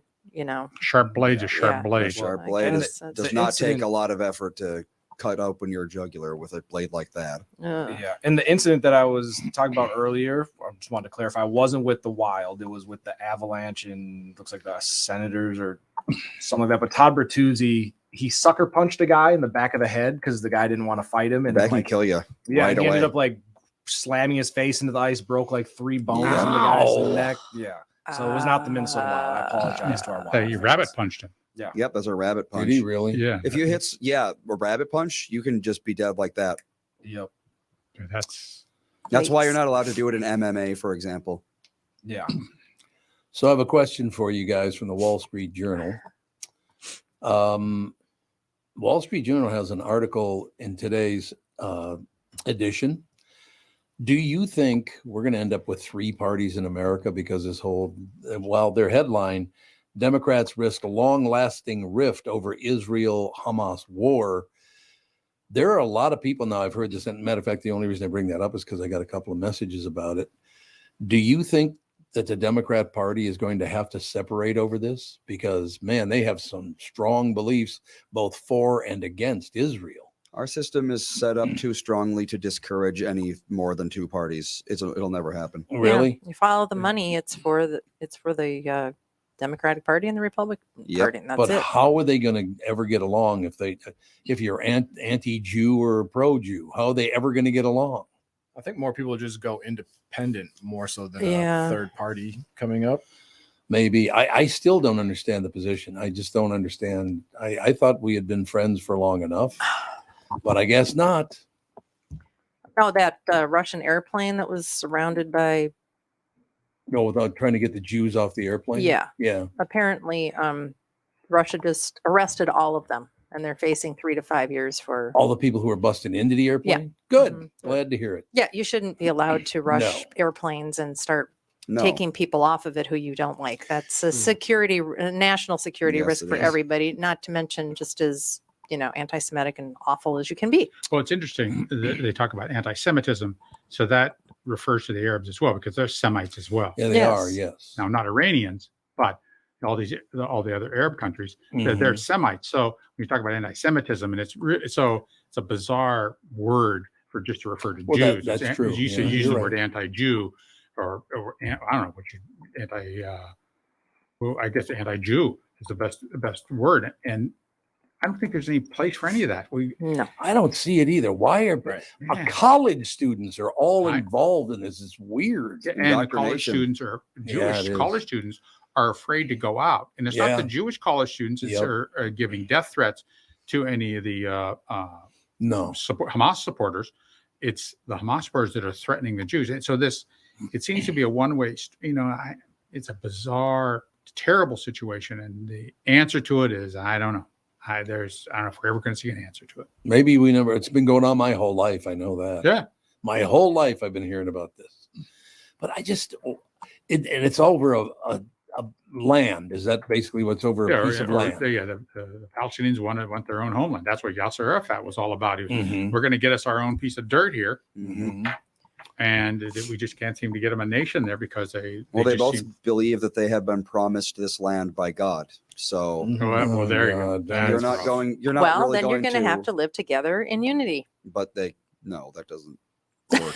I agree with your mother. Live together in unity or get the hell out. Yeah. Somebody needs to sit everybody down and be the adult in the room and be okay. Well, that's what supposedly the United Nations did. Multicultural countries have these problems. Yes, they do. I mean, every country, the countries that are homogeneous, no problems. And every country who is not homogeneous tries to break up into a homogeneous country. Yep. That's why Yugoslavia broke up, Czechoslovakia broke up. That's why they broke up, to try to get a uniform kind of population, because then you don't have these tribalism kind of things. Japan works, Switzerland works very well because it's a very homogeneous society. It's so very, very funny is the least racist countries in the world are in Africa, because there's only one race in most of the countries. That's right. You can't be racist. Didn't work out for Rwanda. But you can be tribal, because they have plenty. You can be tribal. Yeah, they have plenty of sensitivities to each other. I mean, that's a shame. Yeah, Rwanda was a pretty good lesson in that. I don't know. Democrats, this is the Wall Street Journal. Democrats risk a long-lasting rift over Hamas-Israel war. It won't matter. You just think it's never going to end, huh? Well, no. I mean, people are just going to vote Democrat. Doesn't matter. Yeah. Well, maybe. I worry about that. That's the thing is I can never understand. The Jewish culture voting in a liberal way. I never understood, because they're such great. They're here for education. Yeah. They're for self-reliance, personal responsibility. So so many things of a conservative outlook, I would guess. Yet they always seem to have this liberal bent. Maybe it's because they've been persecuted. Maybe they don't want to see other cultures persecuted. So it's a millennia-long sensitivity that they have as a culture, and I can understand that. But man, when you look short term, man, it just doesn't seem to make sense. I have very conservative Jewish friends and very liberal Jewish friends, and exactly the people that are very, very liberal, it's because they feel that the Democratic Party is more sympathetic to the plight of people like them that they have had. Yet we don't support them. I know. Which doesn't make sense. Yeah, all I ever hear Republicans talk about is Israel. It's what the hell are they talking about? I think a lot of United States, U.S. Jews are disconnected with the whole Israel thing. That's true. A lot of them don't care. And today, I think 20 years ago, they were very connected, because that was all happening in like the 60s. The UN was divvying everything up, and there were wars, in recent memory. And now I just think that I don't even know if they know the history of the Middle East. And I'll say it again. Everybody should be forced to take a walk through the Holocaust Museum. And I think everybody might calm down a little bit. I don't know. Jesus. The rhetoric that I'm hearing is just awful. Like, what are you hearing? Just what people are saying about Jewish people. It's just terrible. On the news? Hitler was right. Yeah, Hitler was right. On Okay. college campuses, they're holding up signs saying that kind I've of seen stuff. the swastika at several Throwing places. Jews in the garbage can. I mean, it's just sickening. So this is all over a religious faith, basically, because they are both Semites, correct? They're both Semites, and they both believe in the same deity. Yeah. Yes, they do. It's the most bizarre thing I can understand. So where's the big split here? I don't know. Mohammed. Is it skin color? It's Mohammed. In modern day, it is skin color. It yes. is. It's skin color. 100%. Yet again, Tevin, get out. Oh, jeez, Tom Barnard. I've been picking on Tevin all morning. It's been Yeah, wonderful. he accused, or I should say, he accused me of murder. I did accuse him of murder. Yes. Wow. Yes, I did. I accused him of murder. What's going You on, Tom? murdered somebody. In I believe it was Stroke today? 1989 or something like that. Why do I keep forgetting the name of this damn town? Dryden. Because you were there. Yeah, because I'm just trying to make it look like I That's wasn't why. there. In Dryden, New York, there was a family of 4 that was murdered. Yeah, we just watched that thing last night. Oh, we watched the you're first aware. episode. The Yeah. first thing I get in today, he goes, "So I watched this documentary. Guess who the murderer was? The one black guy in town." And so now I'm. Well, we don't know if he was the only black guy in town. Yes, we do. They said it on the show. Oh, He and I his didn't mother know were that. the 2 black people. Yeah, well, now there's just one because he's in jail. as Yeah. prisoner, No, executed. his But, mother yeah. died in 2015. Well, now there's no black people. That's probably how they wanted it in the first place. Oh, so it's He their was- he fault. was set up. That's So where it's that's their where they fault. wanted. Oh, wow. Where Oh, is once the- again, Kevin, you don't shine that mirror of Where racism is in the my face. finger- I can't see that. The Finger Lakes region in New York. Oh, I yeah, don't. Finger Lakes, I don't know that's where right. that is. Ooh, that's up. Is it north and Is it west? north of Albany? North and west, big wine growing region there. Oh, it is. Yeah. Huh. Oh, really? That's where it I is. never Lakes, even yeah. heard of it. Good wine comes up. Yeah, Dryden, New York. They're A very we're gonna- small community. It is, yeah.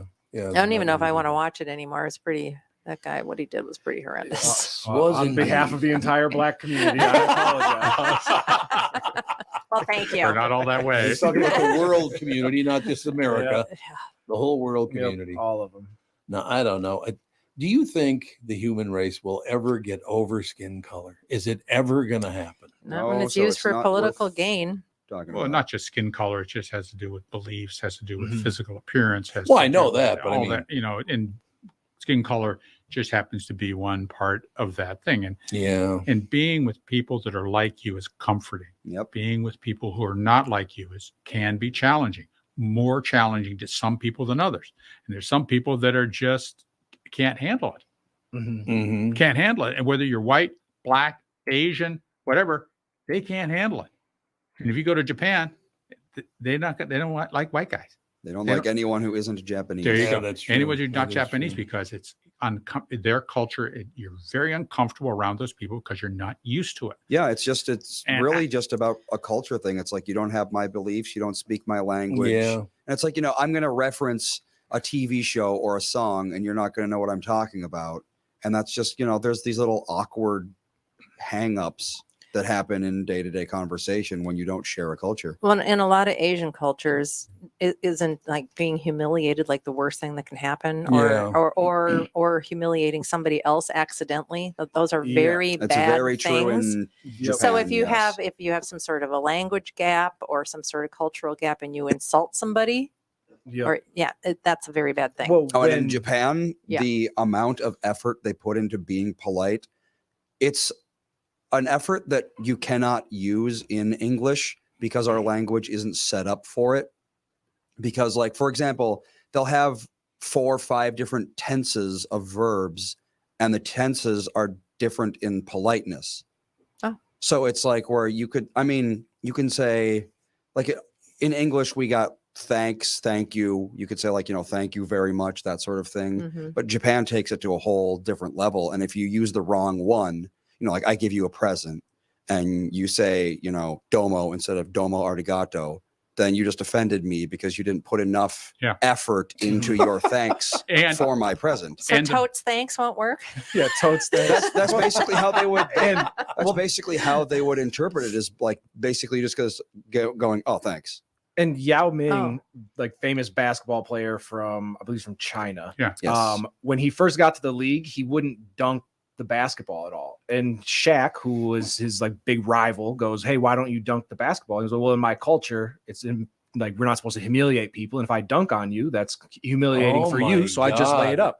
And Shaq was like, "If you don't start dunking the basketball, you will not last in the NBA." And so then Yao was like, "Okay, I should probably start dunking it when I have the opportunity." Yeah, it's like little differences like that. Yeah. Well, so you point to body language. Yeah, that's a body language because in Japan, depending on how you bow, there's lots of different kinds of bows. Yeah, you're never going to get bow lower than the person who is serving you or the person that's above you socially. And if you don't bow enough, then the other person's going to bow again. But if you bow too low, then the other person's going to bow to be lower. I mean, or if you gift wrong, if you give the wrong gift, a gift that's too valuable, then they're embarrassed and they have to gift you back in some way. I mean, and it depends on if they're your teacher, if they're your student, if they're your parent, if they're older than you, younger than you. Is there a master list so you don't make a mistake? They're out there.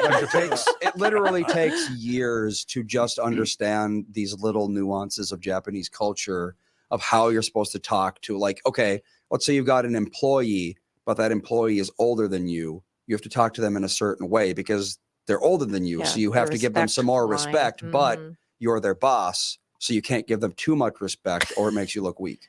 I'm exhausted just talking about it. Yeah, it's very, very interesting. Yeah, and but they're homogeneous. It's they just get the way it along is, just right? fine. It's how they grew up. It's how it is. I mean, America does have that to some degree. It's like, I mean, if you're 20 years old and, the janitor is 50, you're probably going to respect them more to some degree because they're much older than you, even though they're lower in social status. You have to give them some respect for age. It's just not quite as pronounced in our culture. Well, but even if I go to South Central or I go to East LA and I go walking, hey, how y'all doing over here?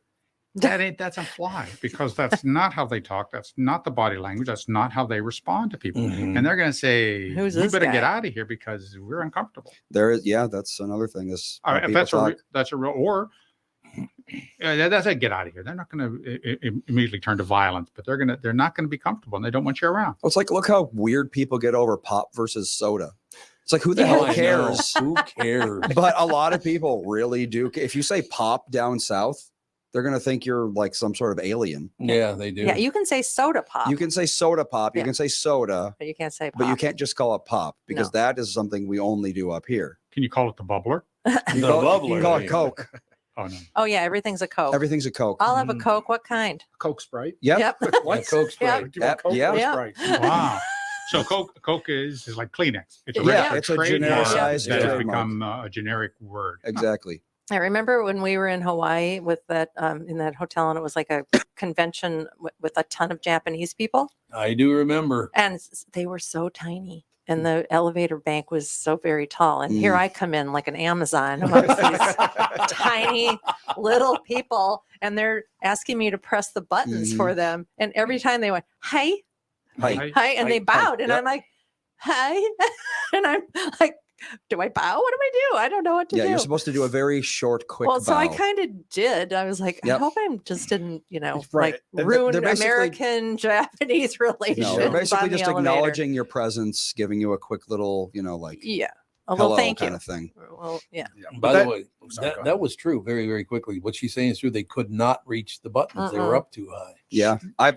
There's pictures out there of like giant Americans going to Japan and like ordering from like a Japanese McDonald's, and they're literally twice the height of the cashiers. Oh, absolutely. It's like, can you imagine like, a ship arrives on the shore and these people are 12 feet tall and they just like start walking around. It's like, you'd be like, oh God, what the hell is happening? I can't even imagine like an NBA player walking around in Japan. It just must be comical. You would look like a mythological creature. Yeah. And you'll see videos all the time of just everyday regular American, like a black person going to Japan, and they'll be like, yeah, everybody thought I was LeBron James because I was just this tall. Thought mom was who in India? I got a lot of Julia Roberts. Yep. Yeah, I couldn't go because I would lean into it. Yes, you're right. I am whatever. Oh, I you am have no person. idea. Our whole day could have been spent just taking pictures with people. Yep. Well, or would you turn on that and you would say, no, I'm Mike Tyson, Mm-hmm. or no, or is there some, or I'm am Chris I Tucker, Tiger Woods? actually. Or, you know, Yeah. would you look more like a Tiger Woods? So you're much better looking. Right. Whichever one they threw at me, that's me, roll with yeah. it for the day. Oh, Yeah. absolutely. That's a wonderful idea. Yeah, just to know what it felt like to be super famous for even a day, even though like there's no real connection between the two. Yeah, be fun. It reminds me of a Family Guy bit that was funny. They go to China, and Peter immediately starts assuming that everyone is Jackie Chan. Oh, And God. Lois is like, Peter, you can't do that. And then a Chinese guy goes up to their family and thinks they're all Ethan Hawke. I love that. It's a That's two-way true. street. Yeah, when we were in India, I was like, I want to move to India. I'm like a movie star, and it's cheap as hell to live here. Oh, God, yeah. I could live like a queen. The acting queen. Yep. Is that what you're saying? Mm-hmm. Oh, God. What I was trying to find more stories to talk about. There are none of these stories in Wall Street Journal I want to talk about. Home prices rose to records in August. They're still going up. They're still Even going with up. interest rates going up. That's what they're I saying. thought home prices were coming down a bit. Well, they're not. It has to happen eventually, but I guess not yet. I guess not yet. It's the news is. It seems like every day now it's really hard to find news stories because it's so incredibly negative. You know what I mean? Yes, indeed. I don't know. I know the news cycle is truly depressing. I mean, we can't get away from anything, whether it's the problems, murders in Maine, whether it's this thing in Israel, and that's just one of the wars. You know, there's another 3 or 4 wars going on, or natural tragedies, excuse me, that have gone on, and it's just the news cycle, and 20,000 people get killed in where was it, Tunisia? Next day later, there's a mass killing in Maine. Next day later, something else. And it's a shame. That's the thing about a global connected society is that since the dawn of time, somewhere something horrible is happening. Yeah, always. But we just didn't know about it because we couldn't hear about it. I mean, can you imagine, how many atrocities were going on every day during the medieval period? Somewhere on Earth, some war crime was happening. Oh, sure. But no one ever heard about it. They can go in their entire lives without ever knowing about it because how are they going to find out? But now we hear about every single one as it's happening. Yeah. I mean, yeah. It's just not healthy for people to know this much about the world without being prepared for. I agree. Yeah, if you just look at natural tragedies, it just horrible all things over the happen place. all the time. I mean, there's always going to be a hurricane. There's always going to be a typhoon. There's always going to be an earthquake. There's always going to be a volcano. There's always going to be flooding. It is just horrific. If you know everything going on worldwide all the time, there's always going to be a pandemic or a local disease problem. It's just over and over and over. And you're right. You hear the news cycle, 2 or 3 in a day sometimes. And that's one of the dangerous things about this current trend of insulating your children from anything bad ever. Got to be happy all the time kind of thing. Because once they know how to read, they're going to start reading these things and they're going to experience a shock. Yeah. Because they've been raised to believe that you should never be unhappy for any reason. And now all of a sudden they're inundated with every bad thing that happens on a planet of 8 billion people. You have to prepare them for that because they are going to get exposed to it eventually. They're going to be sad. They're going to fail. Sooner they're going to fail. You can't be insular for being a failure. Well, and they're going to be exposed to things that even we as kids never were. I mean, Kevin and I, we grew up pre-internet more or less. Like the internet was something you had to go to your computer, log on. Right. It was a very deliberate thing. Exactly. You had to dial in. It was like something I've got 3 hours. Let's get on the internet. Whereas now everyone's got the internet in their pockets and they've got news alerts. All of a sudden their phone's like oh, guess what? There's been a genocide somewhere. Yeah. That's not something that we grew up with. No, there's always something to be outraged about. And now you have two groups of people. You get the people that are desensitized to it, and they're like, well, there's nothing we can do. And you got the people that are like, well, nope, we have to do something. And yeah, that's where you get a lot of clashes. Yeah. You really have to have the attitude where it's just like, bad things happen. What can you do about it? Yeah.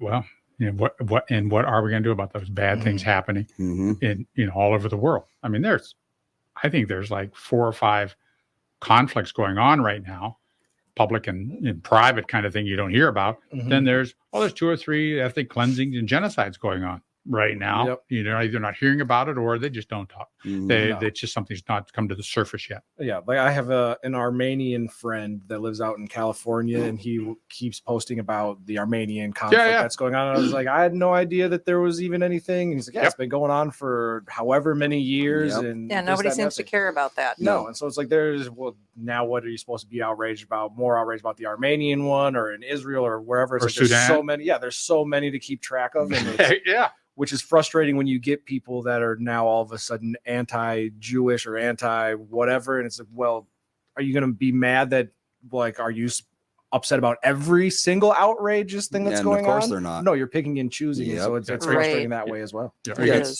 Why is it so important to you about this conflict, but the other 7 of them you don't care about at all? You don't even know they exist. And the other topic is how many, what can the United States do? Are they supposed to intervene with every single one? Right. And it's starting to feel that way. Yes.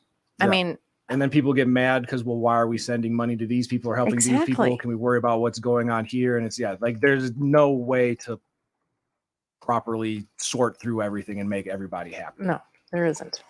So what are we going to do? Nothing. That's the thing. What am I going to do? What is me caring going to accomplish? Nothing. You're right.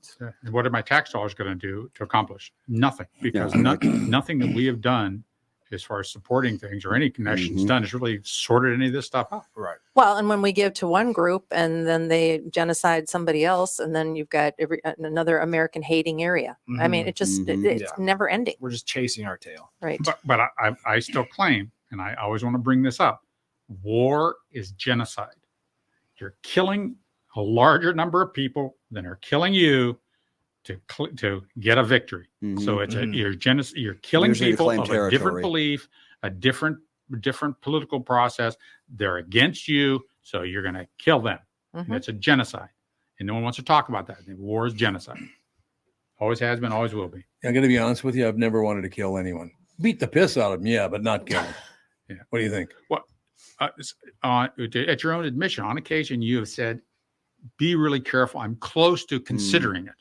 Yes, I have said that before. I'm close to considering killing you, but no, I don't. This taking a human life. Think about that. How special human life is, and then you end it, and you don't care.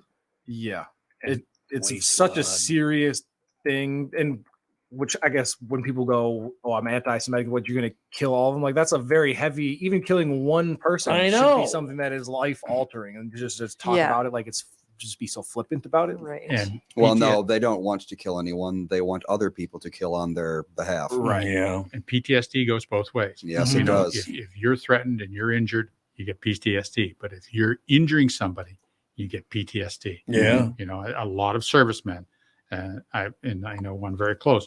He's done as bad as you can imagine on orders and got PTSD.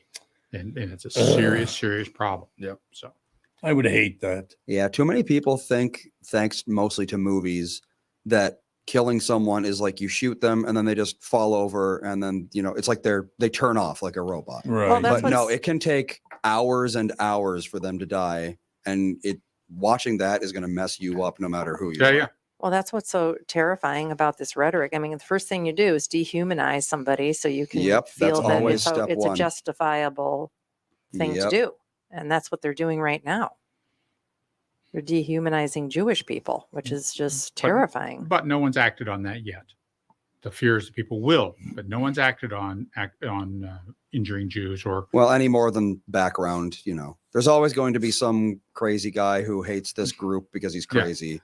It happens every year. Yeah. Well, there was that guy in Chicago that stabbed and killed that 6-year-old Palestinian kid. Right. Jesus. He watched the news and went upstairs and killed him and killed a 6-year-old. Yeah. Very dangerous 6-year-old. Yeah, but it's like, it's like some crazy ass meth head goes nuts. Just something that happens sometimes. Unfortunate, but it doesn't necessarily mean that, there's been an uprising.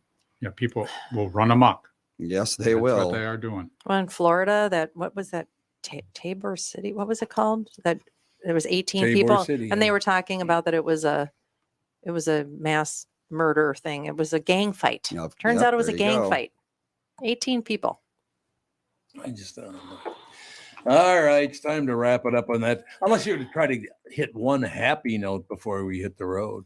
It's Halloween. Everybody go out and get some candy. Ethan watched his first Halloween movie yesterday. What did he watch? Great Pumpkin. All right. Did you like it? You got to watch it. Yeah, I was making dinner and Melissa says, "Come over here. You got to watch." And so at the very beginning of the Great Pumpkin, when Snoopy is blowing the leaf around, Yeah. Ethan thought that was just the funniest thing in the world. Oh, sweet. Although really sweet. today, on my way out, I microwaved a chicken breast, and he thought that was the funniest thing in the world too. So you're saying the bar is low? Yeah, the bar is sometimes very, very low with him. That's Like the hilarious. fact that the chicken was making popping sounds in the microwave, it was just knocking him out. And then I took the chicken out of the microwave. He saw it and started laughing. A chicken breast on a plate. Like, Ethan, this is the happiest you're going to be.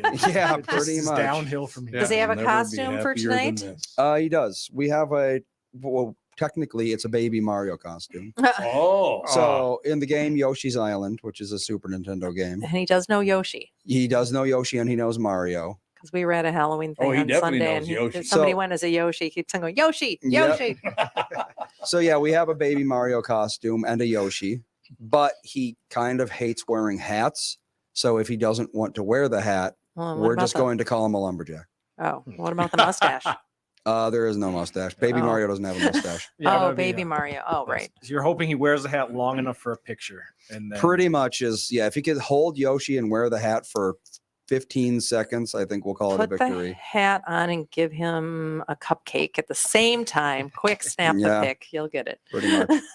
All right, that is going to do it. We'll talk to you tomorrow.